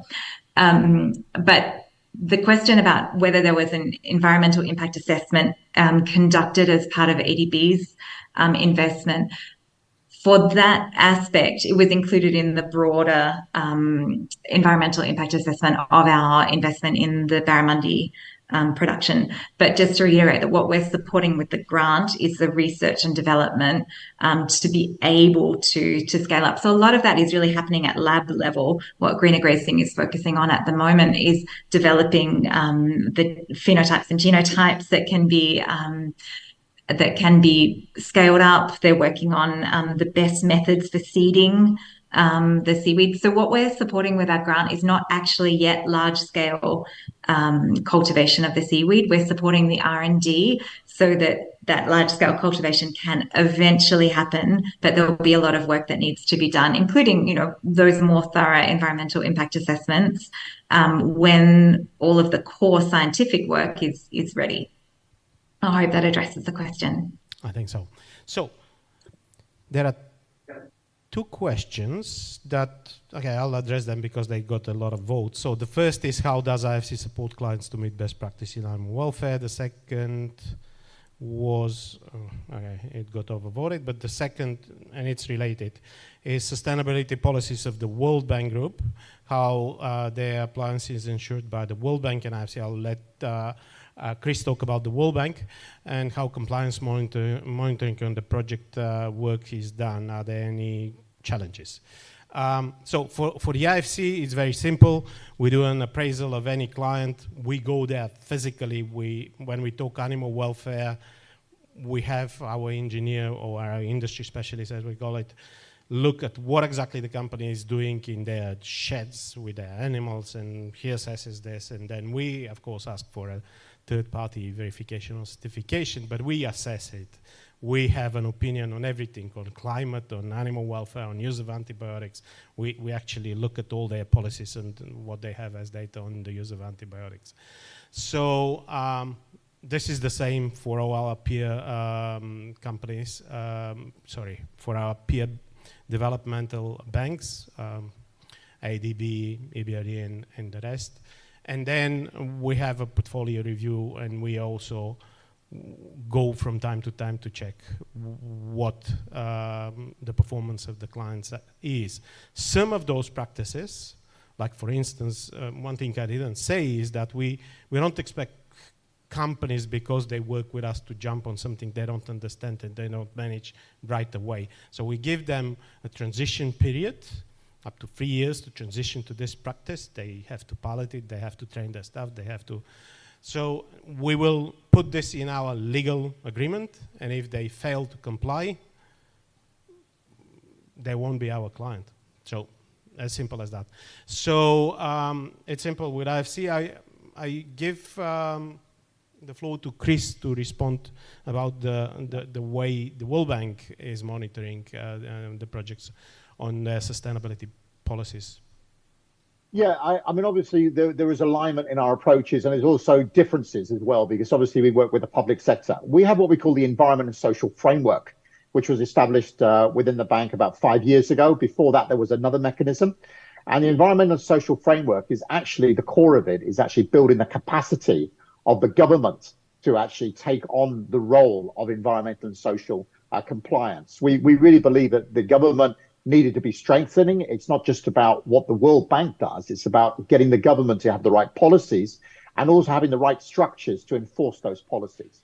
So we make sure that in all these investments around livestock, capacity building, alignment to the environmental social framework are put forward. We have a lot of in-house team, and I stress that in-house, that work and support these investments and support the government under our social global practice, and they work with the government to really ensure that those practices are being adopted. There will be, one thing I will say from a personal level, when we look at environment and social, we're finding a lot of environmental practices are much easier and cost effective to manage through satellite and technology. I'm talking about change of landscapes, whether positive or negative. But social side requires a lot of heavy lifting. It requires a lot of investment. You need staff on the ground to do social interaction, whether that's with government, with the smallholders, with the private sector. So there's a lot going on in that space, but we're constantly looking on how to use our ag tech to try and strengthen internal systems and processes, but of course having to do ground truthing as well. So there's a lot going on in this space, and there's a lot of change happening as well. Back to you, Ivan. Thanks, Chris. So the next question is to Jackie, and it's a little bit biased, but let's go for it. How can we balance the need to produce more protein for people that are protein deficient, the hidden hunger, particularly women and children, with animal welfare? So we actually talked about the need to produce more, including for women and children, and Jackie didn't say that they shouldn't eat animal-based products. But over to you, Jackie. Thank you so much. So I don't know if I have the best, most perfect answer for this, but I think, IFC's examples of projects and ADB's examples of projects are exactly how that could happen. I also think, it's often an assumption that animal welfare can't be improved at a large scale. It can be.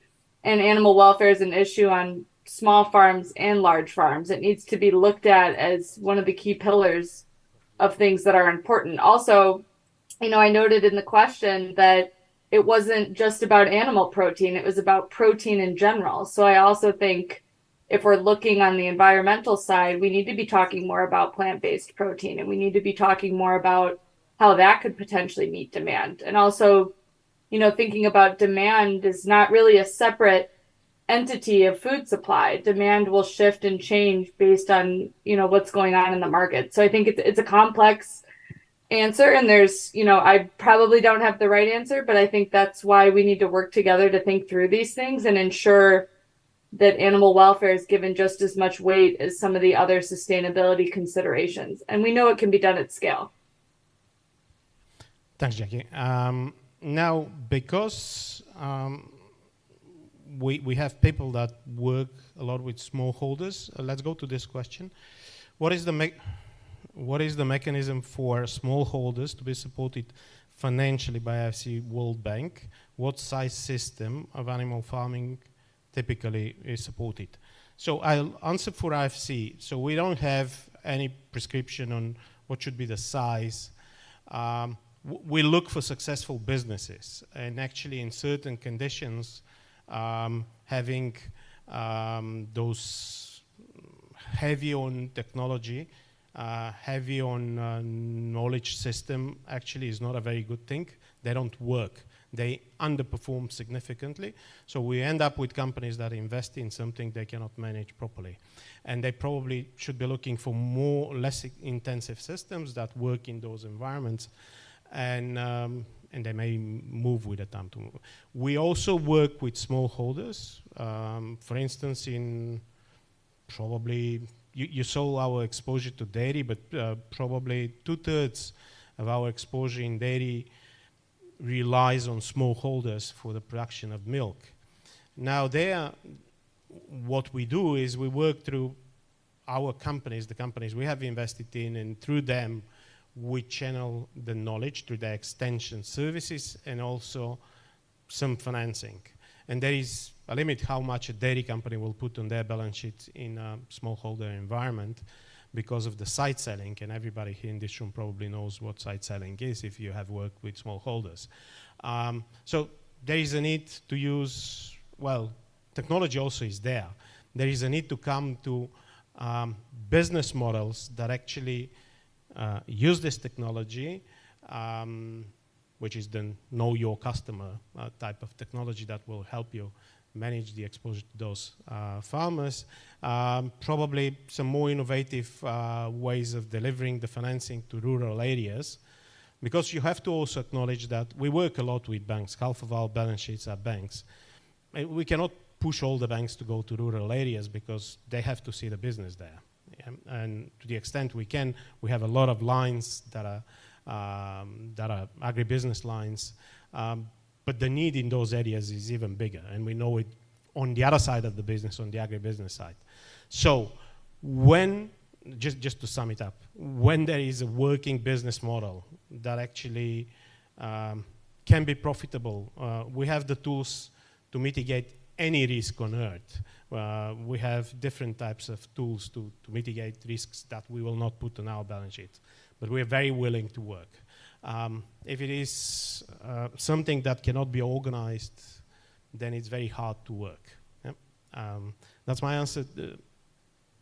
Chris, do you want to talk about the banks? But just very, very briefly. I mean, a lot of our loans, of course, our portfolio loans go through the government. Obviously Ministry of Livestock and so on. So we're obviously supporting policies that enhance investments to smallholders. But directly to smallholders, we do a lot of what we call matching grant systems in our portfolio. And those matching grants can be with basically producer organizations, livestock organizations that come together collectively, and we can support them in matching grants, but be quite specific on developing certain systems around their livestock enterprises.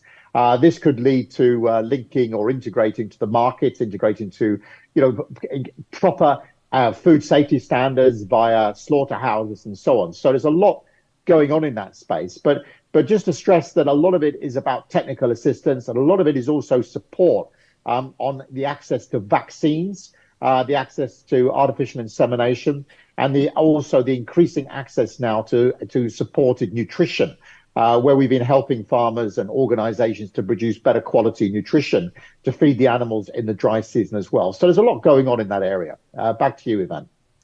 Thanks, Chris. So the next question is about climate. How do your organizations view greenhouse gas emissions from livestock? And is there any interest in using the metrics such as GWP star, and I'll explain what this is, that better models the warning impact of methane compared to GWP 100? So the difference there is that they take different, sorry, by the way, I'm not technical expert, but we do deal with this. So it's a different way of assessing the impact that methane has on warming the atmosphere. And in the one that's the star one, if you don't increase the number of animals, actually you don't increase this impact, which I personally believe is the right one to use. The other one says that methane has significantly high impact, and then this, so basically the methane from livestock and the methane from oil production is considered the same. It is not the same, because the methane from livestock, as all here know, there is a sequestration, and if you don't increase the number of animals or decrease the productivity of the system, then it should be a cycle. Yeah, it should stay there. So we don't have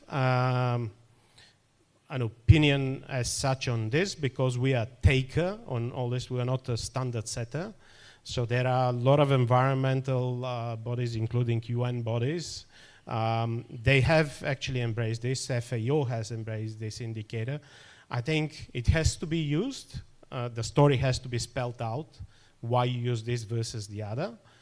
It's not about hiding the sector. It's actually about properly evaluating what is the environmental impact of the sector. And everybody in this room knows that there is a lot of exaggeration about the impact of the sector. So I don't believe this is, so if you stop the emissions from this sector, you'll save the planet. That's nonsense. And IPCC also proves this. But when people go to life cycle assessments, they go too far away. The strong life cycle assessments are those that we use. And the emissions there, 11.2%, as FAO says. Yep. I don't know what I answered the question. Kate, do you want to talk also about this? Ivan, I think you've actually covered it really well. There's nothing that I would add from an ADB perspective. Okay. We're 10 minutes beyond the budgeted time. I see people sitting. Okay, let's pick up one more question. Actually, there are enough. Okay, let's pick two questions. There is another one for Humane Society International. So it says, probably it's for you, Jackie. The Humane Society International has an anti-animal agriculture agenda, while they considered the stakeholder in sustainable livestock future. Okay, it's either for me or for you, but go ahead, I can answer as well. Absolutely, and I would love your insight too. So I understand why people think that that's our agenda, but it's not. And really what we see is twofold. One, improving the welfare of animals that are currently in the production system, and two, supporting the transition to plant-based and alternative proteins. So we recognize that it's not likely or possible or feasible or economically viable that everybody's vegan tomorrow. But in the meantime, it doesn't mean that animals should be suffering in our food systems. And we actually work with stakeholders along the entire food supply chain. So large multinationals, all the way to smallholders, financial institutions, producers, companies, and we support implementation from start to finish. So this could be something like technical support on farm. Hung has been to many, many farms actually around the world to support implementation with producers, but also, helping with educating consumers and customers. We also make bridges between companies that are looking to purchase higher welfare products and producers that are supplying them, and really focus on knowledge sharing. So I see why you think that that's our goal and agenda, but it's not quite exactly what we're working at. Yeah, I can just add that we receive very often letters from NGOs, and many of them says that it's proven by science that you shouldn't be investing in this sector, and actually the number of animals should decrease globally. So we don't agree with this statement, but it doesn't mean that if we don't agree, we don't talk, because only if we talk, and when we talk about partnerships, it shouldn't be with only the people you like or you by nature work. You have to talk to all the stakeholders, and only in this discussion you can find what will work. So that's why we talk to CSOs, and not only talk, I hope we'll do more. So let's take the last question, and this question is for you, Kate. How does ADB, because there were a couple of questions about gender, but I lost the other one. How does ADB promote gender in your gender inclusion in your clients' Xenex? But you can talk generally, not specifically only for Xenex. Sure, no problem. So we have a team of gender specialists that work with us on all of our investment projects. We have various kind of gradings for the gender initiatives that we're able to include in every project, and we have quite clear targets as investment specialists to ensure that as many of our projects as possible are meeting at least the second highest gender target, and we get extra gold stars if we meet the highest target. And so there are a number of ways that we can do that. In a lot of our projects, it's via working with the smallholder farmers, and I think I described in the slide about the technical assistance that was complementary to our investment, the number of veterinarians and farmers that were included that were women. We are also often including a number of women so we use a train the trainer model, and we have targets for both the number of farmers and the number of trainers that are women. We also work with our companies on a gender action plan at corporate level. And to come back to the Xenex example, and for those that are interested, you are able to view our design and monitoring framework for the Xenex project through ADB's project documents, which are on our website. But to cover a little bit, and this is a very typical example of the type of thing that we would like to do in most of our projects. So one of the outcomes of the project was corporate governance and gender inclusive policies improved. And in there, we had at least 20% of the appointed directors on the company's new board of directors should be women by December 2022. And that was starting from a baseline of not applicable because there was the board of directors had yet to be appointed. There was to be a corporate policy on diversity, gender equality, and inclusion developed by December 2022. At least 2 workshops held annually throughout the year on companies' women's leadership initiatives on gender equality at work. And then we had the share of women in technical roles increasing. I'll go a bit quickly. At least 25% of the interns selected in the company's internship program each year being women, and at least 25% of female employees receiving management and leadership development programs by December 2024. So I ran through this quite quickly, but that's very typical of what we try to do with our projects. We're trying to ensure that we have interventions at both farmer level and then corporate level, and especially including women in managerial and technical positions wherever we can. I'd also add that if there's some kind of app or some kind of product that's incorporated in our project, then we'll work with the designers of that app or that product.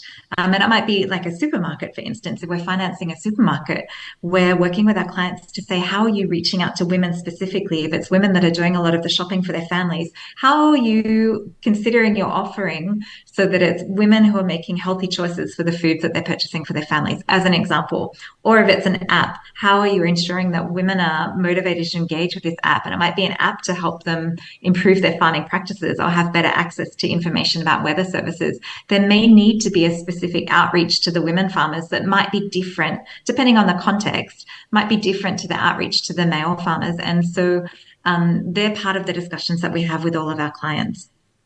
I hope that's given some illustration. Thanks, Kate. This sounded like a silly question. You had all the numbers there. So No, I did have the report, which everybody is able to view on ADP's website. But I had that in front of me while we were reading. I didn't know all of those numbers off the top of my head. That would have been amazing. Thank you. So with this, I suggest that we close this session. First, I want to thank our panelists, Hank, Kate, Jackie, Chris. Thank you so much, especially Jackie, for you staying so late at night there. And I want to thank the audience for the excellent questions. We have another 5 or so questions that we haven't answered. I'm here, so I'll be happy to talk about those. Thank you. Thanks, Ivan. Thanks, everybody. Thank you. Okay, enjoy the rest of the session. Thanks. Bye. Okay. So since we are running late, so we're going to be back here after the coffee break about 15:45. Is that okay? And this sweater, looking for the owner. Someone forgot at the Kantok dinner. It's Kantok dinner. Belongs to whom? Otherwise, I'm gonna get it. The Lacoste, the green one, and smell not so good. You can get it with me, okay? Thank you.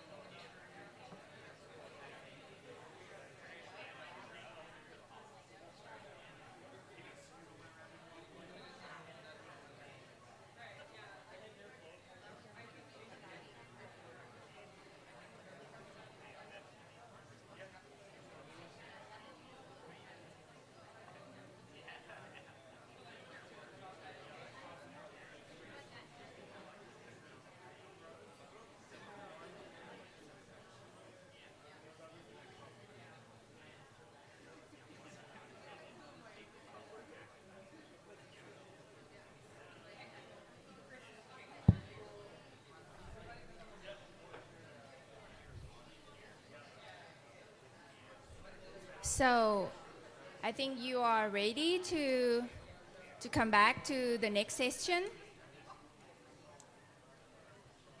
Okay.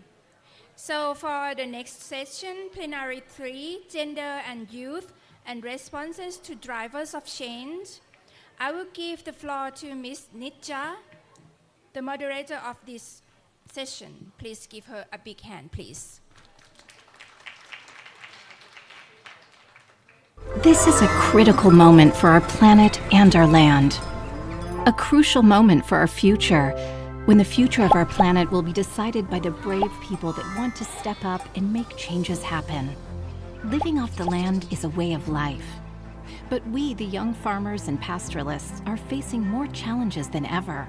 The global climate crisis impacts every aspect of our life, and young people are forced to abandon rural areas to look for jobs and opportunities in cities.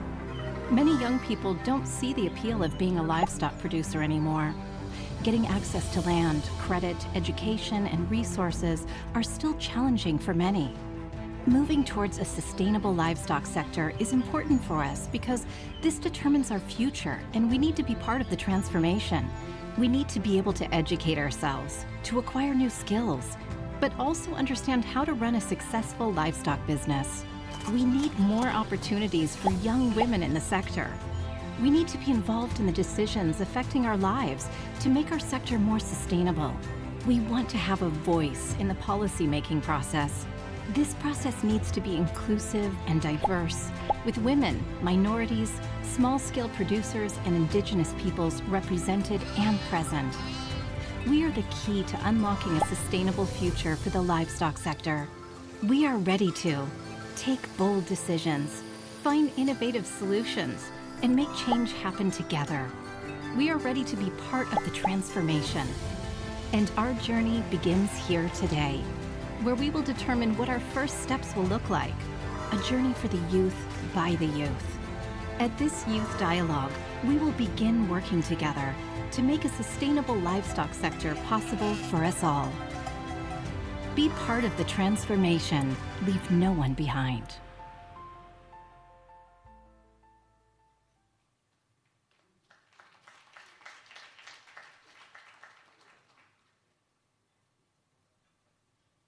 Good afternoon, everybody, and I hope that movie got some energy into the room.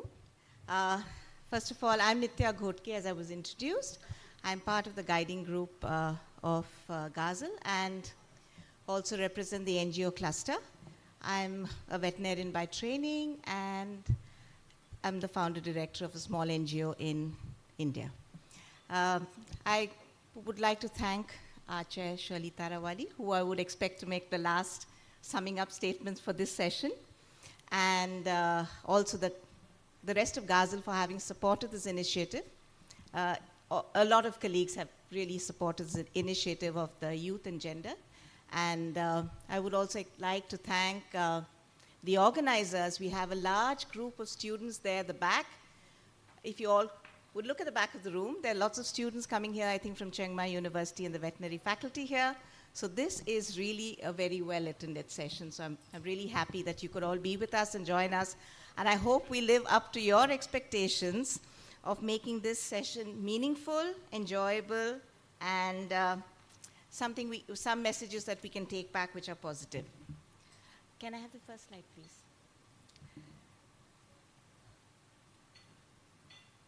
So this morning, several of us saw a little the history of GASL and where it started. And some of you might have noticed that there was a theory of change which had happened, took place a few years ago. I was part of the change and of that process. And it is that, and we also saw this, that GASL aspires to see a new reality in which sustainable, inclusive, resilient, and diverse livestock systems across the world contribute significantly to the Sustainable Development Goals, SDGs, and are integral to sustainable food systems. The vision being that by 2030, livestock food systems are inclusive of all actors in the sector, especially women and youth. So this is part of the process that's been happening. And as a result of this theory of change, 2 initiatives took place last year in GASL. One was a gender analysis, of which I was a part, in which we tried to see how inclusive really of gender is GASL. At the face of it, you would find that many people did say that there were no real gaps visible. It was very gender inclusive. But when you went in deeper, you did see that there were moments when there could have been better inclusion. And so whether it's in participation in the multi-stakeholder partnerships, whether it's, you know, in panel discussions, if you were to look around your own tables and see how inclusive they are, or if you look, maybe remember the panels or the panels that you were part of and see how many women actually participate, give you a little indication of how inclusive it is. And if you throw our mind back to one of the first photographs of GASL that we saw this morning, and you would see that we have come a long way. There has been a process of change that has happened. And also we look at the action networks and their work and see how many women really are involved. And I think it's a process of change that's happening. We're really happy that GASL has started on this initiative. The next initiative that took place was to have a youth advisory group. It began last year when a number of youth were invited to the Global MSP at Dublin. I think there are a few people who attended Dublin last year from the youth. Could you raise your hands, please? Just want to see how many of you were there.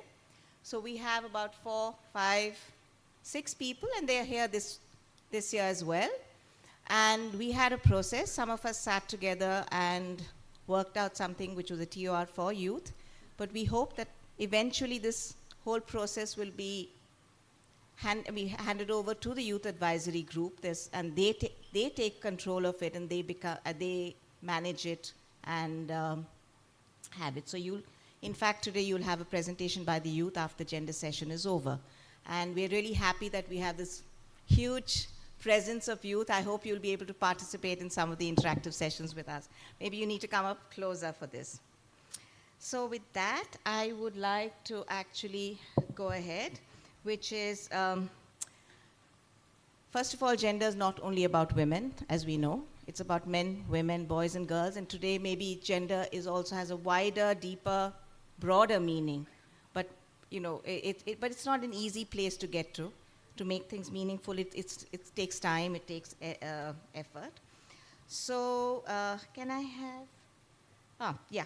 So some of the questions that we really are trying to look at are, what are the challenges in doing research to ensure gender concerns are adequately addressed? What policy initiatives do you feel are needed to ensure gender and youth concerns are addressed? I mean, this I'm putting out all of you here.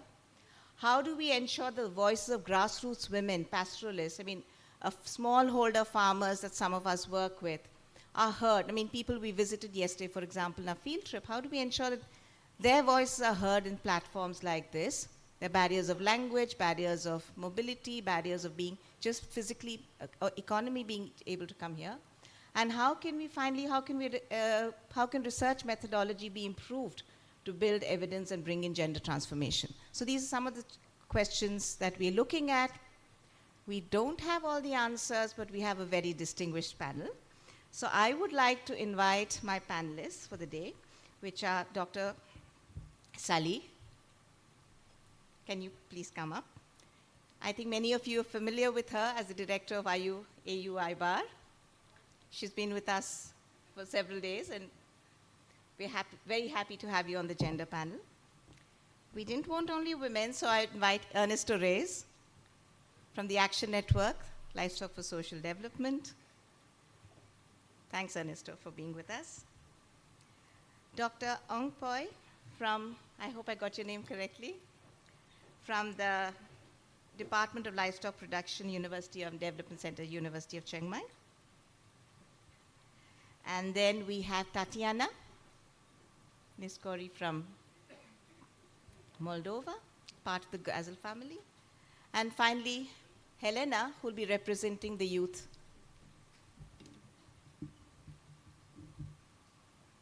I will join you there.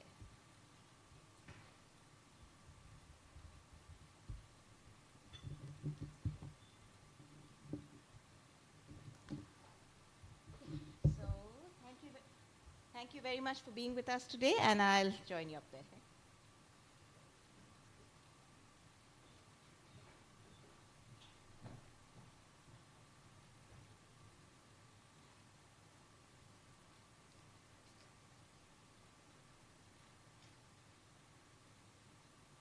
Um, so good afternoon. Thank you for being here with us.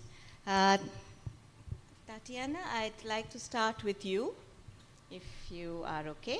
Just a brief introduction I'll give.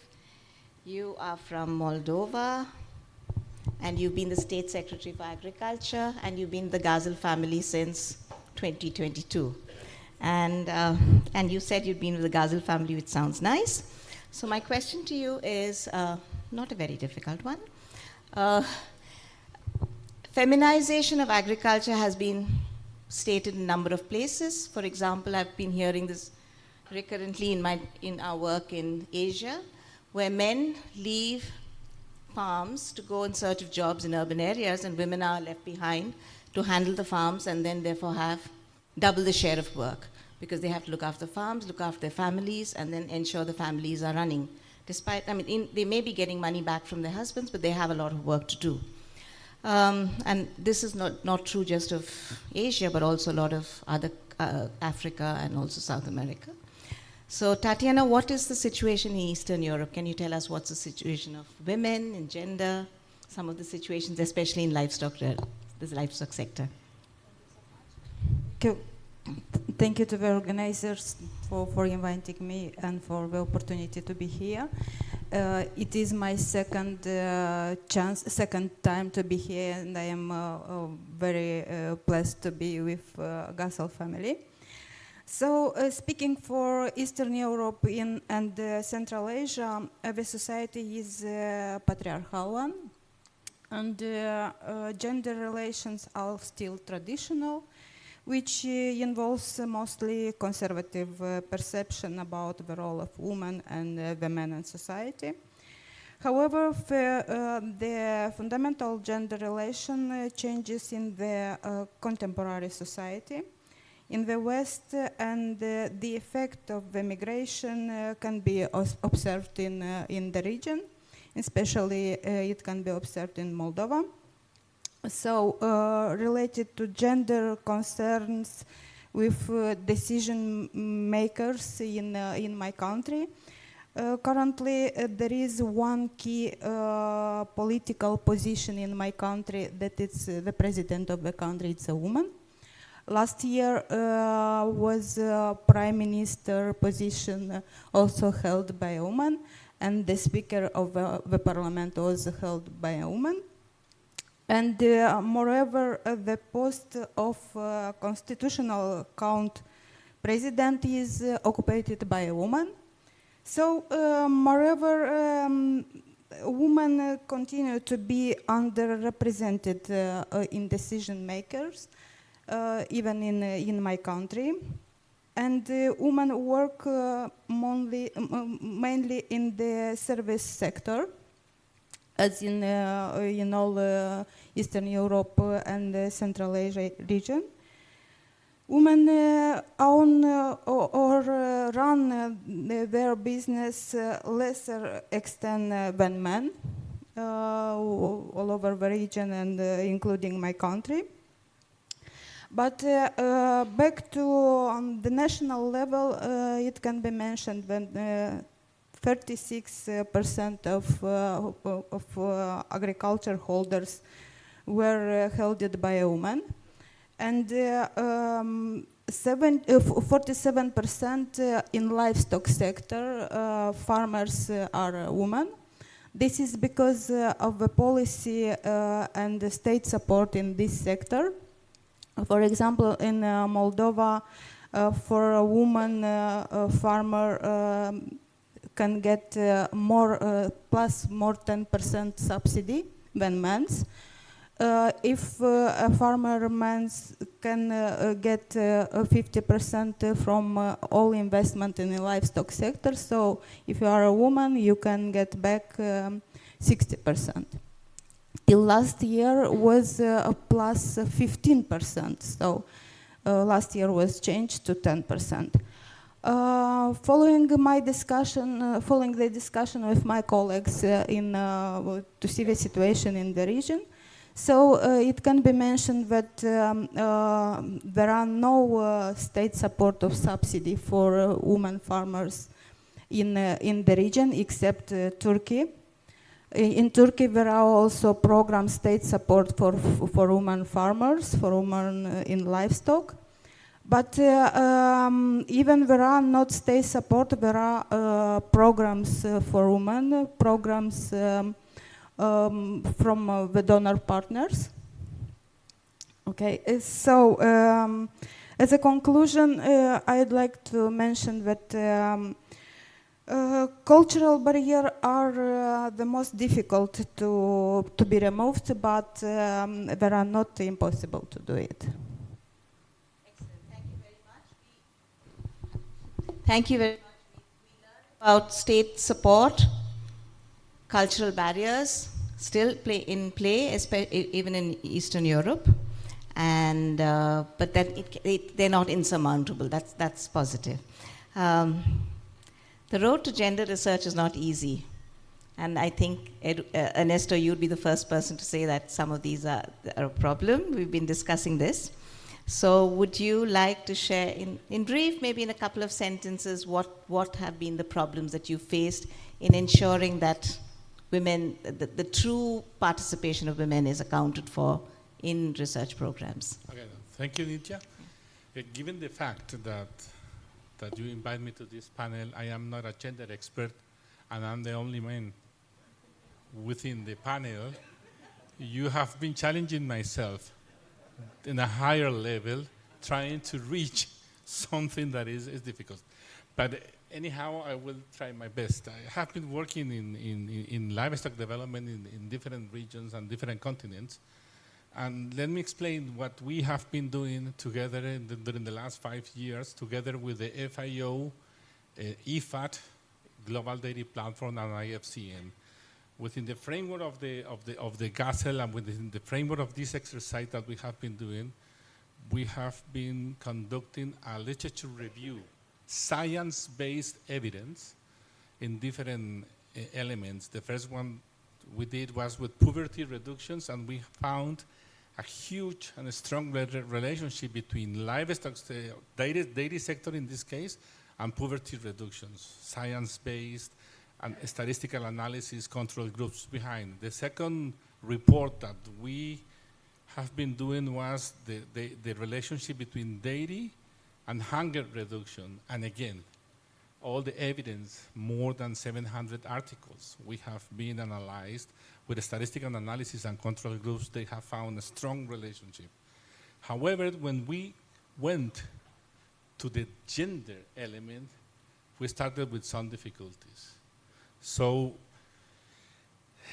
the first conclusion is that the role of women in dairy development has been poorly documented. This is the first conclusions we have. Only 13 articles out of more than 2,000 were demonstrating that relationship. So this is poorly documented, but there are several reasons behind this that we need. I will go in the second round to explain what are the main challenges. Second conclusion, women generally perceive the overall impact of dating in their lives as positive.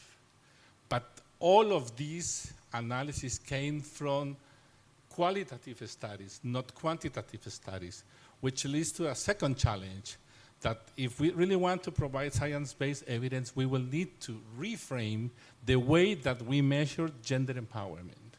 This is something that is, and finally, something that is happening everywhere in terms of gender analysis is that dairy leads to modest improvement in the indices of women empowerment and independence. But on top of that, women found that not only they have to take care of the kids and of the food and the home, they also have to take care with the cattle. And this has been some difficulties when you make this. And finally, the social science that make the analysis of gender empowerment have a gender index. And this gender index has to be reframed and adapted to the rural conditions, because most of these gender index has been made for urban areas. This is, I will stop here. Thank you, Ernesto. Can I have the next slide, please? Hello.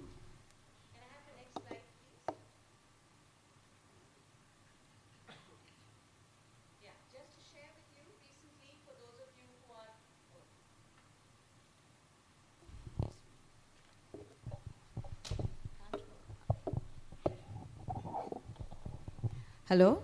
Thanks a lot. Thanks, Ernesto, for this. And for some of you, just to share with you a new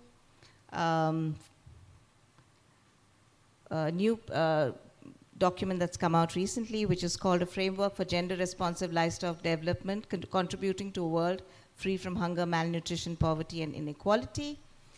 This is jointly brought about by FAO, ILRI, IFAD, and the World Bank. And some of you may be interested in seeing this document and seeing how to go ahead with gender. But as Ernesto said, it's a long and bumpy road to see that true gender equality. And maybe we will have to work hard at ensuring that these things happen. Now the third is, Helena, the future is yours. You're young, and we hope that one day you will inherit a better world.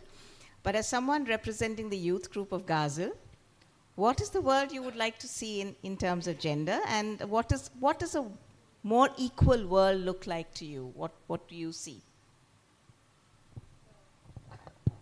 First of all, I would like to say that makes me really happy to see a room full of brave and inspired women here. But even though women are more present in the universities, in the offices, in the institutions, we still have a long way for an equal world. And for example, for me, I work with my brother and my father. We work together in our farm. And a lot of times when we are visiting other farm or someone else is visiting us, it's really clear that my brother's opinion is more important than mine, even though he's younger and less qualified than me, but he's a man, so he should be listened more than me. So I really think we have a long way, and in a future, I hope that this kind of panel won't be necessary, because if it was equal, we didn't need this. Yes, but it's really important what we are doing here. And so I hope a more equal world where women are not only present, but also respected and listened in the same way that men are. And I also expect a world livestock sector with more connections between gender, between generations, between the farmers and the researchers, the farmers and the society, so we can move forward all together. Thank you so much, Helena. I'm sorry, I think I forgot to tell you that Helena is part of our youth group. She's from Brazil. She's a researcher. She's a biologist, a PhD candidate, right? Yes, and yeah, and also a farmer. So, yeah, and she told you what she said, that they listen to her brother more than they do to her. Oh, we hope the world changes. So now I have the pleasure of speaking to Dr. Sally. You're, of course, a veterinary epidemiologist also, and you are now the director of AUI Bar. On the first day, I was listening to you, and you spoke of value chains. How can we ensure that value chains are more gender inclusive? How can we ensure that women are part of the value chains in the livestock sector? Yeah, thank you so much. For the value chain, for the livestock value chains, I think till now, the major contribution was how to link the small-scale producers, mainly the women groups, to these livestock value chains. So one of the, I think, good initiative was an IFAD project that I was working for back in my home country. And the main targeted groups were women group in livestock, who are they are already livestock producers, but they are small scale, and they have no access to financial institutions, they have no access to insurance companies, training and capacity building in terms of how to produce in a way that compliant with what the market demand. So the point was how to train those women in complying what partners that they need to partner with to do the production in the right way and to be linked to big exportation companies. So this is one of the, let us say, directions to help the women. Right now within AUI Bar, we have the RAFS project, the Resilient Feed and Fodder project, and with the project, it's the main component is to include what we called AWARFA. AWARFA is the African Women in Animal Resources and Agribusiness Network. Those women will be trained on how to work within the feed and fodder value chain in Africa and to do businesses in the right way. So the capacity building, I think, is the main thing that we should focus on to help including the women into the livestock value chains. Thank you.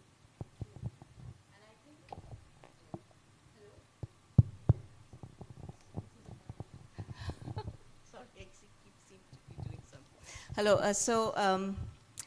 I think there's also been some studies around livestock vaccination value chains and having the inclusion of women at all steps, from not just women as farmers and producers, but also being the people who deliver the vaccinations to women who actually supply vaccinations, right up to perhaps being in research laboratories deciding what vaccines are manufactured. So there is some discussion, and I think there were some studies on that last year.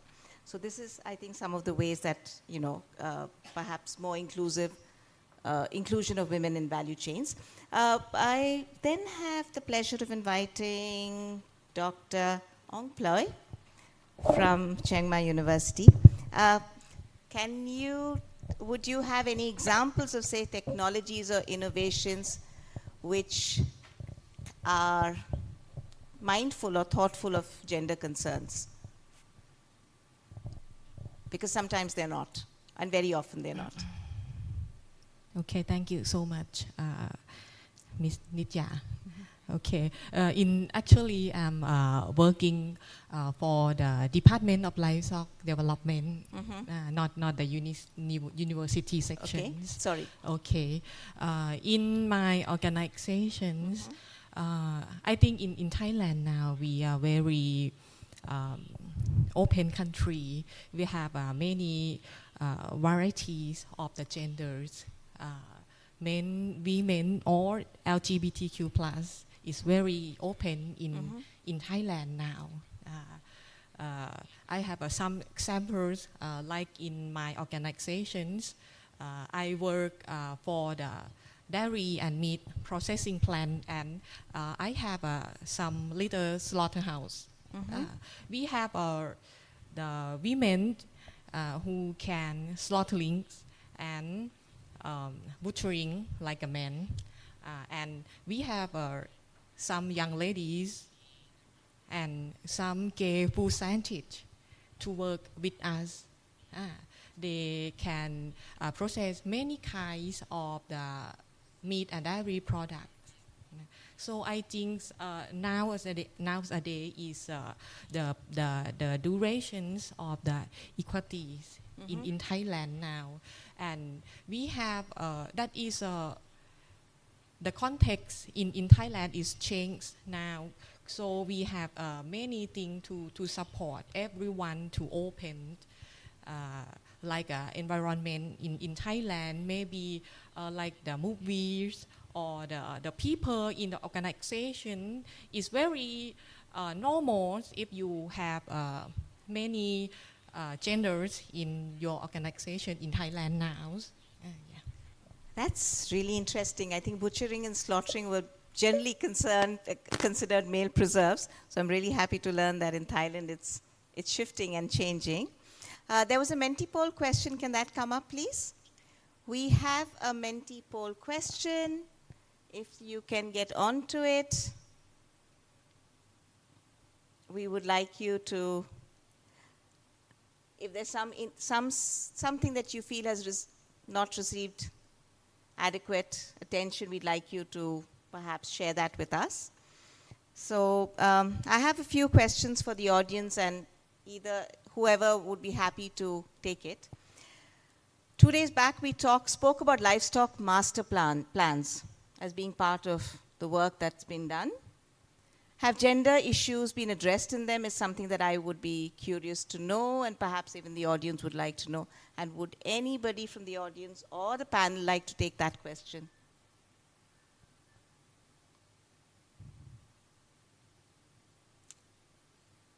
Yes? Would you like to take that, Shirley? I can bring the mic to you.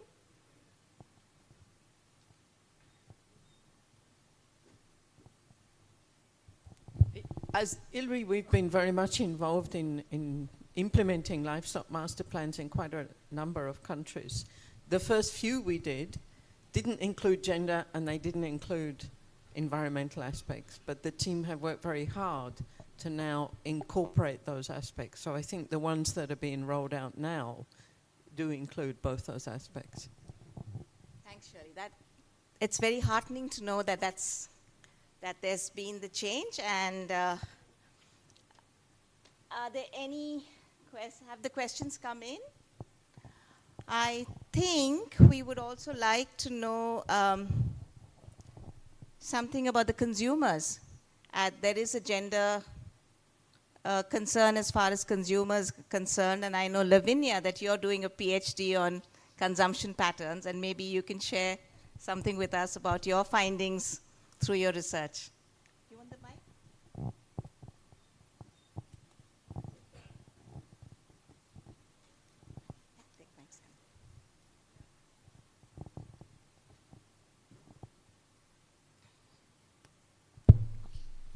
Yeah, hello. Yeah, this comes from my PhD, which is not really with FAO. I'm also a PhD at the Royal Veterinary College. And we are looking at consumption patterns in India, particularly for poultry. And we are taking an analysis that takes looks at linkages of industrialization of the poultry sector and how this affects consumption, and how then consumption affects industrialization. And preliminary findings have found that through health risk messages, new narratives are shaping up in India that are targeting more marginalized consumers, particularly caste from lower castes and women. So for instance, there are this misinformation spreading about antimicrobial use in the intensification of poultry sector that seems to target more women and seems to affect women's willingness to eat more poultry protein. And this is creating problems in relation to food security and food safety as well. So that's quite interesting, and it's something that is missing in the literature. So yeah, gender consumption, I haven't found much. So yeah, apart from studies, yeah, looking at a bit households.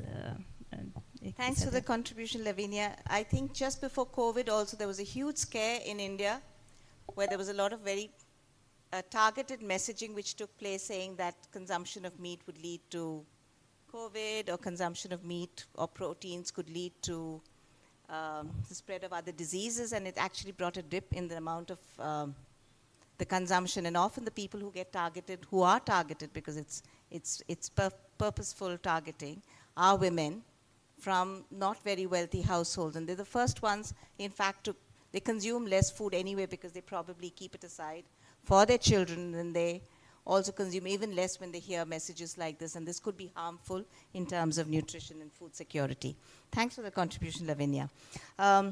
So gender budget, I'm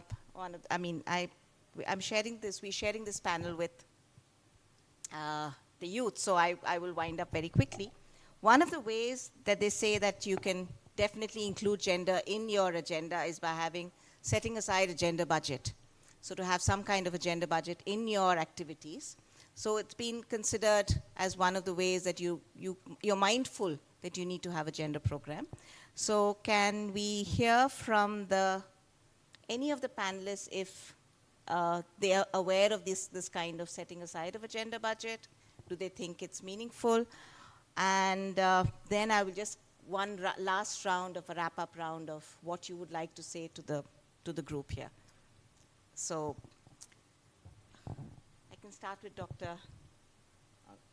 Ongfla. Maybe you'd like a wrap-up round. I mean, I spoke of the gender budget just as a sharing with the audience, but...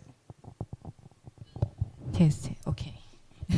Thank you so much for the second questions. Nowadays in Thailand, the amount between women and men, now the women is winners. Okay. Yes. Nowadays, in Thailand, the number of the population of the women is around 61%. Yeah, and for the men is 49%. So that is very easy to manage the budget for many projects.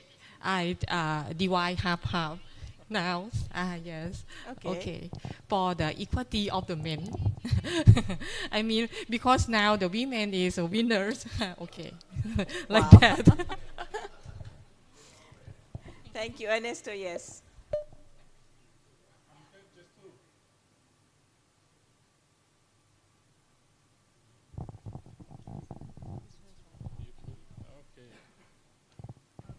Okay. Now, I'm just going to provide some insight from the research point of view.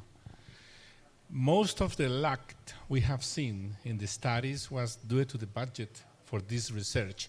For two main reasons. The length of the studies. You cannot ask a specific question in a specific point of time to a gender analysis within the year. So you need, the length of the studies should go more between 2 and 4 years. Second element, the size of the samples. Because if you really want to provide science-based evidence, you need control groups. And for qualitative assessments, these control groups are very difficult because you need to enlarge the number of the samples. These are two elements has been lacking in our report, and this is the reason that why we have seen we have concluded that the gender element is poorly documented. Most of the work that we have seen is led by ILRI, and they use the Welle index and so on. But in generally speaking, these are two elements that we need to put more budget in the research programs because we need to enlarge the scope of the analysis. Thank you. So more budget into gender programs, qualitative analysis is a little take back we have. Dr. Thank you. For the project, I think it's easier to put or to allocate a portion like for the gender issues. But I think if we want a sustainable, this is needed for the projects, but if we want a sustainable development for the gender, we should think how to encourage the governments itself to consider the gender within its budgetary. Because it's not just the budget, it's also the budget and the policy. Right. In many of the African countries, if a woman step in the bank asking for a loan for livestock or agribusiness, which is open for all the men, they will tell her, go and bring a man with you. We are not looking even at your application, which is so strange and shouldn't be maintained. So the policy should be reformed in certain countries, and the government should be able to allocate this budget for the women, capacity building, loan, and consider them as equally as men in their, let us say, treatment. Yeah, thank you. Thank you.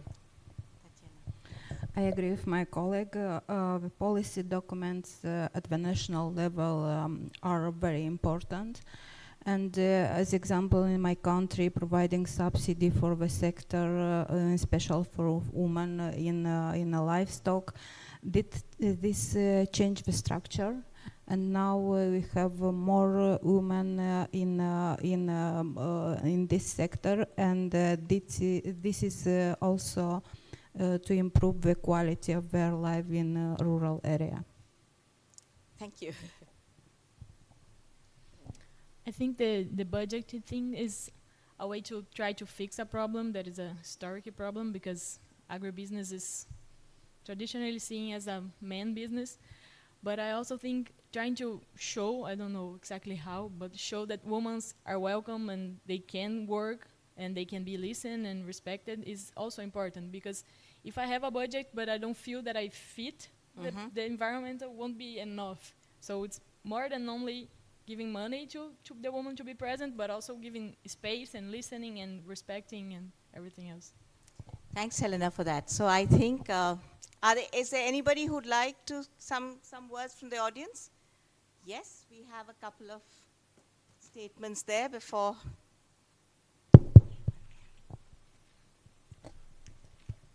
So we have good news and not so good news.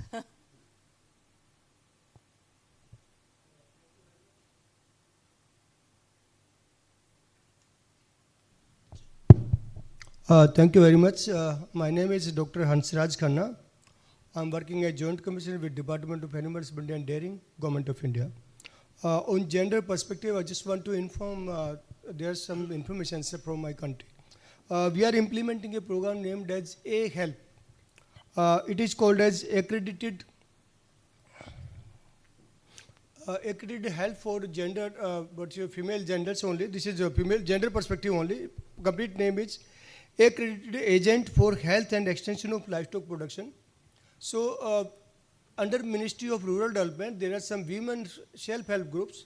These women are being trained by Department of Animal Husbandry and Dairying, and these women are helping the veterinarians in local activities like disease recording is there, ear tagging is there, insurance is there, and guiding farmers for going for the loan procedures, entrepreneurship development programs in animal husbandry. So this program is being implemented throughout the country by Government of India, and there is a separate budget for these activities. So just wanted to inform the House about this one.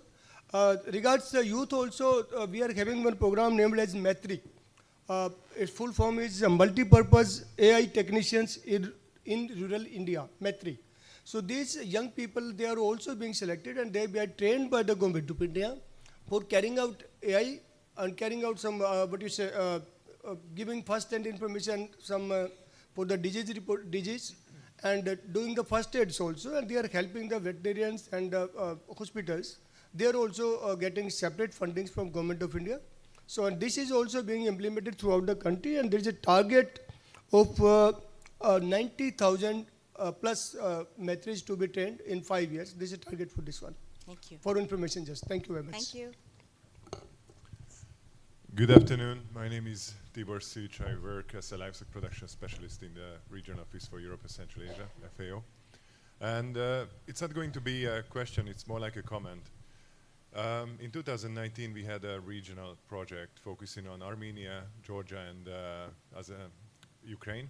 And basically, we collected data on cattle production in these countries. We visited 100 farms in each country and collected not only hair samples, but also lots of data about production environment. And also, the questionnaire had a huge part on socioeconomic side of cattle breeding in these countries.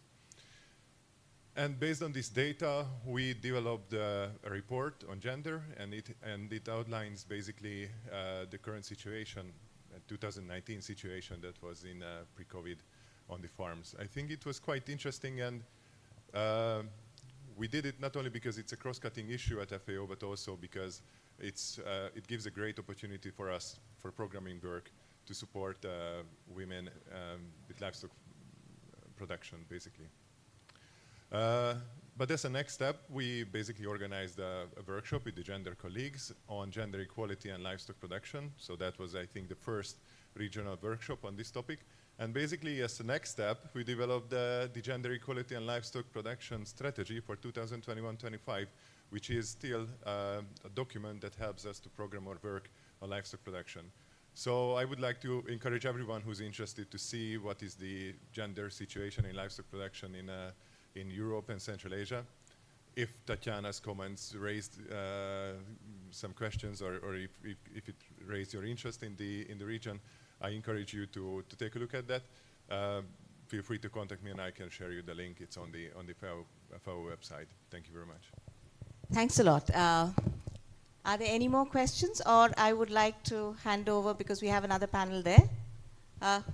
Yeah, quick one.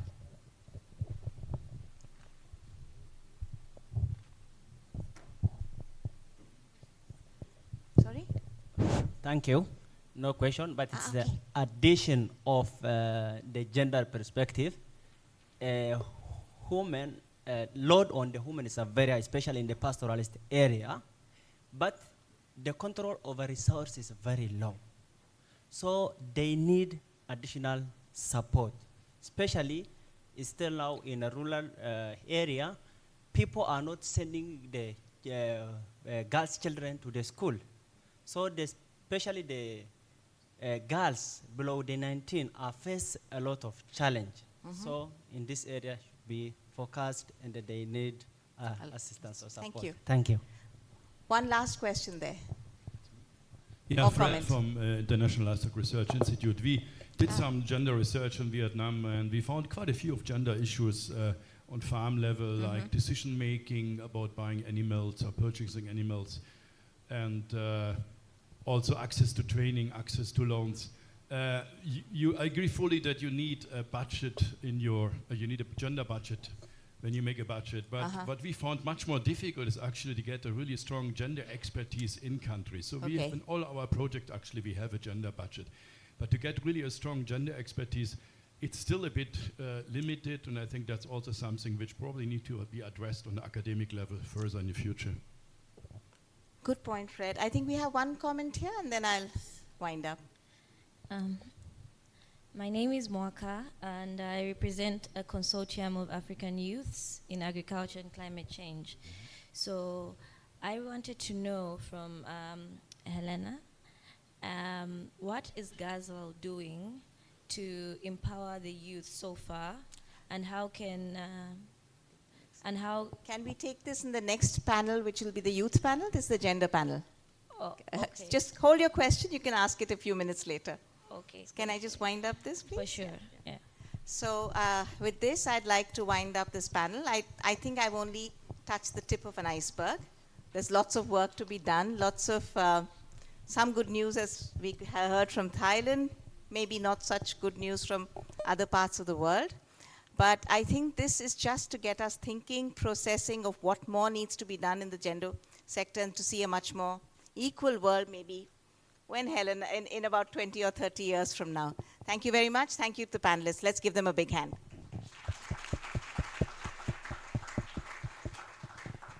And with this, I'd like to invite Sydney with our youth advisory group to come up on stage.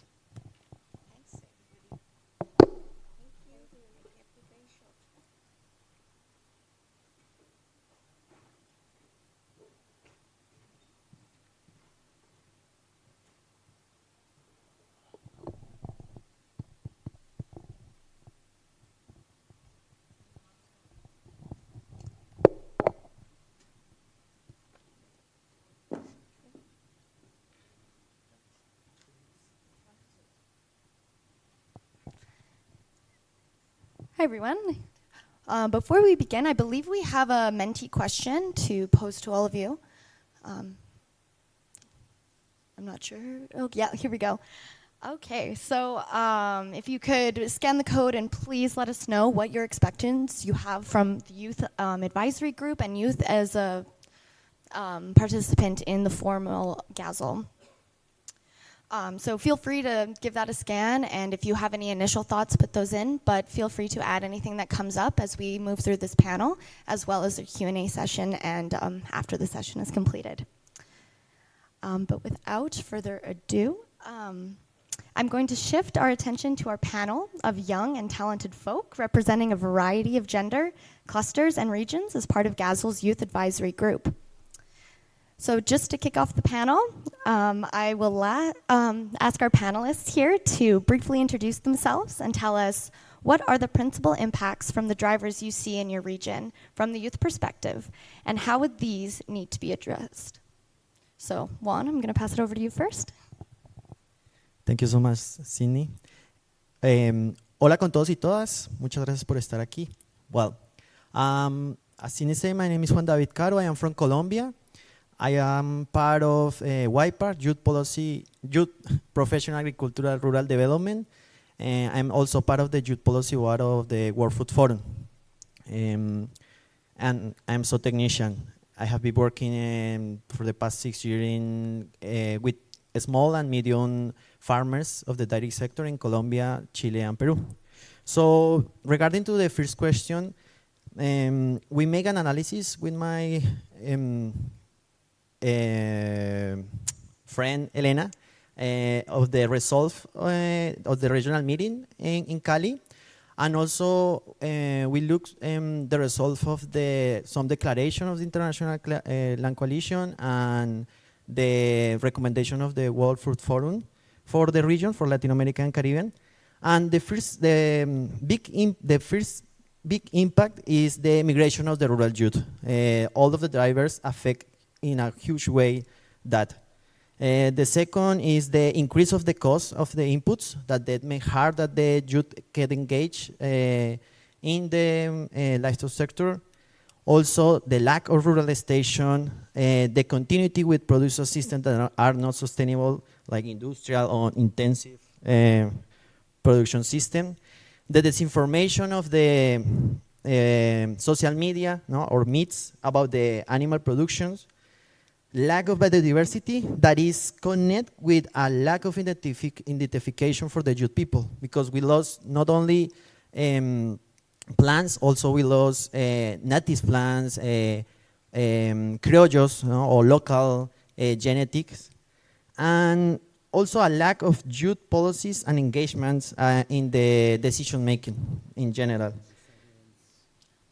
But we have solution for this, and I think that we, as a panel, we bring some solutions for that, because also we cannot expect more for the governments to help us. And as youth people, we have this solution, I think, and we hope with the multi-stake partner collaboration, we can achieve these proposal solutions. Thank you. Thank you, Juan. I'm next going to pass it over to Munrat. Here, am I just...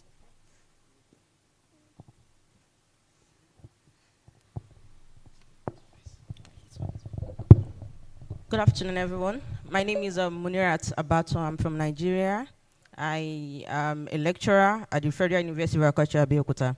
So I'm in research and education. To start with, I collectively with other African youth representatives here, we've looked through all the drivers, and some of us also participated in the regional conference. And from everything, we can summarily say that the 4 domains of sustainability that GASL represents or stand for are just what we've also seen as where it has impacted us as Africans.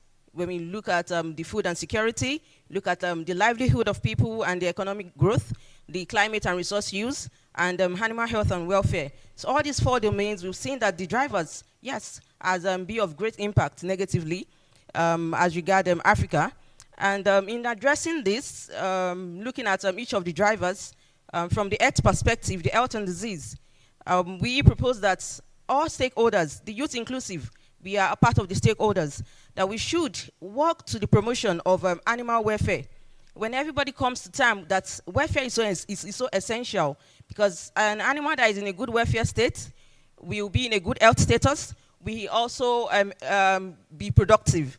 So it's all working together. So if everyone can come towards promotion of good welfare of animals, and a lot can be done in promotion of welfare. Nutrition is part of it, the environmental conservation and the likes. So a lot comes to welfare. So it's a broad thing, but if you can all work towards this goal, I believe we will get good results as regard the health and disease. More youth can also be trained as community-based animal health workers, because part of the things we found in Africa is there's a limitation or limited access to veterinary services among rural farmers. And in the aspect of technology, let me move quickly to that. I've heard the animal sound. So in the aspect of technology, government should assist in training youth. You know, youth are generally tech savvy, so we are easy and fast adopter of technologies. So I believe if the government can pump in more investment towards youth training as regard the innovation, development, and implementation, this will greatly assist us. Thank you. Thank you. We're next going to hear from Augustin. Yeah, thank you. Hello, everyone. It's supposed to be Kari. in your agenda sit here with you guys, but now it's me. We changed the plan because we're not gonna let you know our next move. I'm just kidding. So from now on, because I don't want Nitya and Liviana asking me, so I will just take it easy. For this one, I only focusing on technological drivers. Why? Because the principal impacts of this driver is they can solve several issues that come from the other three drivers. So, but we have an issue also for this driver because through this driver, actually, some of our countries, especially for the Southeast Asia, we already have technology, we already have innovations, but most of them is documented only on journal or on a report. So why this is happened? Because you know that most of an ASEANs, the farmer in ASEAN, they are a smallholder farmer. They can easily implement the technology because maybe if they're high technology, they need more, they need high cost. They don't have that one, or maybe if an easy cost, they don't familiar with journal or scientific word, so maybe it's difficult for them to implement the technology. So they need our help, the government, also the other stakeholder, the private sector, to support them to implement the technology. For this condition, as well, the researcher will produce the innovation and technology. They can get the funding from the private sector. They can funding international funding, or maybe they can get from the carbon trading and anything. Then do research, get the innovation and technology. After that, the funding will help them to piloting the idea, the result of the research. But the problem is there is no one who help them to scaling up the technology. Here, the government, we need to help them to track the policy. We can help or linking them with the private sector. So the private sector can help or support the researchers, support the researcher and the farmer to expand the technology and innovations. Maybe that's all for me. Enough. Thank you very much. And finally, we're going to hear from Evan. Yep. Hi, everyone. Evan Chafe from the North American region and Canada specifically. And I think it's actually good. I'm going to touch on the social, economic, kind of geopolitical driver too. Because we've been hearing it, financial sustainability is going to be critical moving forward to get youth involved in livestock agriculture. The average age of a farmer in Canada is 56 and it's increasing. So getting youth into agriculture is critical, that they can make a livelihood out of it. They can feed their family. They can have a life outside of agriculture as well. That's one thing we're seeing as well in the lifestyle sustainability. We don't need to be involved 24/7, 365 in the agricultural side. We need to be able to enjoy other aspects of life. And that's where we see the financial sustainability come into play. And I know, talking to some of the other members in the region that I was kind of brought up here to represent, is getting youth to farms. And we're seeing some European countries utilize programs where they're able to pair up a retiring farmer to a new entrant farmer. And this is actually allowing youth who are interested in agriculture getting into the agricultural field and getting into primary production. There's lots of pathways for people interested in agriculture to get into maybe the value chain or academia or policy making, but maybe not so much into the primary production, just due to the fact of we have a limited land base now. Farms are larger, farms are also more expensive, and being able to get onto them is more challenging. So I think I'll wrap it up there before the dolphin gets me. I don't know. Thanks, Evan. Yeah, so we're hearing a lot of challenges that are facing youth in terms of entry to the agriculture, especially livestock sectors. But I think with that, we're also seeing a lot of passion and drive to be able to participate, and participating in these types of forums, which leads to a lot of opportunity potentially for GASL to play a role. Which leads to my second question for my panel. How can a platform like GASL help youth voices be heard and youth concerns be addressed? So yeah, we'll start with Juan again. Thank you, Sydney. In the current world, we already have a lot of proposals, a lot of solutions that can help us to confront the current problems. like holistic management, agroecology, integration of system, and other ones. And I want to say that I always heard that youth people is the future. And yeah, we are the future, but we are also the present. We are now here. And we also have solutions and ideas. So how we can integrate this already vision of approach that are existing with our passion and our innovation, and how we can do that and how we can scale up? Well, I think that is through foster and invest first in rural extension programs that promote livestock startups and entrepreneurship. With that, we can maintain rural youth in the places, because it's always the problem that youth people don't see in a good way to work, as my colleagues say, 24 hours, 365 days in the year. No, but we have other solutions for that, like with the investments, and promote these startups that could have an agroecological, holistic management, and integrated system approach that helps to achieve the SDGs, reduce the migration, and improve the agri-food system that in this moment, they are broken. They are broken. Also, they are going to help to debunk these old myths that social media, all day we hear this, and it's really important that we have a good communication with people, and we can achieve that with good communication through these startups, and help the consumer to understand that we are not the bad people here, we are also part of the solution. Thank you very much. Munrat? Okay, thank you very much. So on the way GASL can help the youth, part of it is facilitating a capacity building. And this can come in several forms, like in form of internship, short courses. It can come in form of mentorship programs, because there are so many youths out there who are just in the university studying something around livestock science. They do not know beyond that. They are just within the 4 walls of the university. They do not know what's out there for them, where they can actually, where their knowledge can be tapped, or where they can be of impact in the society. So if GASL can bring up this platform for youth, I believe it will assist them in the long run and further assist GASL in the future, because we are the future of GASL.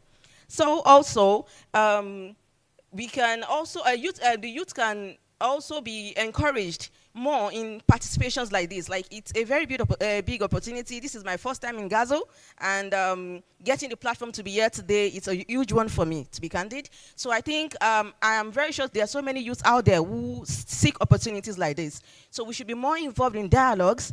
We could be moderators as we have there. We could be panelists as we have there. It shouldn't be a one-off thing. It should be a continuous thing. It's building us for the future to come. We had the future, as I've said already. So I believe there's a lot of things GASL can do for us, and few of this is what I've highlighted before the animal beep. Thank you very much. Okay, Augustin? Yes, sir. Okay, maybe a similar question for us and a similar answer for us also. So what do we expect for the GASL as of platforms? We want them to provide some forums or meeting like this one for the youth, so we can meet the people or person who have a superpower in our country, so we can meet them, we can communicate with them about our idea, about the youth idea to improve the sustainable in livestock production.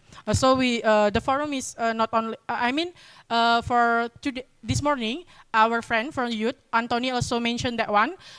We need, as a youth, it's not only the officially youth who join with the GASL, but also the youth for all around the world. They have an idea. So if it's possible for us in our website, maybe there is a forum, online forum or something, that we can also get their idea through that platform, so we can communicate with the youth all over the world. Thank you. Yep. So, yeah, I'm looking at this question is, I just don't want youth to be a checkbox saying, yeah, youth were consulted. We need to be involved. but that's a two-way street. I think youth being involved both is an investment in the future as they are the future leaders, they are the future of the sector. But at the same time, it's a chance for the youth to learn from the people that have been at the table for a while and seen the challenges and barriers and making sure when we get a chance to lead that we're not falling into the same traps as you, because we don't need to learn the lessons twice. We learn from our mistakes, and if we can learn those lessons before making those mistakes, I think it'd be critical to keep advancing both GASL and youth in the livestock sector in general to make sure that we're always progressing forward and we're not doing the 2 steps forward and 1 step back. But we're always making sure we move forward. We're very lucky in our country that some of the individuals foresaw this a while ago, and we have some Canadian cattle youth leaders here, and that program started in 2010. So it's been running for 13 years, and now we're seeing the benefits of that pay off. There's people coming into the organizations at both a director role and at staff roles that now that they have gained some of that knowledge prior to entering into those roles, that they're coming better equipped with a more full toolbox when coming to the table. And I think that's leading to better solutions and better decision making. So thank you. Thank you very much, Evan. And to the rest of the panelists, I think we're hearing here that as much as we do have all these great ideas and we want to be heard and seen, just as much we are trying to learn from you as well to be able to be better equipped to participate in this environment.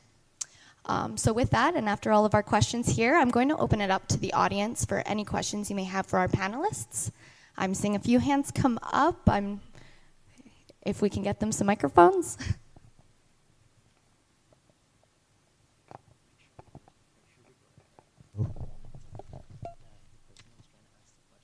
Hello. Okay. Thanks a lot.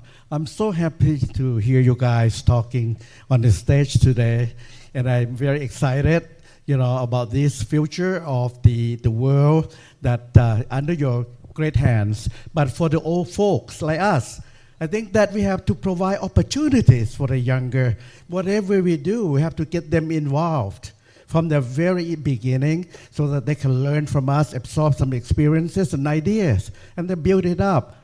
And for the young, you have to try to find opportunities and try to get closer and engage yourself, get involved more and more. But for us, I think we have to do more. I think we have given less opportunity for the young in the past, but now we have to move forward in order to transform the experiences and the dynamics of the knowledge and experiences to the young so they can start early and build up more qualifications. Good luck to all you guys. Thank you. Thank you very much. Are there any panelists who would like to comment? Okay. We're going to move on to another question. Yep. Okay, finally. Okay, so my question was, I don't know if any of the panelists can answer that because it's also a question that you are going to represent and it's supposed to go to GASL. So I want to find out what has been done by GASL so far in involving the youth to be from different levels, what has been done. And also I would like to find out, there are a lot of initiatives that are passed on to benefit the youth and so on, but there is that one farmer who is a youth and has no idea because of illiteracy and no access to information about GASL and other organizations. What criteria and what can be done to reach out to that farmer in the grassroots? And also what criteria can be used to pick out the different youths to participate properly in agriculture and climate change? So I don't know if it's an open discussion question that could go on to especially the higher rank GASL team that could help us answer this question. Thank you. Thank you very much. I was, okay, yeah, that's, I was gonna say.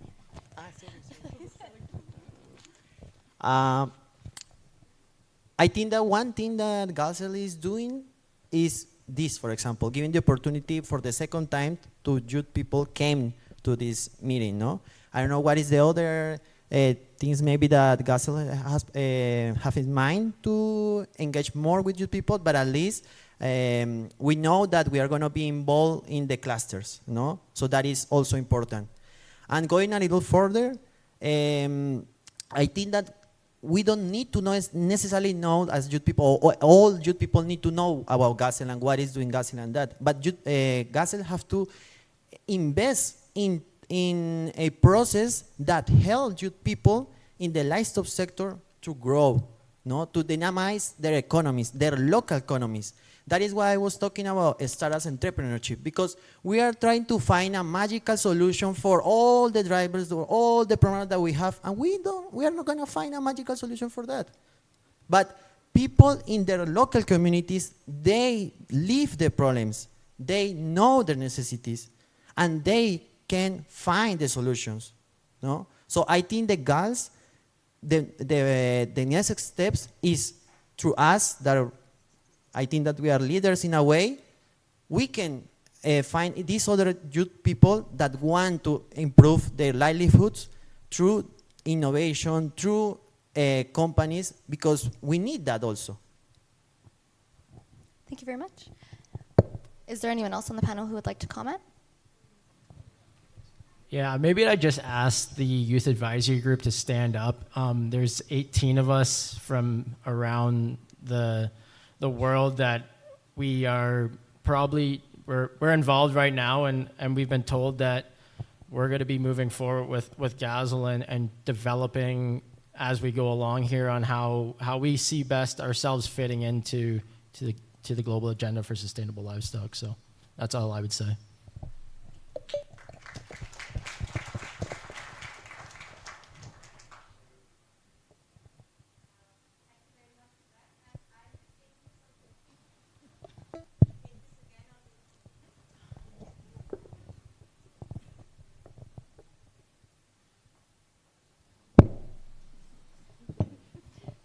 Sorry. Thanks there. I'll just respond on behalf of GASL to your questions. We see you here as representatives of youth. Of course, not going to be possible to invite everybody here, even for us representing civil society or NGOs or an organization is one of us.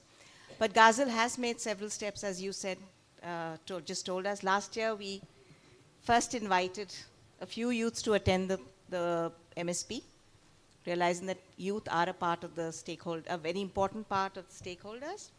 We gave the opportunity for you to sit with us, dialogue, and keep it open. We've set up the YAG, the Youth Advisory Group, given you some broad kind of structure which you can follow, but you're welcome also to suggest different ways of doing it. And today I think we've had a discussion over lunch of how you've indicated to some of us how you'd like to participate in the next steps. For example, some of them have said that in the next MSP, they would like to participate in how it is structured. They'd like to participate also with action networks, maybe as interns, as you also mentioned, Munirat. So we see it'll be a process, maybe not as fast as you want it, but definitely a process where we look at continuous engagement, which will be more than just the two guiding groups and the MSP. You have our emails, you have our contacts. If you have ideas, please reach out and get in touch with us. And we're also looking at regional meetings being important places where you can participate in the regional efforts. Thank you. Thank you. We are still open for any more questions from the audience, if there are any. Also open to any comments regarding youth involvement or whatsoever, if you would like to. Of course, the mentee question is still open to add any of those final thoughts. Okay. Yeah. Oh, yeah, no. Do you want me to? Thank you very much. We can give the panelists a big hand. Thank you very much for being with us today and being here. I think it's It's a nice. And I would now request our chair, Shirley Tarawali, to wrap up this session. Thanks, Nitya. And it's an honor to wrap up this session where I only qualify for 50% of it. That's the gender part.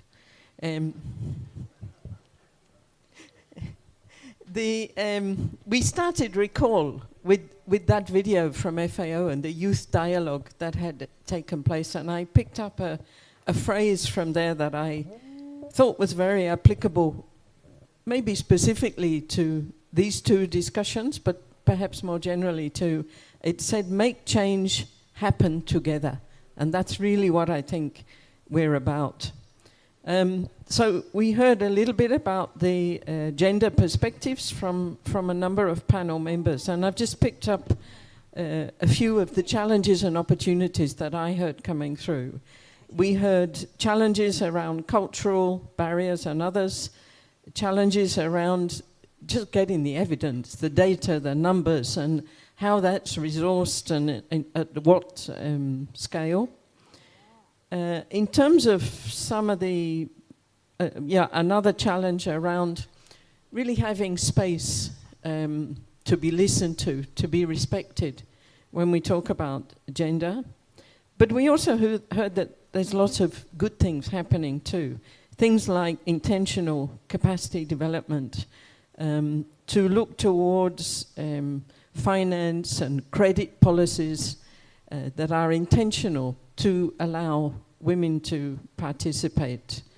And I thought a great comment that said we shouldn't need this panel in the future. Of course we shouldn't. This should just be integral to what we do.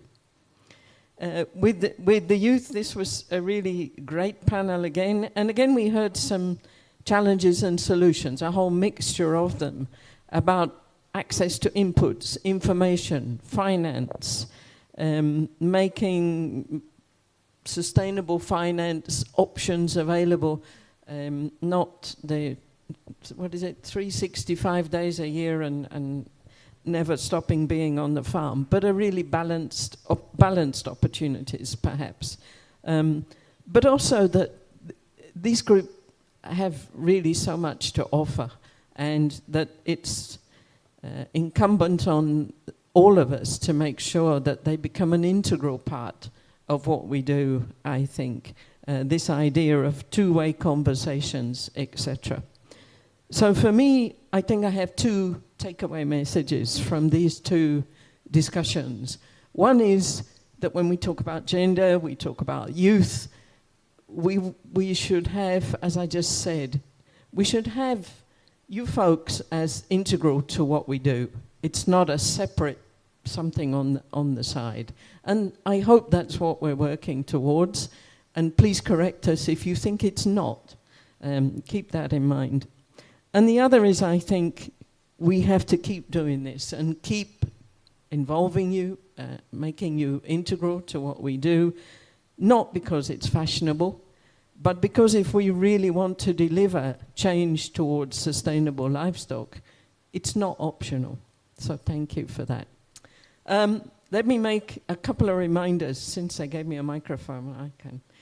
One is, don't forget, we do have the share fair, the exhibition, the people who've made these fantastic posters and demonstrations will be there from as we leave this room. Take a little while to go and see them. Even if you don't have time for everything, make sure that you look at some that may particularly interest you, get to know the people who've prepared the material and so on. Really encourage you there. And we do have a couple of side events this evening, which I've forgotten what they are. We have one that's looking at a decision-making tool, supporting policy-making and investments for agri-food systems under Jeff. This is a hybrid event. It's in Mengrai 3 room on the mezzanine floor. And the AFCA have their quarterly executive committee meeting again in Mengrai 2 room. So if you're part of that, please make sure you join. And of course, don't forget, we have a special dinner here in this room starting from 7 o'clock this evening. And I'm sure there may be some announcements, but that's all for me for now. Thank you.